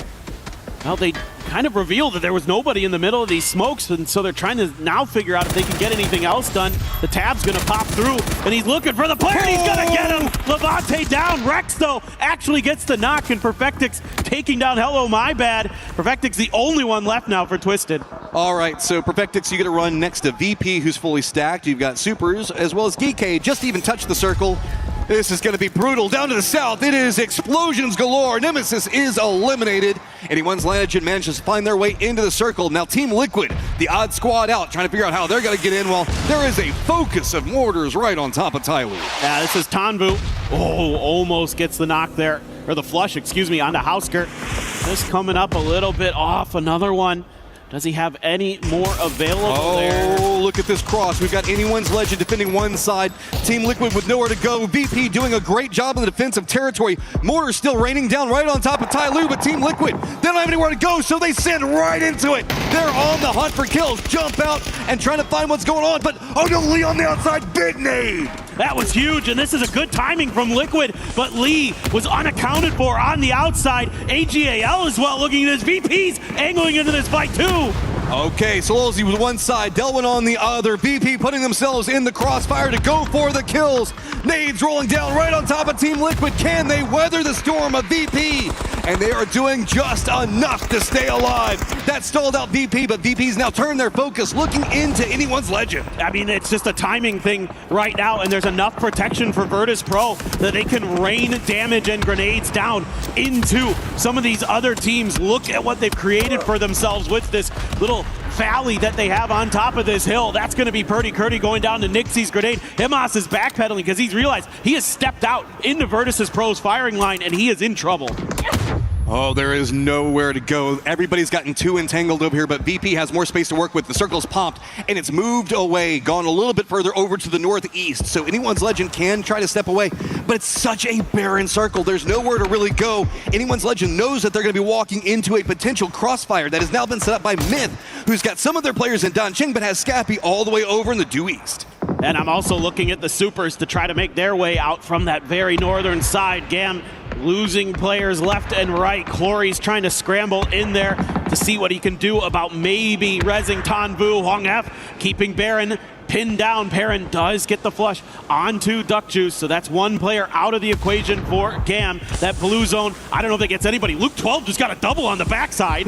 Myth has to be so focused over here. We've got Myth on one side, Geekay on the other. Danqing has been abandoned by the circle, so that means that Supers as well as Full Sense have to fight their way in.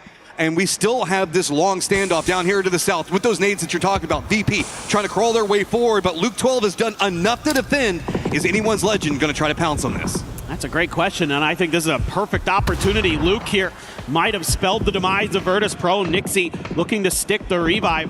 Looks like he will get it onto Corexi. They're safe for now. Clory's fighting tooth and nail to stay alive. He did take down Tanadol. Flash still alive, but very beat up. Himas has just abandoned that firefight. He's sending it into the circle. So there's going to be now somebody taking peppering shots, maybe on the other side of Myth. They've got to be careful. Scappy has gone down. That's open more territory. So suddenly Gam, who is fighting from the back foot, has some assistance from the circle itself, and Myth can't keep control over this angle. Gam's trying to fight their way in. They're doing their best. They are holding on by a thread right now. The grenade, though, is perfect. Jacob nails it. Clory's out of the equation. And now you're looking at Myth afforded an opportunity here to go for some revives. Double res, full abandonment of control. They just need to get their players back up and ready to go. Full Sense has now made a push more over into the west, as it is going to be Supers right on top of DK, and Supers just can't find a way to get through this. Finally, at least gets one knock, but they have taken so many casualties on this push. Yeah, they're not exactly sure where the players are, and they're trying to fish through the smokes to see what they can find, but right now, DK not offering up much. I mean, Park Pro even has a JS9 here ready to go. Oh, Heaven trying to run through. He's getting lit up as he tries to do so. Going to be forwarded back and stalled out. Rex, no opportunity for that Panzer to strike just yet, and Human out of the game. Full Sense, other side of this, waiting to see if they can jump in. Dancing around the outside. Rex does get spotted. Songjon pops off the moment that he is needed. Any idea what's going on around smokes? Big explosion. The Supers are eliminated, but now it is just Songjon, the last one up, and Full Sense is on the full push. Now, what a play there from Songjon to use that C4. Won that fight for himself in what could have been a much more dangerous situation where maybe he goes down and it's Super still with a player up. Instead, Full Sense gonna try to see if they can claim his point, but Songjon, not an easy task. He's gonna go over to an AUG, it looks like, but Belmont has a Groza in this situation. Level 3 gear, that is so scary, even though Songjon has some level 3 gear of his own. So in terms of that, but he's, as soon as he goes out into that blue, Virtus Pro is like, we know you want those.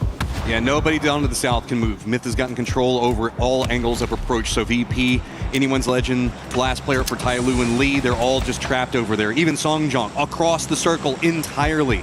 No way that he can step out of it. It's just going to be the firing line set up from Myth, and everybody that's trying to get into the circle, hoping that maybe Gam gets a good angle onto Myth. As for Songjon here, you're almost hoping that Virtus Pro is forced into a bad position so they can't third party this fight, and you're at least given the fair 1v2. Gonna use the smoke just to make sure that angle is cut off from his right-hand side. Waiting with the stuns. Throws one out of Full Sense, not really bothered by that. And Songjon looking to see if he's found the timing, and he's found a dip. That is so well played. Realizes the moment whenever VP has to go, but VP is just going to send it right into the circle. That's going to put them in a crossfire by everyone. Myth was taking shots. Anyone's Legend, even Lee looked like he was trying to get involved in that. And suddenly now, VP, where do you go with just Beamy out next to the blue? Yeah, Beamy, an expert salvager.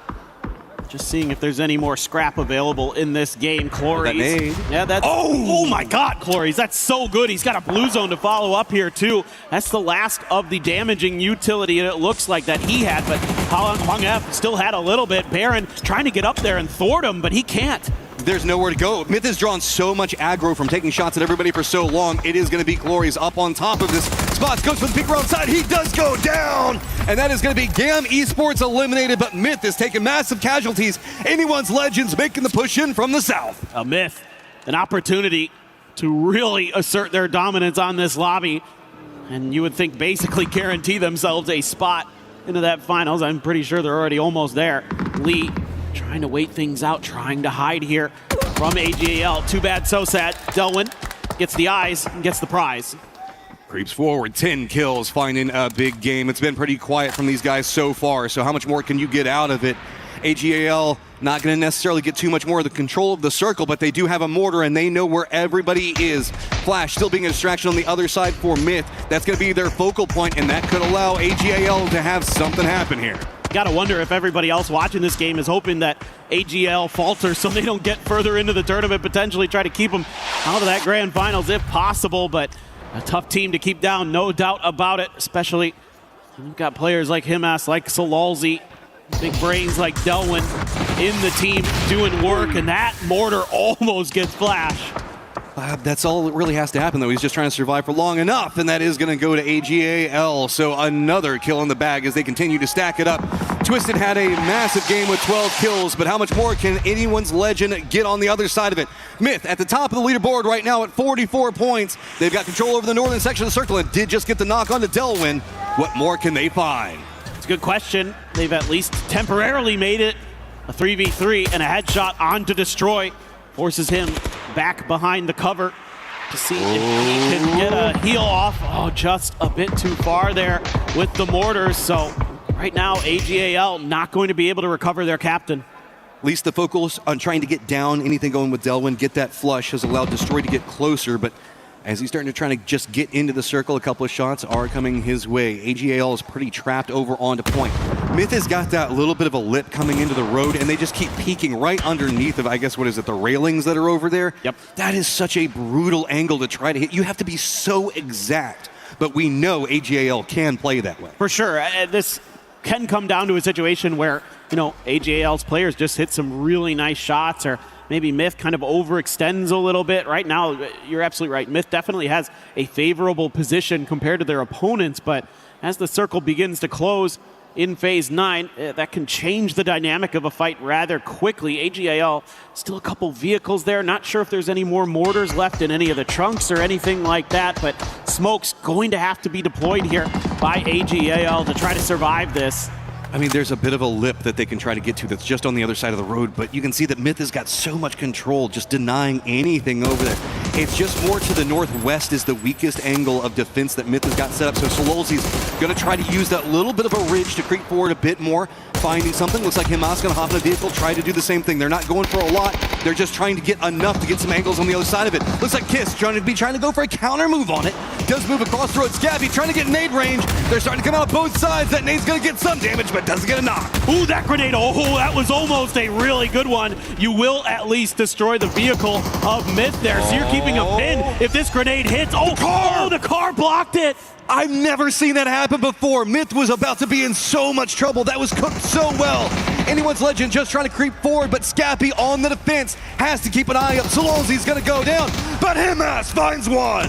Himas trying to get through here, throws a stun ahead. They didn't know he was coming from that angle. Kiss takes a couple down, but Himas in response isn't going to be able to hang on, and Myth is going to take the game. Big game from Myth, so cleanly played, but Himas right there at the end, taking it down into a 1v1. Woo!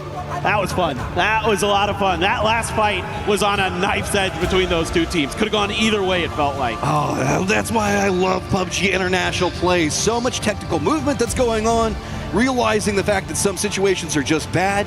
And remember, we had Twisted dead for what? 3-4 circles at that point, and how many kills they find? 12? That is an absolutely nutty game from them. A brilliant game. I mean, understanding that they still need to maintain that aggression, keep those points, see if there's any way that they can get Lou back into the mix. If they're playing like this with that kind of confidence, just imagine what this team can do at full strength. Oh, where do you even want to dive into it? I mean, AGAL coming alive down in that lower section, finding so much. This is why so many people have such big expectations of him. He's just such a great player, but it feels like sometimes it's just so inconsistent, man. If he could find a way to consistently get like these 3 or 4 kills every single game, he would just be so hard to hit. Yeah, I agree. Let's get a quick listen in there. Just a little nice. Yeah, I mean, Himas and Kiss, two of the best players we have in the world right now. Yeah, and I mean, going back in the days whenever they were still under Forest and everything else like that, Kiss he can make some magic happen for himself. They know how to play, get into good positions to play around. And a squad that I was thinking that was going to be like a bit more dominant today was VP, who just can't seem to find a path into the circle due to defensive lines that are being set up by squads like Myth and the way that they controlled that circle. Yeah, it is a bit surprising. I was really encouraged by that first game we saw from VP, but since then, they haven't really been able to kind of muster much. So let's see if they can start to bounce back a little bit in these last couple games. We got 2 more to go today. Oh man, it has been absolutely crazy through all of this, and see kind of what's happening off that last round. Myth, of course, with a big game, 19 points. Anyone's legend back behind that with a 17, but Twisted Minds not even touching placement. Just off of kills are going to be in 3rd place. Oh, that's incredible, dude. That team just never ceases to amaze. Every time you come to an event and Twisted is there, you know they are going to be a force to be reckoned with. DK getting some points, Gam, Full Sense having some okay point accrue, ability to accrue points in there. Super still kind of weird. Well, we've been talking a lot about what's going on with Twisted and everything else, so let's go ahead. I think that Barney's got himself Batulins down on the stage. That's right, we are here on the main stage with Batulins here from Twisted Minds. An impressive day so far. I've got to say, let's quickly touch base on Toffees. Had a chat with you earlier today to discuss your kind of team alterations coming into today. Give us an update from your perspective. So we have been informed just before the tournament start that we have to play with the coach because our player is not here because of visa. And coach didn't play for like 3-4 years, I don't know how many years. And feel like he still managed to know how to play the game, right? Because it feels like we actually play pretty well. I hope we're gonna do better and better, like every game. But I'm really happy. I'm really happy. We didn't expect anything from today, and like we are kind of good. So yep. You should be happy, man. Now, let's talk in a bit more detail about those games, right? You've had 2 top 5 finishes in the first 4 games. Talking about that 4th game, the one that you just played, look, you're on the edge of zone. It's a really difficult scenario. You're not really going to be able to get into the center. So from your perspective, is it just, let's try and just farm as many kills until we go down? Because it kind of feels inevitable at this point, and you managed to get 12 kills. Yeah, I would say that this game was a classic Twisted Minds from like FPP era. Like we literally like saw the circle. We knew we're not gonna get there anyhow. So we just decided to farm everyone, and we did very successfully. So I'm just very happy with what we have done. No, it's been pretty impressive to see so far. Like you said, the expectations might have been slightly lowered because of your situation, but you guys are making the best of it. Finally, before I let you go, let's talk about your experience, your history as a team. I kind of looked into it. You and Lou and Perfectus have been playing with each other since 2019. What's the secret? What is the secret to maintaining this level of consistency over such a long period of time? Well, you know, like, it just, like, people, hardworking people found each other, and we had the same goal for like the whole life. I mean, it already feels like a life, you know. Yeah, we just managed to work and work and work, and I guess some good results helped us to stay together. Yeah, and just the same mindset. We keep staying together, and we keep playing good. You see. So yeah, that's how it is. I don't know, like it's not often, right, in esports when teams stay together for such a long time, but we do so, and I'm happy that I'm in this team. Well, we love to see it, my friend. And you know what? You've done so well so far. It's only day 1. There's so much more to play, but at the same time, it's incredible to see what you guys have managed to pull out of the bag in day 1, especially in your current situation. That's Batulins from Twisted Minds. We've got so much more PUBG action coming your way right after this. Was built to move, not trapped at a desk in one singular posture for 12 hours a day. It's time your chair evolved. This is Secret Lab Titan Evo. Ergonomically engineered for you, gamers, hybrid workers, artists, backing your every move.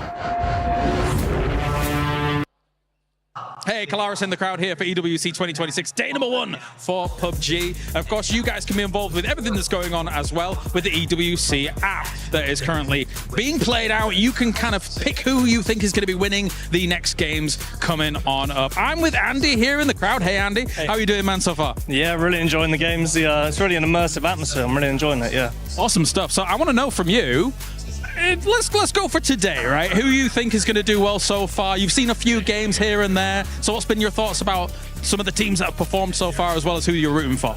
I've been really impressed with Myth. They've been taking like really aggressive fights, third part in a lot of fights, and they're climbing up the leaderboard, so I've been really impressed with them. And I'm hoping to see VP do a little bit better. Apart from Falcons, obviously they're tomorrow, so VP, I'd like to see VP do a little bit better today, yeah. Absolutely. Have you watched a lot of kind of the VP wins from before? Obviously they looked really good at some of the PGSs, not so good at some of the other ones. Yeah, they were dominating some of the PGSs. Obviously, since the roster changes, so yeah, I've been really impressed with what they've been doing, so they need to step it up today. Yes, they do. All right, well, hey, thank you very much for joining me here, Andy. That's been us here. Make sure to check out the EWC Play apps to get your predictions in, just like Andy has. Myth leading to here were phenomenal. They were spectacular. Not only the two-time PGS now champions, but also one of the most dominant results of all time. They are so good right now that if they can continue that on here at this Esports World Cup, everybody else should be scared. ผมรู้สึกว่าตอนแรกไม่คิดว่าจะได้แชมป์แต่ก็รู้สึกพอได้แชมป์ก็ดีใจและรู้สึกภูมิใจทีมทุกคนมากๆที่เชื่อใจกันและกันแล้วก็คว้าแชมป์มาได้ครับแค่รู้สึกว่าเล่นให้มันสนุกก็พอแล้วพอเราได้เป็นแชมป์เนี่ยรู้สึกว่าภูมิใจในทีมแล้วก็รู้สึกดีใจครับแล้วก็สนุกมากๆครับสำหรับรายการ PGS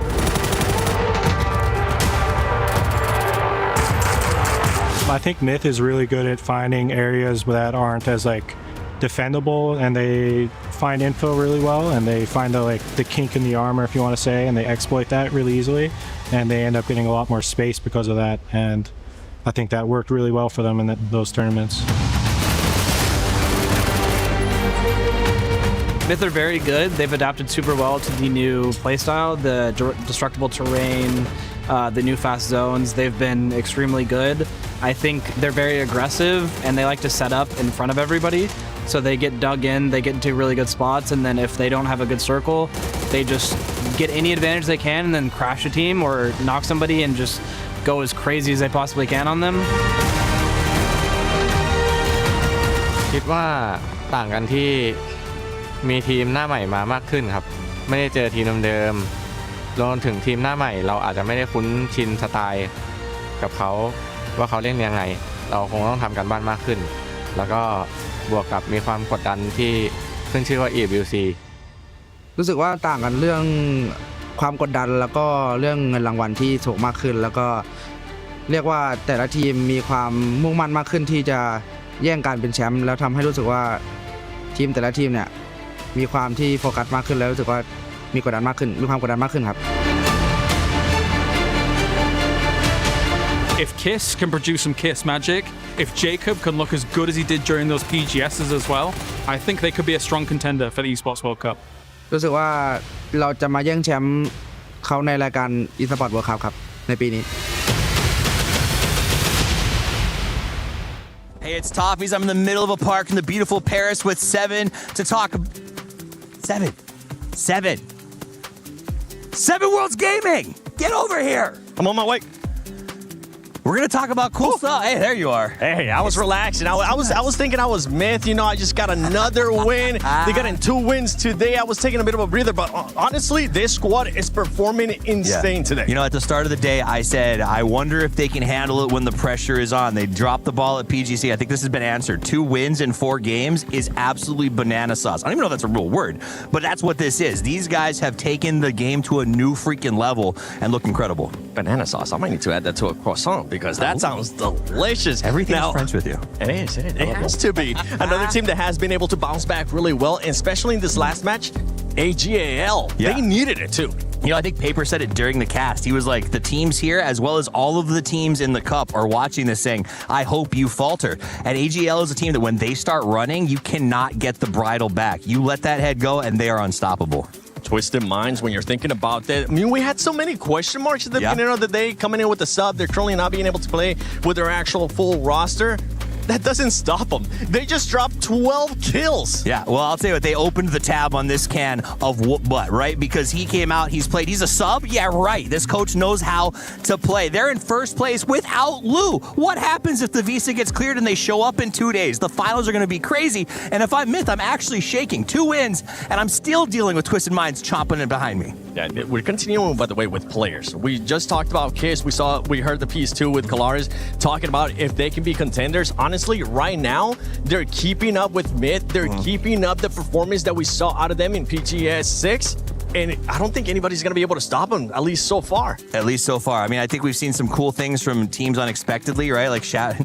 Yay, Shadow. There's teams that are catching us off guard with how well they've come out here in the first 4, but I think in some of these teams' cases, like Shadow, they're going to get eclipsed tomorrow by the teams who are showing up. Possibly the worst day of their life tomorrow is sort of my guess here. So they need to keep grinding forward because teams like Twisted Minds, so you're like, oh, they aren't doing great in the first game. They come out.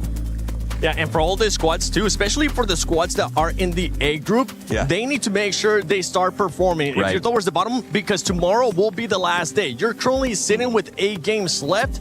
I mean, actually, I did the math right. 8 games left. Sir. That's all they have. And if they don't start performing, they're going to make it even tougher, and they're going to just be biting their nails on that last day when they're not playing. And the hard part of that is you have to set your standards. You don't know what you have to do if you're not playing the last day. So they have to really have good day 1s and days 2s to make that work. All right. Well, you know what? I think we talked enough. I think it's time for us to go back. Claris, take it away from us. We want to relax and enjoy the view. Thank you, boys. Yes, of course, I found the tall people to join me here. Thanks very much, you guys, for growing exponentially compared to me. We got Godspeed, we got Avenger here to talk about what's gone on so far. We just had our Rondo conclude, obviously, here with Myth looking amazing as always, Godspeed. I mean, Myth is just making the case to be the best team in the world this year, honestly. I think so, especially coming off of that incredible PGS2 Cup final win. I mean, the sky's the limit, especially with Kiss coming here and just, so good. Guys were able to come in, get the control that they had, and then Kiss just clutching it up, to be honest. That is just next level. 2 wins, a second place, 52 points in 4 games. That is insane. Yeah, they're looking really good here for EWC. Let's talk big picture, though, and see kind of what's going on right now, because there's some teams, obviously, that have surpassed our expectations a bit, and some that really need to have that step up now. What happened to VP? They started the tournament so well, and they've really kind of floundered the last 3 games, Martin, and that's not really something we expect, especially with the consistency. You've got Nixie, Correxy, BB, they're so good. What's going on? 3 games you're running into some funny stuff on Taker. We have one more Taker coming up here in the 5th game, of course, here, so let's see how they approach that. I understand the way that they're approaching, taking space away from supers. They're always aggressive in taking too much space around Godok, and they're looking to create that space around Youngchung to have an entry. So I understand it was great. You run into Liquid, Nixie was alone. I don't think they expect the retaliation that fast in that game. So I'm excited to see here what happens in the 5th game and on our 2nd Tago of the day. I talked to a lot of people, and they're one of people's favorite teams to watch because they do those kinds of things, as you're mentioning, around around those areas, over on Tago, etc., and things like that. But is that sometimes a detriment? Are you sometimes being quite fancy to the point where maybe you're in too many conflicts? What do you think? It's the saying of doing too much, right? They don't necessarily need to overextend that much, or they don't need to cut rotations that much if they don't have to. That being said, something that I actually really liked that AGAL did was setting up on that south side, and that's when we actually saw VP go for that. I don't want to say it was a send, right? But they had options. You and I were talking about it. They could have either gone west. They could have even taken the fight to AGAL. But because of that spread also, and because I think there was one member left, a solo in between, they just decided to go for that send. And it just, again, it's just doing too much. It didn't work out. I want to talk a little bit more about AGAL. The first 3 games, 3 points here, 11 kills, 2nd place. They could have won this game as well, but they didn't. So far, I don't know if it's nerves. Maybe a lot of pressure on them. They're here in the club championship as well. They're trying to put themselves in there, but yeah, it's not been the magic that we have seen. They've been, they've had 2nd place. They had top 3 positions in our PGSs throughout this year so far, and they can compete this time around. You just need top 16, and right now they've been struggling until this game. I'll not make a question, I'll make a statement from this one about AGAL, because I think, as Godspeed is saying, I think the position that they took here on the south side of Rondo, technically the control that they had across that area was fantastic. It does beg the question, though, allowing Myth to be able to even make that transition across the road, to have that smoke set up, and have what seemed like no utility to be able to respond to that Avenger, meant that eventually that really kind of bit them in the butt. The big problem was you're losing a player. You should have been formed that late game. Losing Delvin, he took space too early. If he waited maybe 30 seconds, 1 minute, the pressure would have been on Myth to cross the road to expose himself way earlier. So had that been fun alive, this would have been AGL's game, and that would have been 4, 5, 6 more points on the board for them. And the one thing about that push is, even with limited utility, you saw that smoke on the tree. I think you even called it out, that allowed, I'm not sure if it was Kiss or someone, to get across in order to get the shots on AGL, which is actually what won them that game. Yeah, all right, well, let's take a look at everything that's going to be coming up as well here, because we've got tons on the way. We've already had ourselves Team Liquid and Myth with almost the back-to-back, but of course, it was sandwiched in the middle of another win here coming on forwards. 2 more games remain, though, today. It's not the most common map order that we actually go to here in a lot of our days. I mean, in most circuits, we actually play 5 games a day compared to what we have for the 6. Yeah, this year's been updated to 5, and also we've seen so many times where it's just back-to-back. You play 2 Wrangles, you play 2 Mirror remember, here it's spread. Now we go back, of course, we played Tego before, but it's disjointed in a way where the players have played so many games before it, and you can't really go back-to-back with that. But sure, they're absolutely ready for this, but another Tego and another Wrangle. It's going to be good. All right, we are going to head on over. We are ready for our 5th game here. Thank you very much, gentlemen. Time to head on over to the commentators here. Game number 5 on the way for day 1. 100% agree with what the desk is talking about there, about how, like Claris was mentioning, that it was Myth that had to move into the circle by going over a road with no cover on it, into a defended position that AGAL had. I mean, at this point, we often talk about like these completely open circles being Baron circles, but are they Myth Baron circles? Is that on purpose? It was on. Oh, I play on that. You're one nailing out. it today. I missed this, Matt. I missed this. I mean, I was kind of unsure a little bit of the situation with the utility, exactly what they had left in the bag to make that crossing, because one of the Myth players we saw didn't have any smokes left, but they had just enough to get the job done. Really well highlighted there by the analyst desk, kind of really crucial piece of information about that battle, as well as AGAL had a few frags left that they weren't able to connect there in that last fight to really make a difference. Yeah, I mean, Myth could have potentially kind of hung back, still used that cover where we were talking about with like the railing up next to the road and continue to press that direction. But instead, they saw the opportunity and jumped forward, instead going for more of that center control as it presented itself. And yeah, AGAL, they didn't have as much cover to work with, and they were probably burning out a lot of their utility, and they had a whole bunch of firefights going into it before that. But I mean, it was still just Myth control for so long, because let's not forget, they were the team that was playing to the south of Danqing. They were the one that was also corralling all the teams up there. They had to deal with GAM. Nothing inside that circle was moving without them having some say-so. Absolutely, and they had to fight tooth and nail to get out of that fight up in the north. I mean, it was on the precipice for a while of them potentially crumbling, and who knows, maybe it's GAM in that situation instead. You know, something like that could have come through. So absolutely, just it shows the level of this team right now, that they have great firepower, they have great teamwork, great coordination. I still remember that moment with Myth where they just decided to not keep control over what was going on with GAM, because they had 2 players knocked, and then had both players commit into a res at the same time. You don't often see that happen inside of competitive PUBG, because you want to have somebody keeping some control, making sure that nobody runs up and tries to drop a nade on the person that's going for the res. And they were just like, nah, we've got it on lock. We're just going to go ahead and hold it. I have faith in the fact that we'll just blind res both of these and nobody's going to come for us. Sometimes you got to gamble, right? Like, and that's the thing. Like, that's the beautiful part about PUBG is they gambled against GAM. Like, oh, it's true, they did. See, we're on it today. And I agree, Jiven Gaming. Yeah, Myth is incredible. Well, they won 2 PGSs already this year. Yeah. Those aren't flukes. These guys are really good at this game. And it just feels like they continue to find more successes and new ways to play. That's what's a scary thing, right? Like, whenever we look at squads like Twisted, we were always talking about, like, what's the upper scaling whenever we look at what the squad can accomplish. Myth is still getting to that stage that I don't know really where they're going to have to stop at, because it feels like there's always something new in the bag that they're bringing out. Exactly. I mean, it's so fun to watch them progress, like back when they were Forest Natural. Like, we didn't have like the highest of hopes for them some of the tournaments when they first started making it to the global level, and we're like, yeah, okay, they're from Thailand. We know that they've got some crazy fraggers, you know. APAC, we all know. All players are cracked. We know. But it was like the evolution of the macro game for them that has led them to their most recent successes. They went from being one of the most fun underdog stories to just being a dominant team right now. And it just continues to find more. And I'm starting to be a bit afraid for this lobby, because whenever you end up with essentially Myth on one side and AGAL on the other side of the circle, wondering why we're not seeing much out of VP today, well, what do you do when you're trapped in that? Yeah, right. I mean, SEA is dominating today. I mean, 3 out of the 4 games that we've played so far have been won by them, and the only outlier is Team Liquid. All right, so we keep talking about Kiss Magic, right? Specifically, it's like Claris, he keeps mentioning it. It's like a phrase that keeps going around. If it's Kiss Magic, does that make him a Cupid? Or like, what's the mindset on? Oh, that's true. That's true. A cherub? A cherub, yeah. A succubus.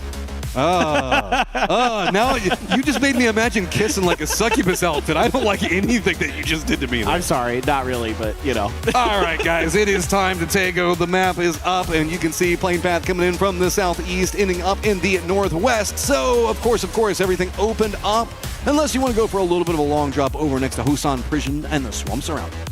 Yeah, this one pretty fair-ish, but cutting off some of those western landmarks can make things a little bit tricky. But as per usual, A lot of the teams kind of in their known homes, and like we mentioned earlier, Shadow going to have a lot of central stuff, but this first circle, not central at all. It is going up to the north. A little bit of Shipyard, a little bit of Yongchon, a little bit of Army Base in there. There we go. Okay, we've talked about Army Base a bazillion times. Trenches that are coming into the hillside. Big tons of space for everybody to kind of hang out in. Yongchon itself has VP there, so early positioning on circle is going to be great for VP. They get an inside track. We have kind of seen Shipyard be a little bit more of a core component for some of our circles here lately, but Myth's going to be over there making the wrap into position for that. Down to the south, that's Twisted Minds territory already off of drop. So this is a very hard circle for a lot of these teams to try to figure out where they're going to want to go, because you're having to deal with Twisted, Myth, and VP already in the circle at the start, going wherever they want. And I think that immediately leads my eyes to Shadow Esports. What are they going to do? Like, are you going to be worried? Because Twisted has been very aggressive here today. In fact, 3 out of our top 10 players in terms of kills right now are on Twisted Minds. So you're looking at one of the best teams in the lobby right now that is completely surrounding your drop spot. Very, very scary stuff. Kike, actually, I think you're looking at this thinking, okay, we have really good access towards that shipyard area you were just talking about. If we can maybe control that bridge that leads to the other side, or at least have boats for a potential worst case scenario pivot, things like that as an option, is going to be pretty nice for GK as soon as they can get there. But they're kind of late to the curve right now. I can see 4AM already ahead of them in rotations potentially. Well, 4 Angry Men needs to do something. 4 Angry Men and Supers in 13th and 14th place respectively is mind-boggling to me. This is like the 4 Angry Men from last year, where it just felt like they would go into a position and then get picked apart slowly before they managed to find any kills. This year, it's been a much more active 4 Angry Men, finding big successes, really leaning into their firefighting capabilities, but they just can't find it today. Yeah, it has been a little bit, other than the one game, the last Tago, so maybe this time, you know, we'll get to see a little bit of that redemption for that team. And Twisted isn't going to clamp down on Shadow too much. They're letting them go. This example begins working towards that northern edge of this mainland to see what is available for Twisted to scout. Myth is still in a 2-2 across both sides of the river right now, kind of south of Shipyard and to the southeast of Army Base. They've got to be careful because 4 Angry Men is wrapping in back behind them. Looks like the more eastern duo is going to go for the bridge cross. I think that they were a bit hesitant, afraid of the fact that there might be a bridge camp. We have been seeing a circle leaning over into the northeastern area around Shipyard several times this year, and I think that they were expecting somebody to go for it. But instead, VP was going for a 2-2 split a bit more over into the west, keeping Yongchon as well as the foothills under control. Yeah, I think you're exactly right. It felt like Myth was going to see if they could get away with taking a lot more space than they should be allowed to across both sides of the river, but going to have to regroup onto the other side. 4 Angry Men will be claiming their unoccupied space that was left over by Myth as they take in the view, looking over the river, just trying to figure out how Myth is setting up their defenses on that side. We don't have too many squads that are doing this eastern wrap. It's been 4 Angry Men as well as Twisted. Petrichor Road's also kind of over here, but they're not really moving too much. GK looks like they might be going for more of a wrap over as well. It's been a lot more on the west as far as approach comes in. And speaking of approaches, it's going to be Athenadol finding a couple of bolts coming his way in the glider. Full Sense was playing around Army Base, so they're just going to squeak their way into the foothills over in the east. That's going to put them pretty close to Myth as well as VP that we were talking about beforehand. Yeah, a lot of these teams need to be active in the scouting department this game, so having the glider really nice, and why it's maybe even more important than usual is because of that river that runs down the kind of middle of the circle. I mean, yes, it's more likely to go less than not in terms of just available landmass maybe, but it is still very much on an edge, especially with the fact that the new circles can kind of do whatever they want. So you're in a position where you've got to be making sure that you're tracking a lot of different options to get across that river if you're going to be anywhere near it. So you have the ability to find a way through and understand the defenses that you're going to be facing and how to plan for them when you get there. We can see that, of course, VP had Yongchon. They left it. They went into the foothills. Team Liquid actually went for more of a position in Yongchon itself as well. You don't see too much of a commitment actually come into going for like a couple of these buildings that are inside the city itself at this stage. Yes, they do also have a couple of players that are playing more to the north, but this is a little bit of a safety net that it feels like Team Liquid's starting to play from. And for a team that's been pretty active as far as most of today has gone, this feels a bit more safe than we've been seeing. A lot more firefight-heavy Team Liquid has been the way to go so far. Yeah, and I think this is smart when you're coming in a little bit later to this circle because it gives you some options, hopefully in terms of you have some safety of the buildings themselves. If you have to go north, you've got control of an edge of that area of Yongchun, so you have the ability to go outside of there a little easier than you normally would. And then if a team comes from underneath you, you can keep track of them a little bit better. And if no one comes underneath you, you have access to that southern bridge for free to make the faster rotations. Got a couple of rotates coming in. AGAL going to be on the western side of the island itself, kind of wrapping in that Yongchun territory. Nemesis very far up to the northwest. This is, thank you so much, observers, what I had my eye on. Vitality wrapping in, using the dried out riverbed to kind of creep their way through. But Geekay still has Songjon that's going to be on the opposite side. Not too much that he's going to be able to aggress for, but this is a stop off for gas where Petrichor Road hasn't gone for too far here. Like, the Petrichor Road itself has only been probably, like, what, 100 meters long that they've had to go inside this game. Vitality might be expecting more people to be playing closer to the coast, so they need to be very cautious over here. That's exactly what they're doing, and this is really where my eyes were starting to drift on the map. Is Geekay very late to these rotations, but going to be watching 4 a.m. players mosey along towards the safety of the shipyard. So that actually kind of makes things a little bit more difficult here for Geekay because you're kind of ceding control of that bridge for a cross to the west if the circle shifts that direction, and you're going to have to go for plan B, which may be looking to a different bridge potentially, and that's very scary because as we can see on the map, Twisted Minds is going to be the team that's currently guarding the eastern Yongchun bridge. Vitality, there you go. Yeah, they're being extremely cautious. That last game, I think, where we saw them lose a player early to 4 a.m. But look, they stopped. They saw the lines. Emergency pickup has been called by Petrichor Road. Oh, God. GAM is on the other side of this. They may spot it as well, so it could be two different squads. This is the opportunistic Vitality. This is what I love about these guys. Sitting in 6th place right now just due to making stuff like this find out and work for themselves is now we've got eyes onto a rotating Geekay. We're nowhere to go. The circle pops, and it is going to go mostly over the island. Here comes the helicopter. Are we going to get any shots coming out from Vitality? They're going to get a couple. Looks like they at least managed to get one knock. I'm quite shocked that this is going that well for them. I think just Mingming gets onto the helicopter as far as I can tell. Everybody else still on the ground there for Petrichor Road, and we have a ton of teams making their moves in towards the circle. There is Twisted right on the heels of Shadow. Okay, Geekay is going to be coming up back behind this other side of the bridge. GAM already going to be going ahead of Petrichor Road, and what we saw with Vitality. Vitality taking those shots at Petrichor Road has kind of stalled them out, and that means there's going to be a ton of squads all stacked up here. Let's even throw a red zone on to make it even more spicy. Shadow's got to defend up, but it's going to be Twisted. Now taking the shots at the rotate from Geekay back behind him. Doesn't find too much, just a lot of damage, but enough shots go back over to GAM to stall them from making the cross on the bridge. AJL losing a player to R8's bridge camp. This is on the other direction, but right now Geekay trying to get to an area of safety, and the coasts of Tago really do offer you a lot of safety. There's quite a bit of areas where there's rocks and ledges, and in this case, a dip that you can work with. GAM keeps trying to make this work, and it's just like slamming their head against the wall every time they try to go. Twisted doesn't have anywhere that they can go because this 2-2 split coming up from Shadow.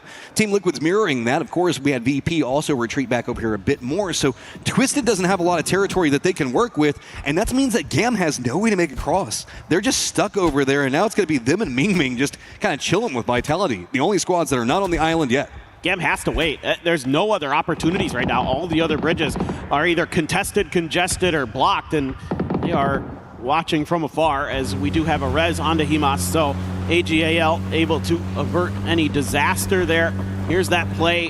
Gedrox watching it go into the air, and he's going to get this. Levante actually gets in there and gets the final hit, but lots of damage done. If you hit this, oh my God, that would be absolutely mad. Doesn't get the M24 to go, but nice little play there. Nice little setup by Vitality as well to keep it hidden. While this is going on, GAM's trying for their 3rd time to cross the bridge. I think that Twisted's now giving them enough space to maybe make it happen. So they're doing their mad dash. R8, you can see, is going to be dealing with Team Liquid very close. AGL is going to be back behind them. A couple of shots coming out from Team Liquid to force R8 onto a different territory pathing, but there's actually nobody playing this area kind of to the west of the circle in the hillsides. It's entirely open over here, so R8's going to find that for free. Yeah, this is a pretty okay find if R8 can kind of realize it and see it to fruition. Yep, well, I mean, why not, just to take what you're given. The red zone provides. That's right, the red zone does provide in this case. Sungjong in a really tricky spot early on when GAM was making their move, but a little bit of fire was able to get them to halt in their tracks, and that's a really nice angle into this next circle now for GAM that is going to be blocking Geekay. Okay, Vitality, you've got to cross the river most likely, but you can hang out over there with Ming Ming. Ming Ming's at least happy that he has some of his peninsula still in play. Tyler's going to have to make a wrap in from the north, as well as Nemesis. R8 that found that hillside open now has to make their way back down into Yongchan. Geekay is going to be kind of defending up over pretty close to GAM. GAM's going to have nothing to do with it. They're going to go ahead and make a send across over right along the coast. So they're going to be cutting right underneath of Twist to try and use the coastline itself. A follow-up is going to be coming up from AGAL, same pathing. The timing on it's going to be pretty good because you can see that Geekay was trying to get their vehicles a bit set up. Now, how far does AGAL want to go into this? As a couple of shots might be enough to deter them. Maybe think it's time to get some kills. Well, this is really awkward for Geekay because they were thinking about making a move behind GAM, sort of backfilling that space. It's opened up the door for Vitality as well. Players on Tai Lu starting to crumble. Full Sense as well, having a little bit of trouble. Beamy has taken Tigger out for now. Tanadol looking to see if he has anything to respond with. Tai Lu struggles here continue today. They've only got two left standing, and they're trying to get the hell out. I mean, where do you go? It is just a gauntlet into another gauntlet. You're going to pass this section. Congratulations. Now you get to deal with GAM. If you keep going, you get to deal with Vitality that's managed to make their cross over here. There's just nothing to be had. Nit is going to be able to find one, and it is just Tai Lu down to one dragon and one life. It may not be for much longer, I would think. Duckjuice cooks the grenade, just needs to find the mark. It bounces right on his heels, doesn't get quite enough damage, puts one dragon down to half health. He's gonna let go of the grenade. That's anywhere near Duckjuice. He would have been knocked, but apparently didn't quite get there. Just having to use the other side of the rock for cover. Better be careful. Twisted hears this firefight, seeing if maybe they can third party on it. They can't get too involved as they don't want to step out of their covered positions. That's going to be enough as it is going to be Lucarux who hits the shots onto one dragon to take him down. And a mortar. Everybody was like, hey, we saw you make that rotate. What, 4 different teams were taking shots at? One apiece? Yeah, they all know where that was going down, and they were hoping to be the ones to claim those points. Lucarux with the M249 on just a little bit of a flank control mission here. He has Beamy ahead of him, a little bit more outwardly situated to watch the flanks. Petrichor Road? Well, they're going to try again. The first time didn't go so good. And they're all going to drop on the crates that are out inside the water, so they might be able to find something over there. AGL making a wrap across the hillside, so congratulations. You can deal with Supers, Team Liquid. If you go the Super side of it, which is the way you're kind of pathing, you're also going to have to deal with Full Sense as well as VP. Imagine if this goes east. Just imagine. Petrichor Road would be laughing so hard. Remember, they're coming in as they've got nothing except for those crates. So this is glory to be had for them, except for, GAM and Vitality are having to play the coastline because there's nothing left to play. Exactly. That's the real issue here, is that there is fortifications set up there on that edge, and getting over there is going to be very, very dicey, to say the least. AGAL trying to escape disaster, but Cowboy up and over the top has one. Can't find another. Delwyn going to keep him pinned back behind that hill. Alo looking for the other angle. Delwyn kept Sololzi alive there. The damage coming up from Cowboy, almost too brutal to deal with. Got to be careful, though. It's going to be AJ that spots out and gets that finishing knock on to Cowboy, though. So Team Liquid has to be careful. They've got R8 back behind and take them shots while they're trying to push up the hillside. Now they have AGAL in front of them on the other side. AGAL has to be careful because they're getting shot by VP on the counterflank on this one. VP's just got a great angle into it. AGAL is trapped here. Yeah, Sololzi's vehicle is not in a good state, to say the least, and just him and Delwyn left alive, trying to throw some smokes to buy some time, maybe seeing if somebody else could get some damage into Team Liquid and open up a little bit of safety to them. Delwyn is going to scramble to destroy to just barely get there in time. Meanwhile, Petrichor Road is trying to cross the river, and it is not going good, as you can see in your kill feed. So this fight continues. Cowboy back up and running. Team Liquid better be careful. R8 actually just managed to leapfrog, taking shots all the whole time from Shadow. They've gotten right down below the southern section for Team Liquid, so this 2-2 split starting to get pulled in too many directions. Now what do you do? Luke 12 is gone down. Cowboy's got it thinned up. Delwyn's got the nades prepped. Do they have any idea where it's coming from? Looks like he does, but it's going to go too far down the hillside. This is still very, very dangerous for Liquid. That was Nixie getting some damage in there too. Delwyn is trying to get a little bit further forward, has to use a lot of stuns, but Cowboy had repositioned.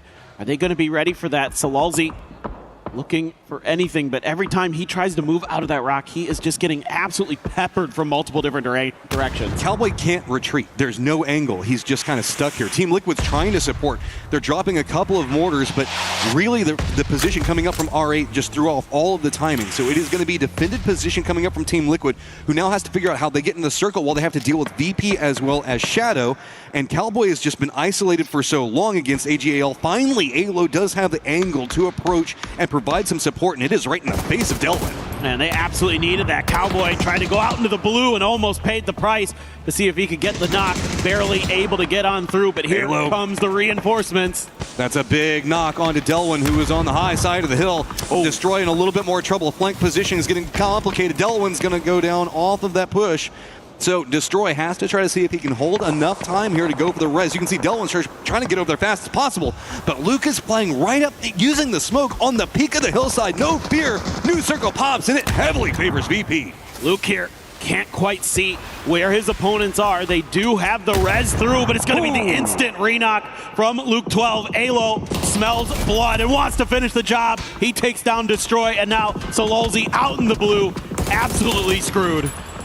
Okay, what do you even do? Blue zone going to be the tail end, and Team Liquid handles a terrible storm, keeps all 4 players up and alive, but now the new hurdle is going to be getting into the circle. To the north, it's going to be Supers, who've been taking a fight with Nemesis for a very long time. That should make it easier. So said managing to get the knock, and a quick flush might provide some opportunity for Team Liquid to get in the circle. Yeah, the Supers were fighting full sense up there a little bit as well. I saw in the kill feed, so it's been kind of a slog here for them. They've gotten a couple kills, but certainly not what they're going to be looking for from an edge position where they've been kind of scrapping back and forth for some time. So looks like for now they're going to peel a little bit further back, realizing that, yeah, Nemesis is in a stronger position overall in terms of numbers, in terms of what kind of terrain they're able to work with. You've got VP underneath you. This is scary. Here's the push coming up from Team Liquid. VP's just got a complete angle. You can see it down on the mini-map there, just getting demolished on approach, but they do at least manage to get a foothold over. DL just trying to get his armor a bit better in position because this is all Team Liquid has to work with over here. Geeky also trying to get in the circle just to the south of this. You can see off in the distance. That might pull Shadow as well as Twisted's attention that direction. This is looking awfully difficult for Team Liquid to go further forward. We do have a bit of a fight brewing with Vitality and for him, but let's take a little bit of a look at, oh no, right off the door.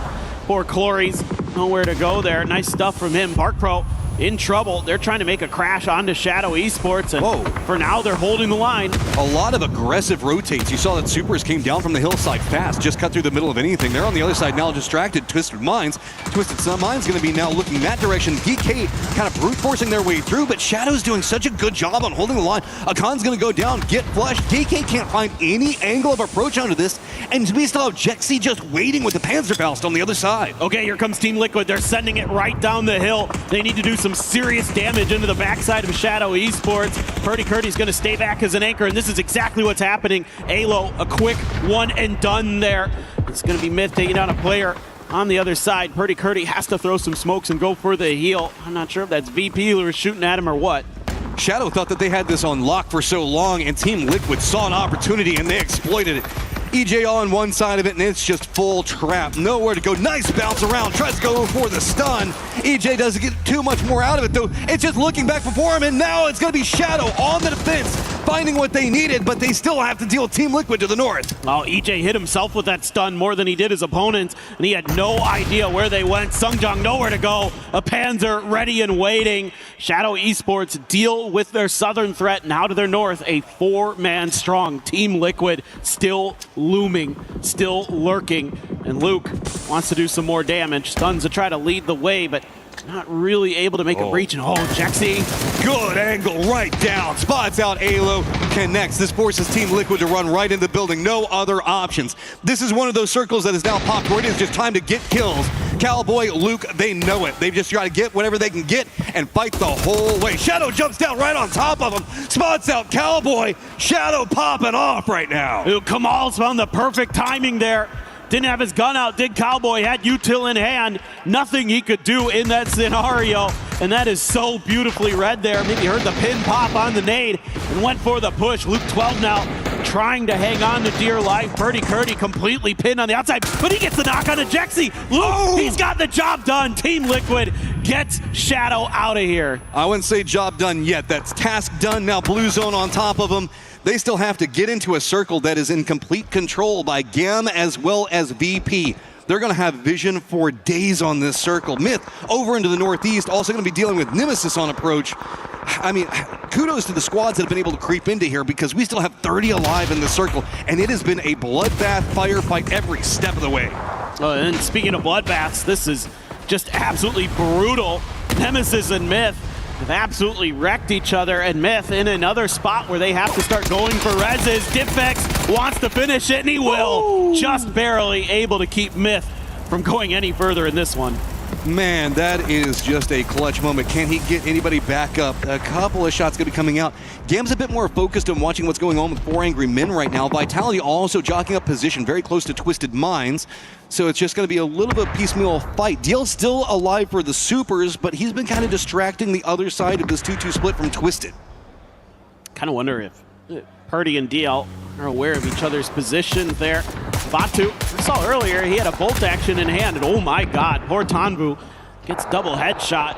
HS getting involved and finding that knock at the very least. Vitality, a grenade barrage on top of them from Twisted, and this is a pretty safe position for now for Twisted. It's just a matter of what does DL want to do in this scenario. He's been phenomenal for the supers this year. Their top fragger globally, and that's a great grenade for Perfectix. Just so well done. The Twisted day that could have been bad, just constantly getting better and better by the moment.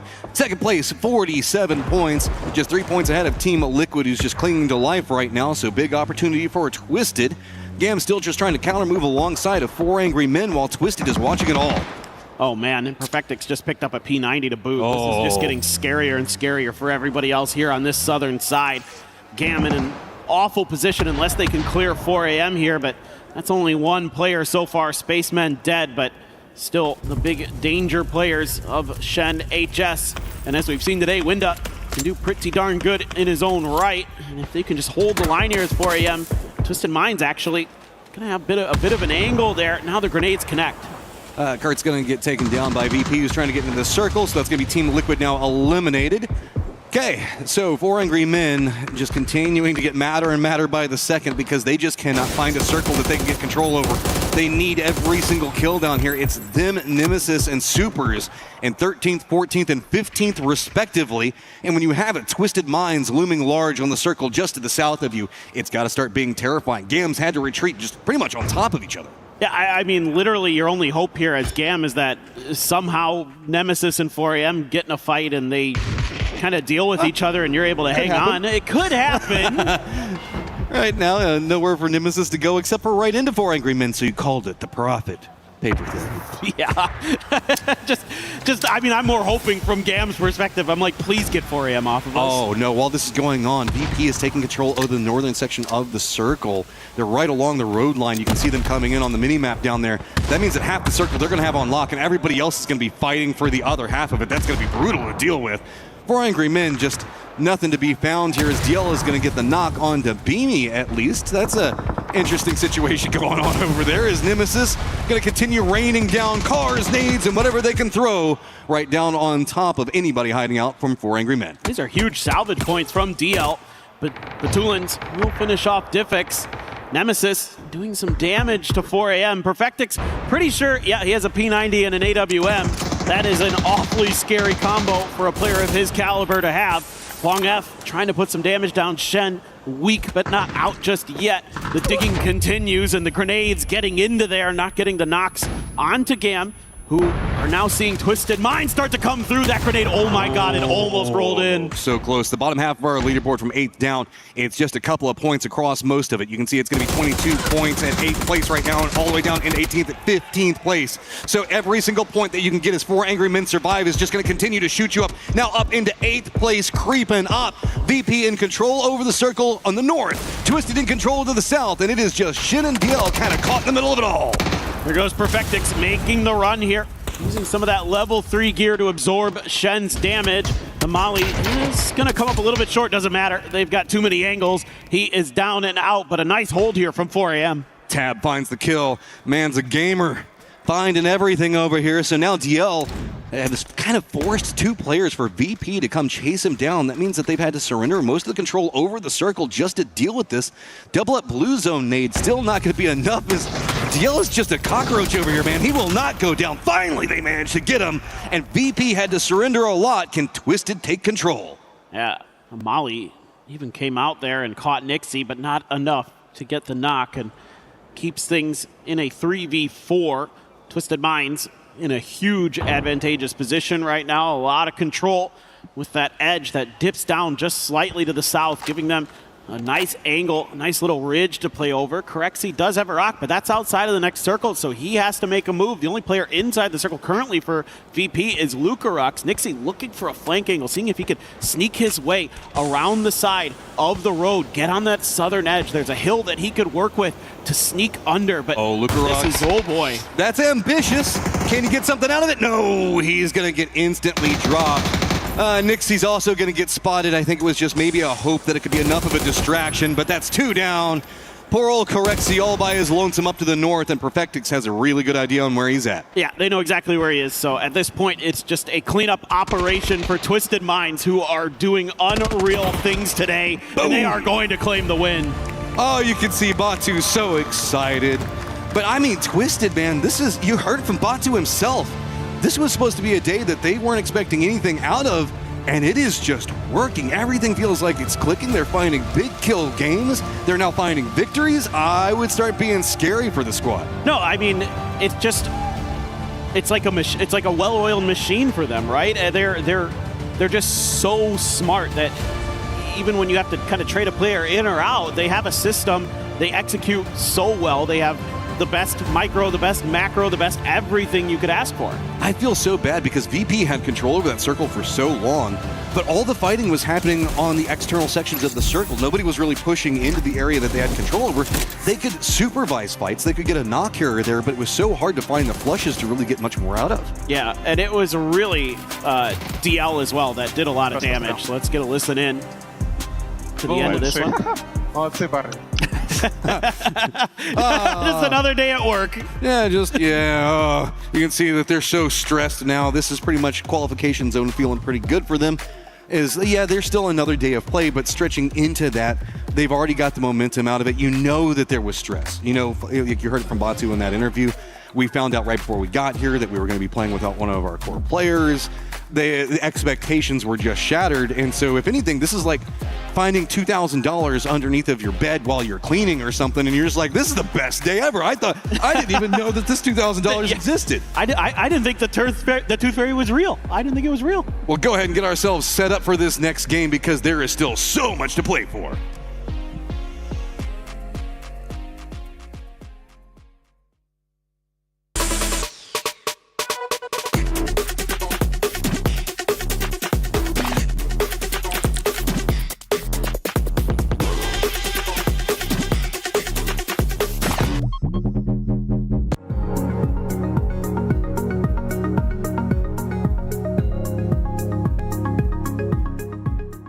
Everyone is playing, you're not yet. EWC Play is your all-in-one platform to compete in fantasy, pick'em, and quests for a grand total of $300,000 in prize pool. Build your dream fantasy team in 5 different games and track your score with live results tables.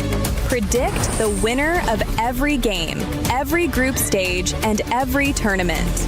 Complete daily and weekly challenges to earn boosters that help you climb the global leaderboard. Got what it takes? Join EWC Play now.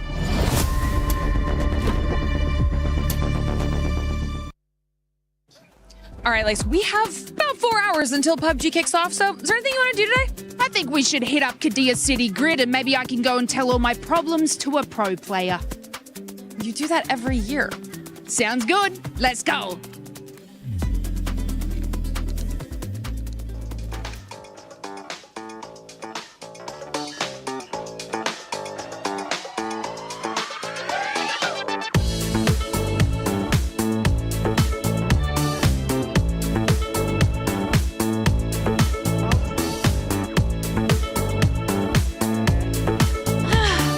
That was really fun. Yeah, that was a lot of fun. The game's on. She didn't make it in time. That's what happened. She didn't make it in time. Should have ran. With all that stuff happening, though, in this arena for EWC 26, I saw some basketball too, but we'll talk about some of that cool stuff that we might be able to do later, because right now, Twisted Minds, being able to overcome any adversity that they had to do with today, they're currently putting up the points and getting the wins. Right? Getting wins in lieu of not having one of your players is absolutely wild to me, especially to see Tab coming out this strong. It makes you wonder, if Lou shows up, do they just leave Tab in? Because they are playing incredible. Like, this is a team with a sub, man. Yeah, I mean, obviously you still want Lou, right? But the fact that Tab comes in, right? He hasn't played in a long time, especially at this level, right? I mean, we know he was good. He is a good player. Just coming in and filling and just still dominating, and that's a Twisted Mind things. But that also goes to show you how strong that core three of Twisted really is. It kind of gives you a backup too. Now you actually have a solid backup, somebody that was your coach. If anything happens throughout this tournament, you'd be like, you know what, let's put him in. One team that was actually able to bounce back in this last match for Angry Men. We saw them being able to start off hot and then they slow down coming into this last match. When we were looking at the overall, they were in 13th place, but now with this top finish, I'm actually excited to see where they end up in the overall when we get a chance to look at that. But for this squad, this is what they need. Yeah, and remember, guys, we're playing for essentially top 16, right? You just need to make sure that you're qualifying in the top 16. Anything after that is just academic, right? And so these guys coming into this game, 4EM kind of had a couple good games early, squandered a few opportunities in game, I think 3 and 4, but came back strong in this game, Steve. I mean, I think the issue is Winda had a couple of good early games. What we need is the entire team to step up and have those big games as we move deeper into this thing. Another team that stepped up is Team Nemesis, as they got 4th in that one. This is the team. I think somebody jokingly called him Navi 0.5. I don't know who would do that. But they are a team that, like, I was like, oh, maybe they'll fire up more tomorrow when they look across the aisle. But here they are setting a standard. In fact, before we walked out in the green room, I heard Martin and James, who watch them play, who cover their region, say, what are they doing? Why aren't they putting up the numbers? These guys is a good team. And then they did this, which is good. Yeah, and they absolutely nailed it. Another team that I actually want to talk about is VP. Okay, VP had a great first game. They did. They had an amazing first game. Game 2, Game 3, Game 4. Not so much. But all of a sudden now coming back and finding this game, Nixie getting rid of DNS and Supers, being able to make it into this final against Twisted. Again, this was a massive boost because they were slipping. They were, it started the day really in top 5 and then they top 8. And what's going on? They're right back up there. I mean, if anything, this was really outside of Twisted Minds in the last 2. Like, these are teams that needed to make those moves, right? The fact that Myth has slid a little bit, Liquid's not showing up here in the top 4 for this one, that's good news for everybody who's in the race going forward. But again, it just comes back to Twisted Minds, and it's it happens so early, it almost makes me sad because it means we're going to be talking about them for the next 6 days nonstop if they keep playing like this. Talking about those guys. But I know, but they deserve it, right? Because these are the statesmen. They won here last year. I think it was devastating for them that they did not give the performance at PGC that they wanted to. Last year was the year to pull the double. This could be it again with the way they're playing to have a Can you imagine? Okay, can you imagine having a chance to do the double in back-to-back years? Like, that is not something that almost any pro gamer gets a chance to do. When you get a chance to start the tournament with the sub, not with your actual roster, you know what?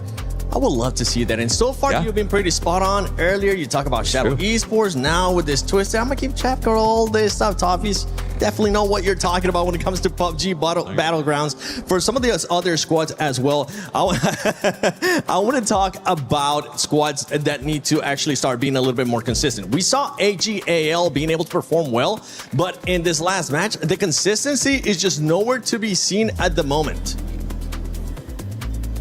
Tell me more. Go in. Come on, Godspeed. You know you want to. There's a few teams that I think are underperforming right now. Okay, I think definitely Supers.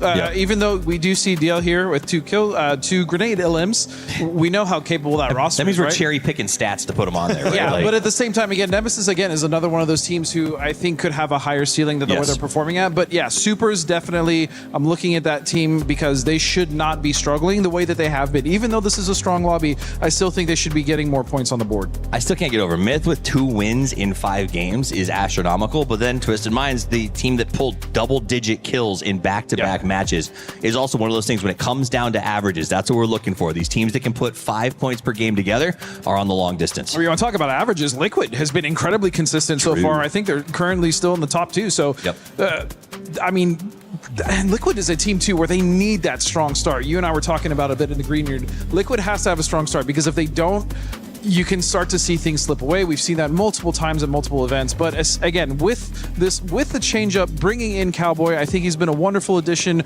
Sparking shoes are hard as hell to fill. We just saw that at PNC, but Cowboy's been doing a phenomenal job. So I really like what Liquid's been doing so far today. Absolutely.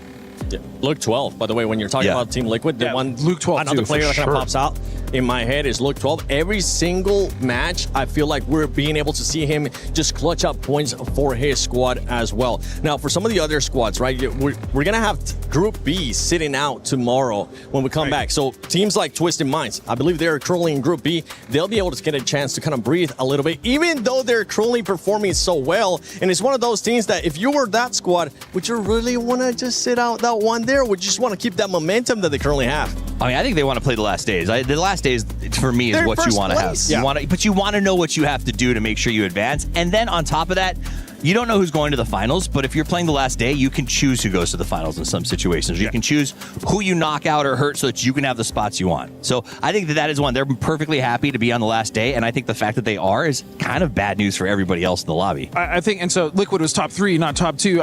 How could I forget about Myth? But Shadow Esports is a big surprise here, too. I have to say. Yes. Shadow Esports is a team that I think none of us really had any crazy expectations for, but my goodness, have they shown some pretty good resilience so far in a group that you would argue AB group is one of the hardest groups we've ever seen. So I'm going to be looking at Pretty Core because this squad, I mean, going into tomorrow, that will be their last day of Group A.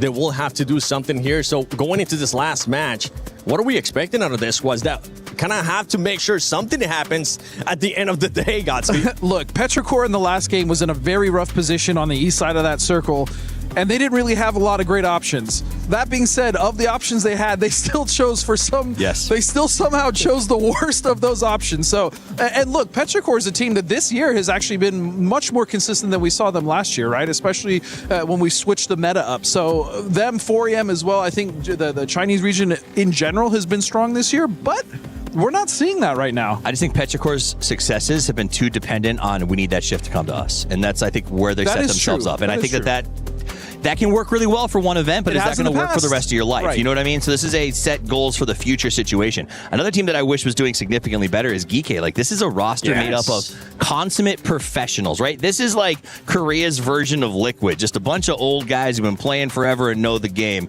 and they're just not stepping up and performing. No, I mean, I completely agree with you. I mean, when I came back into it, I was like, oh, Geeky is Korean now. Yeah. That's pretty interesting. And I looked at the roster and I was like, oh, those are really good players. But again, the performance is just not there. And I don't know what it is. I don't know if it's because we're switching up the way the maps are working now, which, by the way, I actually like. We used to do the, double Erangel, double Miramar. We'll throw a Tego somewhere in the middle, then a Rondo. But it's actually been really great to see the switch up because it also gives the players kind of a fresh look instead of, hey, we're going right into another Miramar. We already know we're dropping it at Pecado. Like, it's the same set thing that you're dealing with. So I like the change of pace in that. Yeah, at the beginning of the day, we were able to do kind of predictions too. We were able to pick which teams we wanted to. I'm not going to put you guys on that spot. I'm not going to make you just go blindfold, throw a dart. Now you guys really want to do it, huh? For everybody currently watching at home, you can actually select who you think is going to be winning this next match. Make sure you go to the EWC website or the app and put in your predictions. Just pick them. Let's see what you got. Maybe they pick Myth. Maybe they end up picking Shadow Esports, which honestly, we said no expectations. But after what Toffee's told me, I had high expectations for them, and they're currently delivering for me. But the game is ready, and I'm ready to see if my prediction is going to end up coming true. So let's send it over to Paper Thin and Matt Rim. Thank you so much, guys, as we are on the last game of the day, and it should be an amazing game to watch. Remember, we do not have a last chance qualifier on this. It is just your overall amount of points between all three groups. The top 16 go on, so this match is going to be a pace-setting match moving in, as these guys are still going to have a 1 day of play each afterwards. Yeah, exactly. So if you include this game, 7 more games to go for everybody. You're really looking to, have a good finish to the day. Set yourself up for your second day very nicely. Make yourself a little bit more comfortable to at least get into that grand finals. As we get a look at the plane path, not the most, fair plane path, we'll say. I was talking to Colaris and Venger earlier, and they were talking about this new modified drop for Twisted Minds, where they're making a commitment into Novo. So shout out to them whenever we look at a plane path like this, how beneficial it could be to make a jump into that spot early. They're going to have inside tracks to a lot of different ways to go. So a squad that's been on a big come up, just continually building more and more momentum, even finding a plane path into an open drop is going to feel great. Yeah, for sure. I think this is like kind of an interesting new wrinkle for Twisted Minds, and they're just doing fine with it. It shouldn't surprise anybody. I think they could literally play from any spot on the map. They'll give them, level 2 gear, in terms of the armor and helmets consistently, and they're probably going to do A-okay, and that's not too bad at all for them from their perspective. R8 going to be in a nice spot there in Pachinki. VP very happy about their fairy pair position for sure. Chewy is taking a couple of shots at supers, but this is just a dust up over vehicles on drop. It's a continued measure, right? Most people want to just play for points of interest, specifically to keep control over vehicles. I would think that Chewy is just being a little bit spicy over there to see if maybe he can get a free kill out of it, but it should be supers being able to retreat to Rise just fine. Pretty much do center up circle should be A-okay for everybody. Coming into this, there's going to be a lot of open territory, specifically over the west, because right along over there, it's going to be field. So I wouldn't be surprised if most of our teams just continue in a more centered meta, as that is going to be where we see Potato Mountain kind of being the focal point. Yeah, with kind of the chaotic nature of the circles now, you have to be kind of aggressive towards the center because every time the circle shrinks, it's going to have to keep some amount of that center in there, so you're at least hedging your bets a little bit as time goes on in some ways. But you know what's great about Twisted coming down to Novo? We actually get to see Novo more now. Usually the teams that get drops, no offense, aren't going to be the teams that are getting round wins, so we don't get to see them go down in Novo right off the get-go. So a little bit of a modification could be pretty interesting. VP also has a very long stretch that they're doing over here kind of from the center out. The squads that I'm looking at going into this last game, VP and AGAL, I think, are going to be wanting more out of this. When VP is having a good day, I'm not arguing that, 4th place. Sure. It's more just, I think that VP was wanting to be closer to that 60-point line than the 30-point line. Yeah. AGAL, how do you not just walk a direction and start killing people in 5 points? I agree. I think it's always kind of this weird thing with AGAL where they'll have some tournaments and they look like they're unbeatable, and then the next event, it looks a little scrappy. It doesn't quite all click. Himas is dying early here and there for some reason, and just not really able to get everything figured out. There's a lot of teams on this leaderboard that I really have high hopes for, and they're kind of in the middle of the pack. I was talking to one of the players, and they said AGAL is the squad that tries to be so smart when they don't need to be. and I feel like that summarizes them so well. Like they'll make the play for the right position and do all this other stuff, but sometimes I want to guess the player. I'm not going to reveal it. It's mildly toxic, and I'm not going to reveal mildly toxic conversations. Let that one go. Knowing the fact that it's mildly toxic, you can already have an idea. I'm pretty sure I know. All right, over towards the Supers, who we absolutely, I think, need to be kind of keeping our eye on this game because they really need to bounce back from a kind of rough day. 20 points in 5 games just isn't going to cut it in terms of what you would expect out of a team with kind of their history and caliber. Vitality as well in a good-ish spot, but only 6 points ahead. So from where the Supers are at in 13th to where Vitality's at in 7th is only 6 points. But look at the cut line. Where we see Vitality at 26 points right now, it's only 7 points down to Nemesis, and that's in 15th place. The bottom half, if you falter right now, it's just going to hurt, and they all know it. They all know that they need just a kill here or there. That means that they could be putting themselves in more vulnerable points, and then instead finding themselves dead instead of finding those 1 or 2 points that they want. Well, you're already looking at this leaderboard, and everybody is starting to sweat. Oh, Teddy, not good, but Guman needs this. The Supers, one of the things about the Supers this year when I was kind of looking through some of their results was that they don't get a lot of their points from kills. They're one of the few teams that's kind of like consistently doing okay-ish or has had some good results that a lot of their points come from placements. That's all fine and good, like 2 years ago meta. Exactly. Whenever you got squads that be popping off and getting kills like what we were seeing, like 10, 12 kills a game for some of these teams, just getting like second place and 3 or 4 kills is only netting you 9, so the squad that's in third place is technically out point matching you every single round. Placement's just not enough anymore. You got to drop bombs, man. You got to be averaging almost, more than 3 kills a game to be one of those teams that we're talking about as winning PGSs and things like that. You remember the fact that we used to talk about like a good points per game like 3 or 4 years ago was like 5 points per game. As long as you can hold an average of 5 points per game. Look at Twisted right now. We played 5 games. They're at 61 points. Yep. That is 10 points per game. That's double what we used to consider being good or safe. It is just so hard. And yeah, we're still in qualification stage, so sure. Okay, yeah, 5 points per game puts you right around 8th place, but that doesn't feel good these days. If it's a normal finals, I'm saying like that's the pace that I look at for the winning team, right? Like if it's just like our normal, you play X amount of games, if you're averaging 10, 11 points per game, then I'm looking at you as a winner. Pretty much like 90%, as long as there isn't another team that's matching that. And look, I love me an underdog story. Shadow, keep on keeping on, man. Like, you're finding stuff, and yeah, okay, it's not just finding position in the circle. They're taking firefights here or there. They're not the cleanest ones, but they are learning fast. And I love watching underdog squads that learn fast and manage to like really fix their mistakes game into game and just keep taking the curve up on their play real fast. And I mean, again, I think it's just always a matter of time as long as a region continues to take things seriously and shows that they're willing to improve and has the the right players in the right place at the right time and the right coaches and everything. It will eventually happen that they will do some things. And today has been pretty good. I'm a simple man. I just like bicycles, dude. There's something about it. It's just the sound.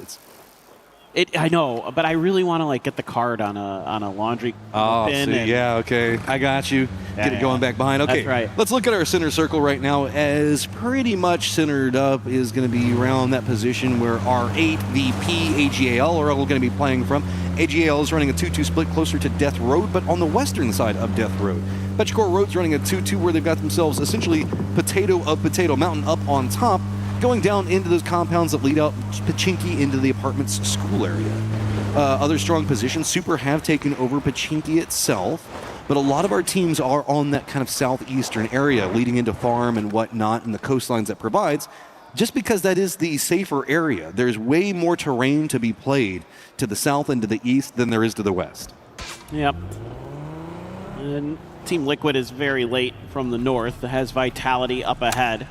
So these two teams, we already saw it on the very first Erangel, had a little bit of a dust up in this part of the map, but this time around it's actually Liquid on the other side of the river, trailing well behind Vitality, who is just going to drive around the Everest Mountain and move along the freeway, and a pretty hard shift over to the west. The Supers, love to see them consolidate on the southwest side of Pachinki if possible. Well, we've got the map up. You can see where Duck Juice has already gone for the Pachinki hillside.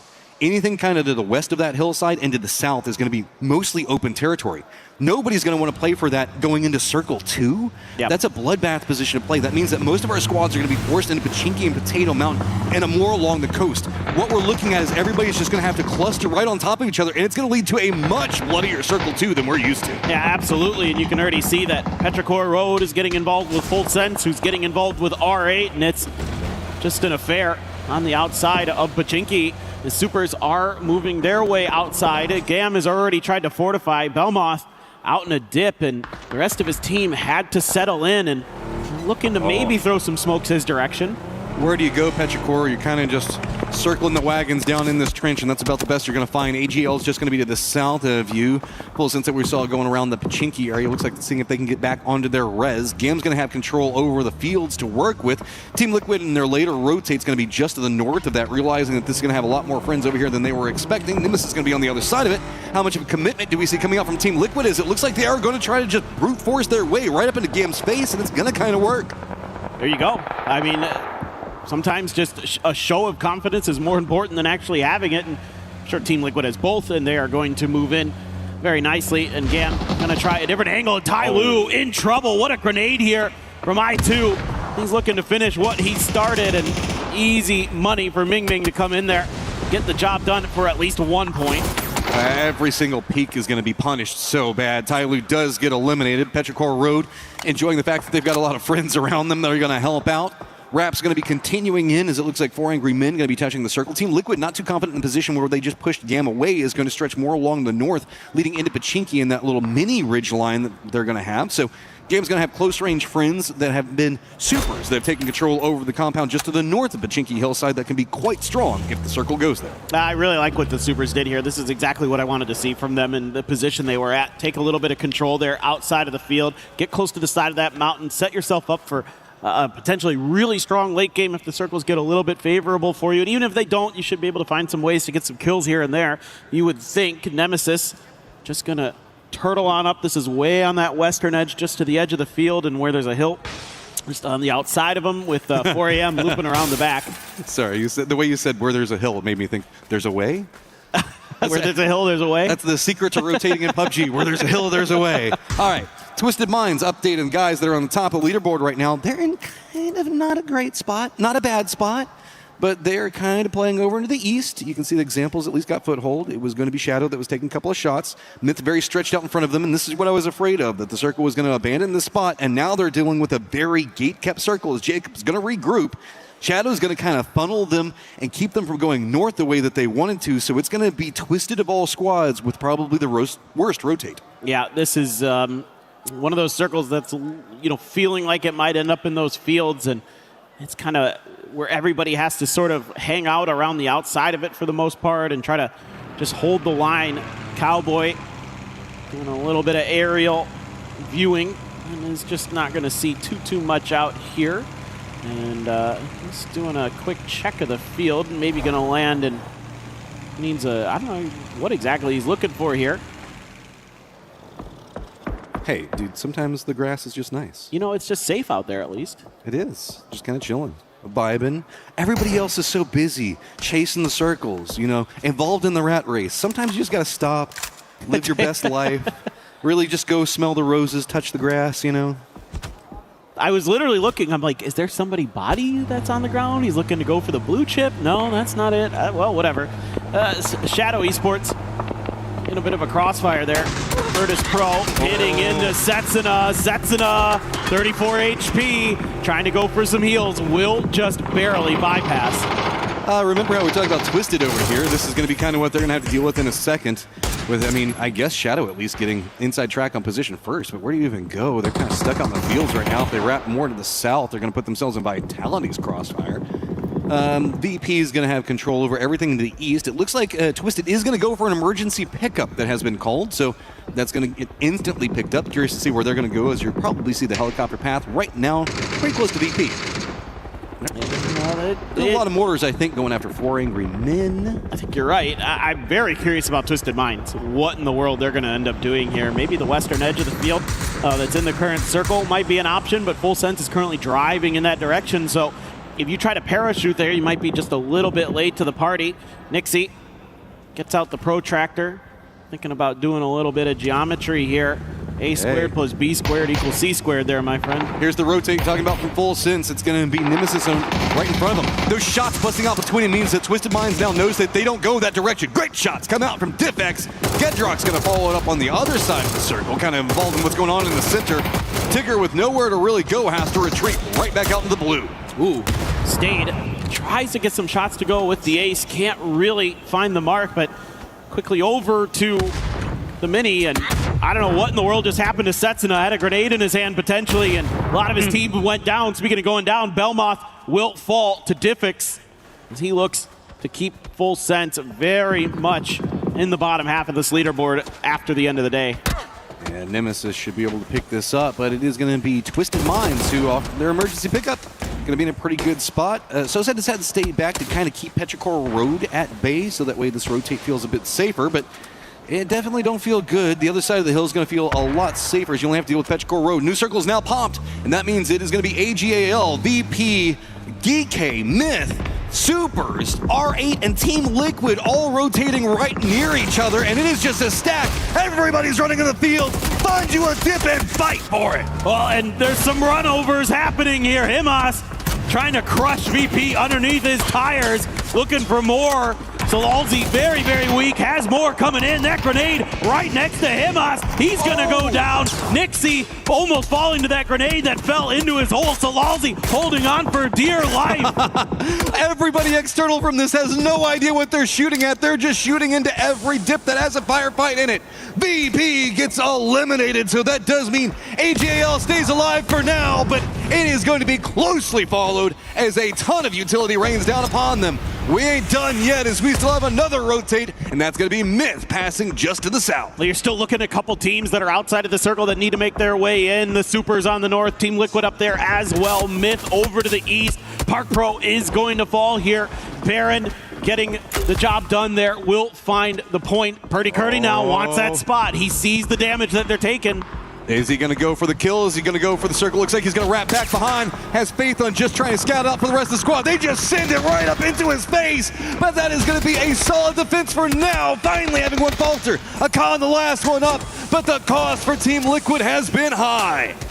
They might just be able to hold on. Those grenades not going to get there from Akan. The follow-up, though, he knows it. Oh, it's so close to wiping Liquid out. It's just more cover potentially, though, the longer these nades continue to crash down upon him. But too many angles. Liquid's going to go down. New contenders on approach. Supers running down the hillside. Myth on the other side. Nakan just in the middle of it all. Oh, Heaven taken out by the combined arms of 4AM, who have themselves 4 nice little dips that they have found inside of the fields, right in the center of the circle.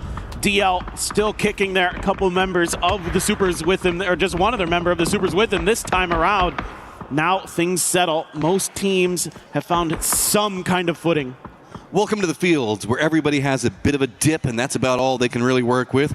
BRDM going to be big for Supers, and that's why they're kind of stealing the centered position right now. To the north of them is going to be 4 Angry Men, a bit more scattered across the fields to work around. Shaxx hay bale is going to be about the biggest commodity you've got, unless you're down to the south and Vitality, who has themselves a great compound. Myth, though, they've got a different secret for success. Who needs dips whenever you can just shoot anything that's going to be in front of you and try to find a kill? They have an open opportunity and a path into a con if they want it. I've seen Kiss dome a couple players with the bolts here in this lobby. He has been good no matter what, and love to see him getting involved. Now Gam, of course, able to seemingly get the res onto Duck Juice. Kiss is still looking in that direction, but I don't know if there's an angle for him to finish it. Virtus Pro has a little bit of space. Oh, that's scary. That's scary. Yeah, I mean, this is just trying to sneak it in, but it is going to be Supers raining down nade upon nade. What do you do?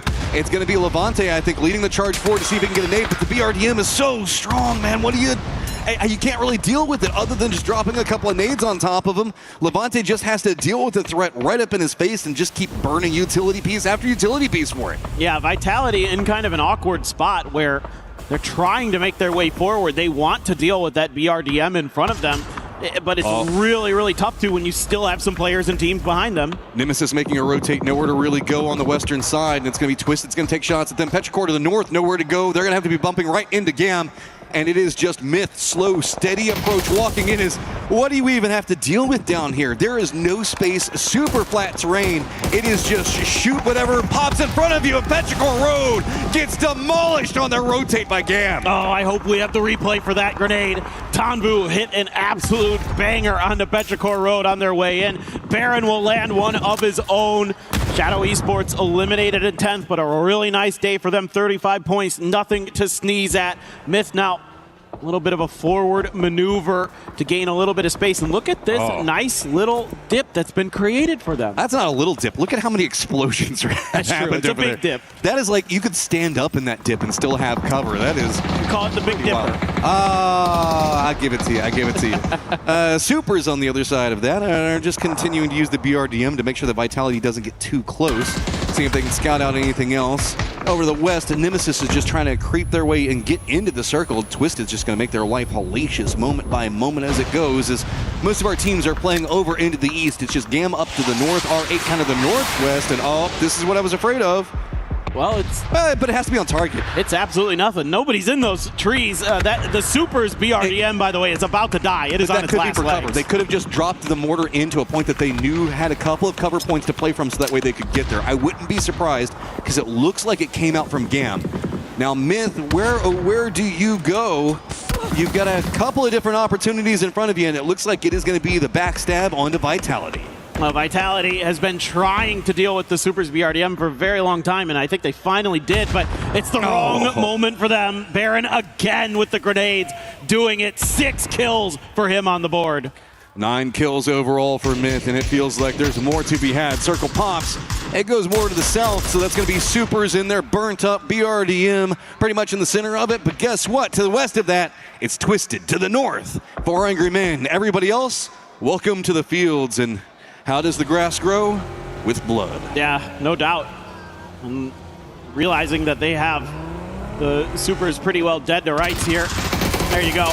It is going to be DL and Guman paying the price. Myth on the warpath once again. They have now taken first place in the lobby, up to 66 points, 4 ahead of Twisted Minds. Nemesis has Twisted Minds right in front of them, looking on this western edge, and gonna have to play a little leapfrog there. A couple grenades still in the bag for Diffix. Don't know how much exactly everybody has. Melman has absolutely nothing. He has a Panzer, an AUG, and a Dream. Well, I mean, Nemesis has been fighting over on the western front for so long, having to deal with so many squads around them that kept trying to backstab. So I don't blame anybody coming into the circle without any smokes or anything else like that. GAM had kind of had a compound that they were playing from, and Petrichor road fight a second ago, so perhaps they have something to deal with, as it is just going to be an entrenched 4 Angry Men, an entrenched Myth, and an entrenched Twisted Minds, and everybody else walking into the field. I think if GAM can kind of deal with R8 on this western side, they have a pretty good chance to maybe get pretty far in this game. They should have a lot of utility scooping it up off of the Petrichor Road dead bodies. They should be sitting pretty well looking into this late game. You know, armor and helmet should be pretty okay. Yeah, Duck Juice did take a headshot. Myth has taken full control of the center of the circle. Look at this. This is the one little bit of a rise inside of this field, right? Over to the west, there's a bit of another one. But this means that Myth gets kind of high ground, a little bit of a fortification in that, I guess, the Big Dipper that they've managed to find for themselves. And it's everybody else just kind of scavenging for something. Twisted Minds good on their defense. Nemesis has no path in. There's still the tree fortifications that GAM is playing from. So, I mean, R8 still kind of stuck over here as well, and you just have to brute force your way through. It's all just going to be on aim. That's the only way you get into the circle. You got to get Nox, and you got to get him now. Yeah, exactly. It's really important to do some serious damage, and Batulins has 309 damage in this one. Has no kills, though, to speak for it. Has been hitting some good shots. Example, sitting on some decent utility, as well as a Groza, along with that ghillie suit. Tanbu is going to take down AJ. 5 kills now for Tanbu. Empty, trying to blast his way forward, but just isn't a ton to work with. I mean, it's nade on one side, bullets on the other, and still just trying to creep his way forward. He's finding some way to do it. He's inside the circle, but other player for R8 does go down. Duck Juice is going to be the one that finds it. Nemesis is trapped over here due to Twisted, so poor old Empty is just stuck with friends all around him. I just noticed that Akan was still alive. I just saw that on the screen, but he's going to go down. Nemesis on the edge of the blue. Diffix Melman in trouble. Oh, Diffix barely sidesteps that grenade. Stays alive, at least for now. GAM is on the hunt. They wiped out R8. Look at this circle. Pops down to the south. Twisted's got control over the northwest. Myth's got control over the northeast. And Baron is now kind of left the circle, left the safety of the rest of the players with Myth. And he's trying to wrap around back behind 4 Angry Men. So that means that 4 Angry Men, GAM, and Nemesis all only have really one angle of approach, and it's all on top of each other. Yeah, GAM now has to ping pong the other way. They've wiped out a couple different teams. Nemesis gone, R8 gone. Twisted Minds has held the line, but they have no kills to speak for it, although they're doing just fine, of course, because it's just the group stage, and they aren't too fussed about it. But GAM is having a hell of a game. 12 kills. Well, I thought GAM's problem was the fact that they didn't have very many vehicles left, but they've managed to keep one. With the C4, how are they going to wrap? The timing means that they're going to have to run this one pretty quick. They know where multiple players for Twisted are going to be at. How is this timed out? They managed to go down. Big explosion! That's going to at least manage to pick up one. Now Twisted, who had control, has just example up, and GAM is running after it. Myth has realized they're taking more control over the circle, but 4 Angry Men is still left the odd team out. Oh, an example's going to finish off GAM. It was a valiant effort. with the coordinated C4. They've got 2 down, but they didn't take out Example. How did he not get run over there? He hides underneath. HS pays the price. Oh, the bouncing car in front of him. Example going full beast mode right now. He's the last one up, but he is not done yet. Nade finally takes him down. Big showing coming up from him. Oh man, Example. I thought he was going to put on a show for us there, and he certainly did. But it could have gone a little bit longer. Winda trying to hold on for dear life, but he is getting absolutely smothered with utility. Able to barely escape that Molly. Shen out in the blue, it looks like, in a world of trouble. Myth going to take their 3rd game of the day, seemingly. 14 kills, waiting for more. They just gotta walk it, makes it look easy. Myth with half the games on the day and massive kill counts. These guys are meticulously brutal. Oh, they're so smart. I mean, the way that they play the edge of that circle, waiting for their right moments, extremely efficient with the grenades. Baron in particular doing a really nice job wiping out multiple opponents multiple times with his grenades. And Myth had one of the best days we've seen from them yet. They've had some damn good ones. Oh man, and this has been some crazy circles too that have just been really hard to navigate. I mean, pickaxes and explosions being really the only way you can find safety, and I would say about 3 of our games today.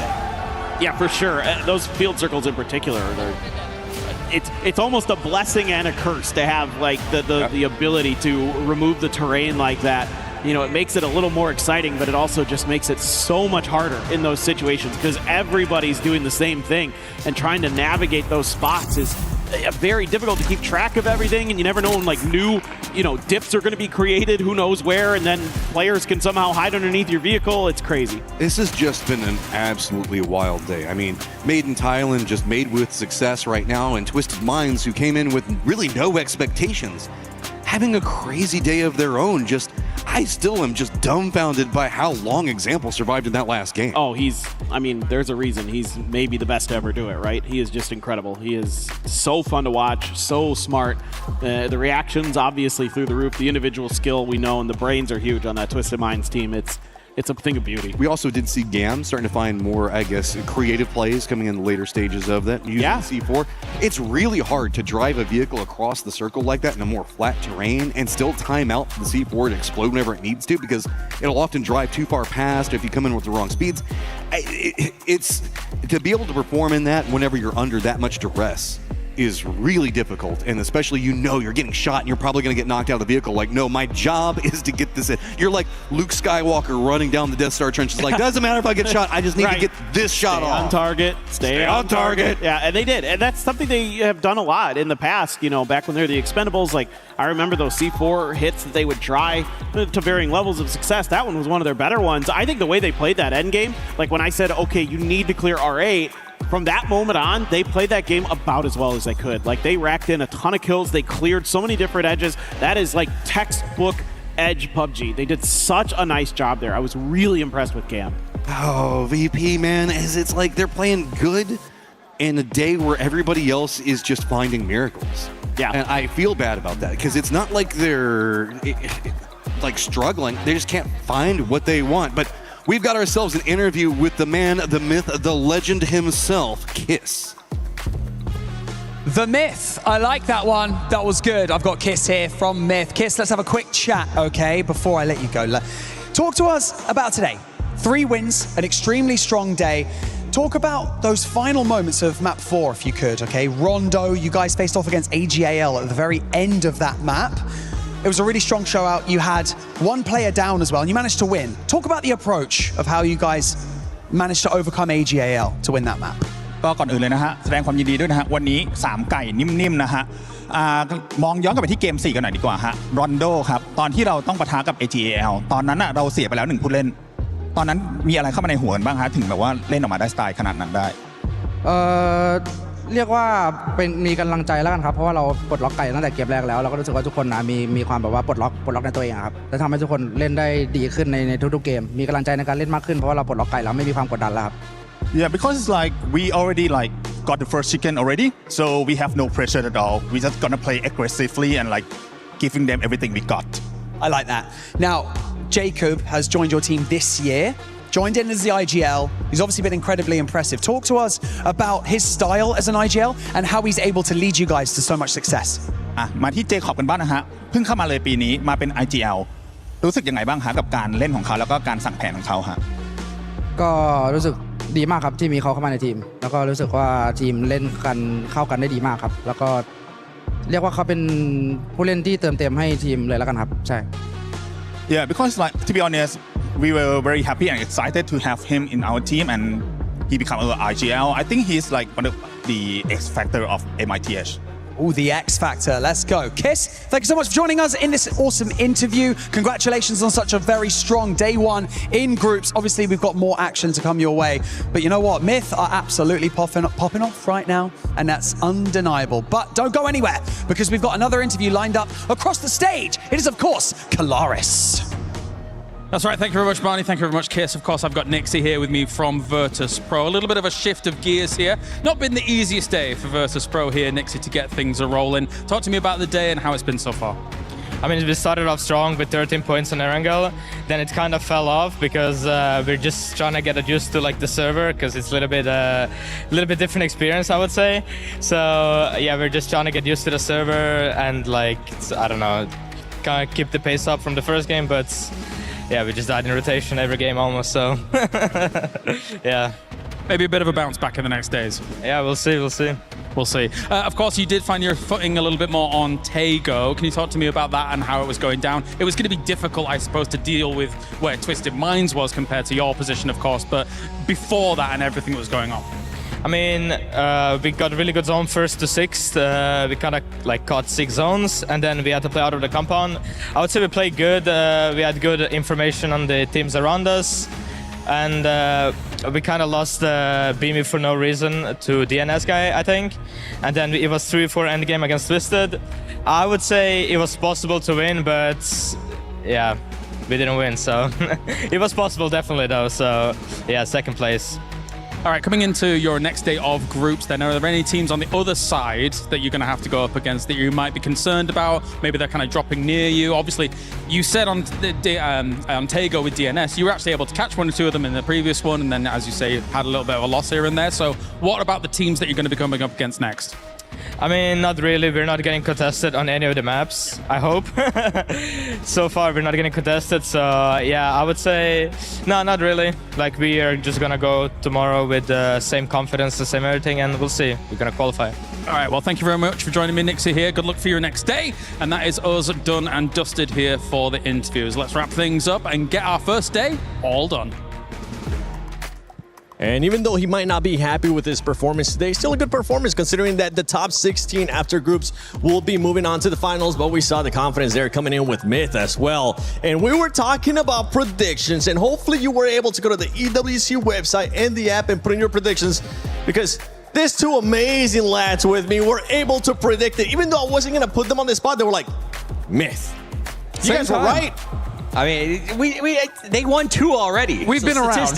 We've been around. But I mean, it is. Any good first date in the City of Love ends with a kiss, and that's what we got to see here. Absolutely lambasted everyone. This guy is ridiculous fire, and giving him Jacob, taking him from E Arena, doing whatever you had to get that leader on the team has been the game changer. Kiss just he got the responsibility taken off his shoulders. He was given the freedom to play his game. He's got Scappadoo on his backside, making sure he's always covered. These guys look insane. And honestly, I feel like when E Arena was at their best, it was with Jacob, right? And now that he has moved to Myth and he has the firepower plays like the French Kiss himself, right?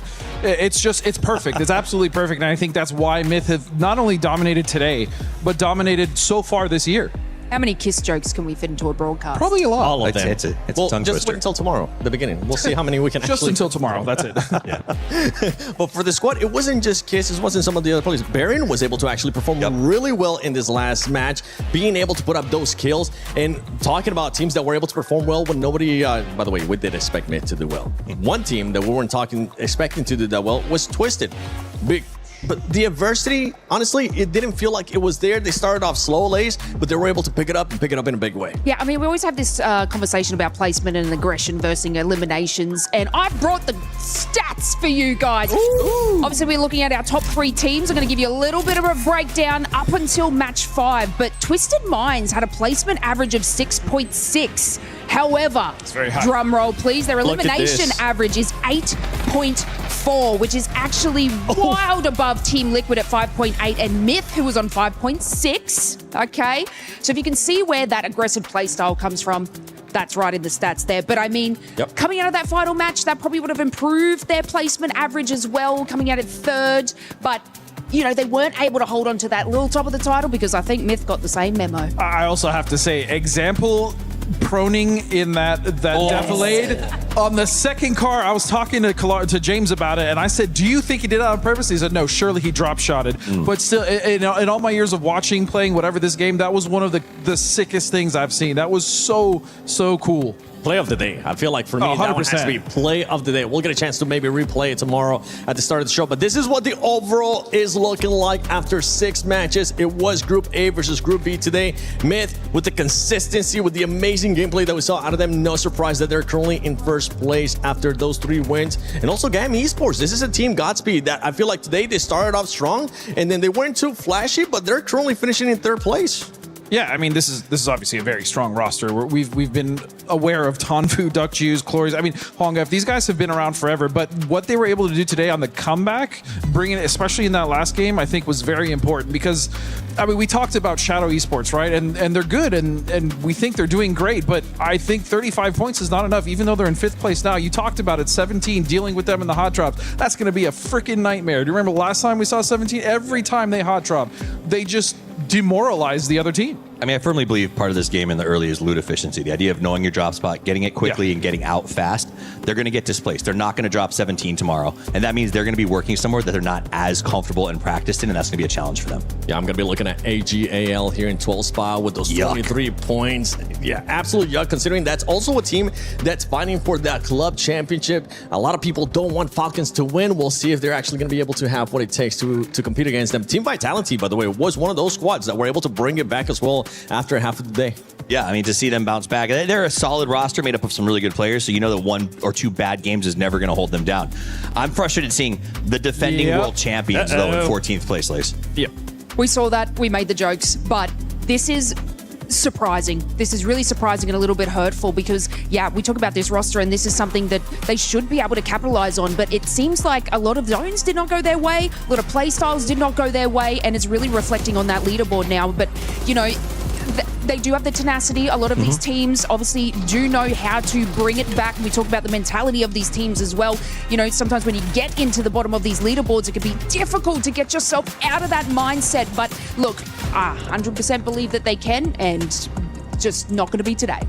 I think the biggest issue for some of the teams that are coming into it is just Group C, right? I mean, just looking at a few of those teams right now, you got Falcons, you have Gen G, you have Na'Vi, you have 17. I mean, we already talked about, you know, a team like Shadow that's going to struggle with 17. What about the other teams that are going to have to come into that, especially if you're one of those teams that is already on the bottom of the leaderboard? Now you have to deal with a completely new set of teams, new drops, new rotations. That just becomes a nightmare if you're already on the back foot. There you go. We got a chance to see. Oh my God. Dude, this was so sick. And it was on 4 a.m. as well. Oh my God.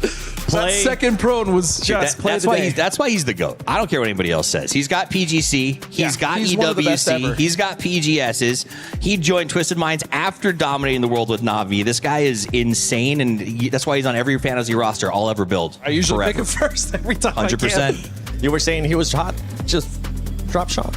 I don't know. I think maybe he heard the vehicle coming. He's like, let me actually just dive down. By the way, these are the groups. Today we had Group A versus Group B. Tomorrow we'll be having Group A versus Group C. So for those squads that were not able to perform that well there in Group B, don't worry, you'll have a little bit of extra time. But Group C, the top dog, there's a lot of top dogs coming in. I know, Toffees, you were looking at some of the other squads. I mean, Na'Vi is in there as well. Yeah, I mean, Na'Vi in and of itself, the addition of Boostic, again, one of these young guns that's coming out and putting out constantly is going to be making these plays tomorrow. So I think Na'Vi is one of those teams, especially since Twisted Minds is off the board tomorrow, that's going to come out and have a chance to really run the lobby aggressively. Yeah, and obviously we've got Team Falcons. You know, Tiggs and Kickstart, arguably the most mechanically insane duo coming into the mix as well.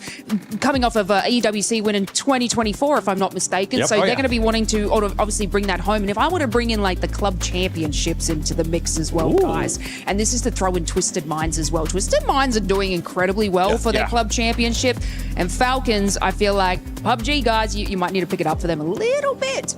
And historically, they could count on the Falcons, right, in PUBG because of the fact that they won Gamers 8, different org, but then they went to the Falcons and they won again anyways, right? And so that's exactly why Falcons are counting on this PUBG squad to come in and actually lay down the points. I mean, if they can make sure their communication is clean and their calls are succinct, they've got, like you said, they've got Tiggleton and Kick on the call has been looking really good. Gustav, huge addition to this roster that has changed the way that they play, and Himsy, just one of the most dependable players in all of North America. Gustav a new player, by the way, but not new to PUBG, guys. Just he was new to the roster, so please understand that joke. It's okay. I mean, we'll get a chance to talk about a lot of this squads coming in from Group C tomorrow. And don't forget, set your alarms. You want to tune in to PUBG Battlegrounds at EWC 26 because tomorrow it'll be Group A versus Group C. See y'all tomorrow.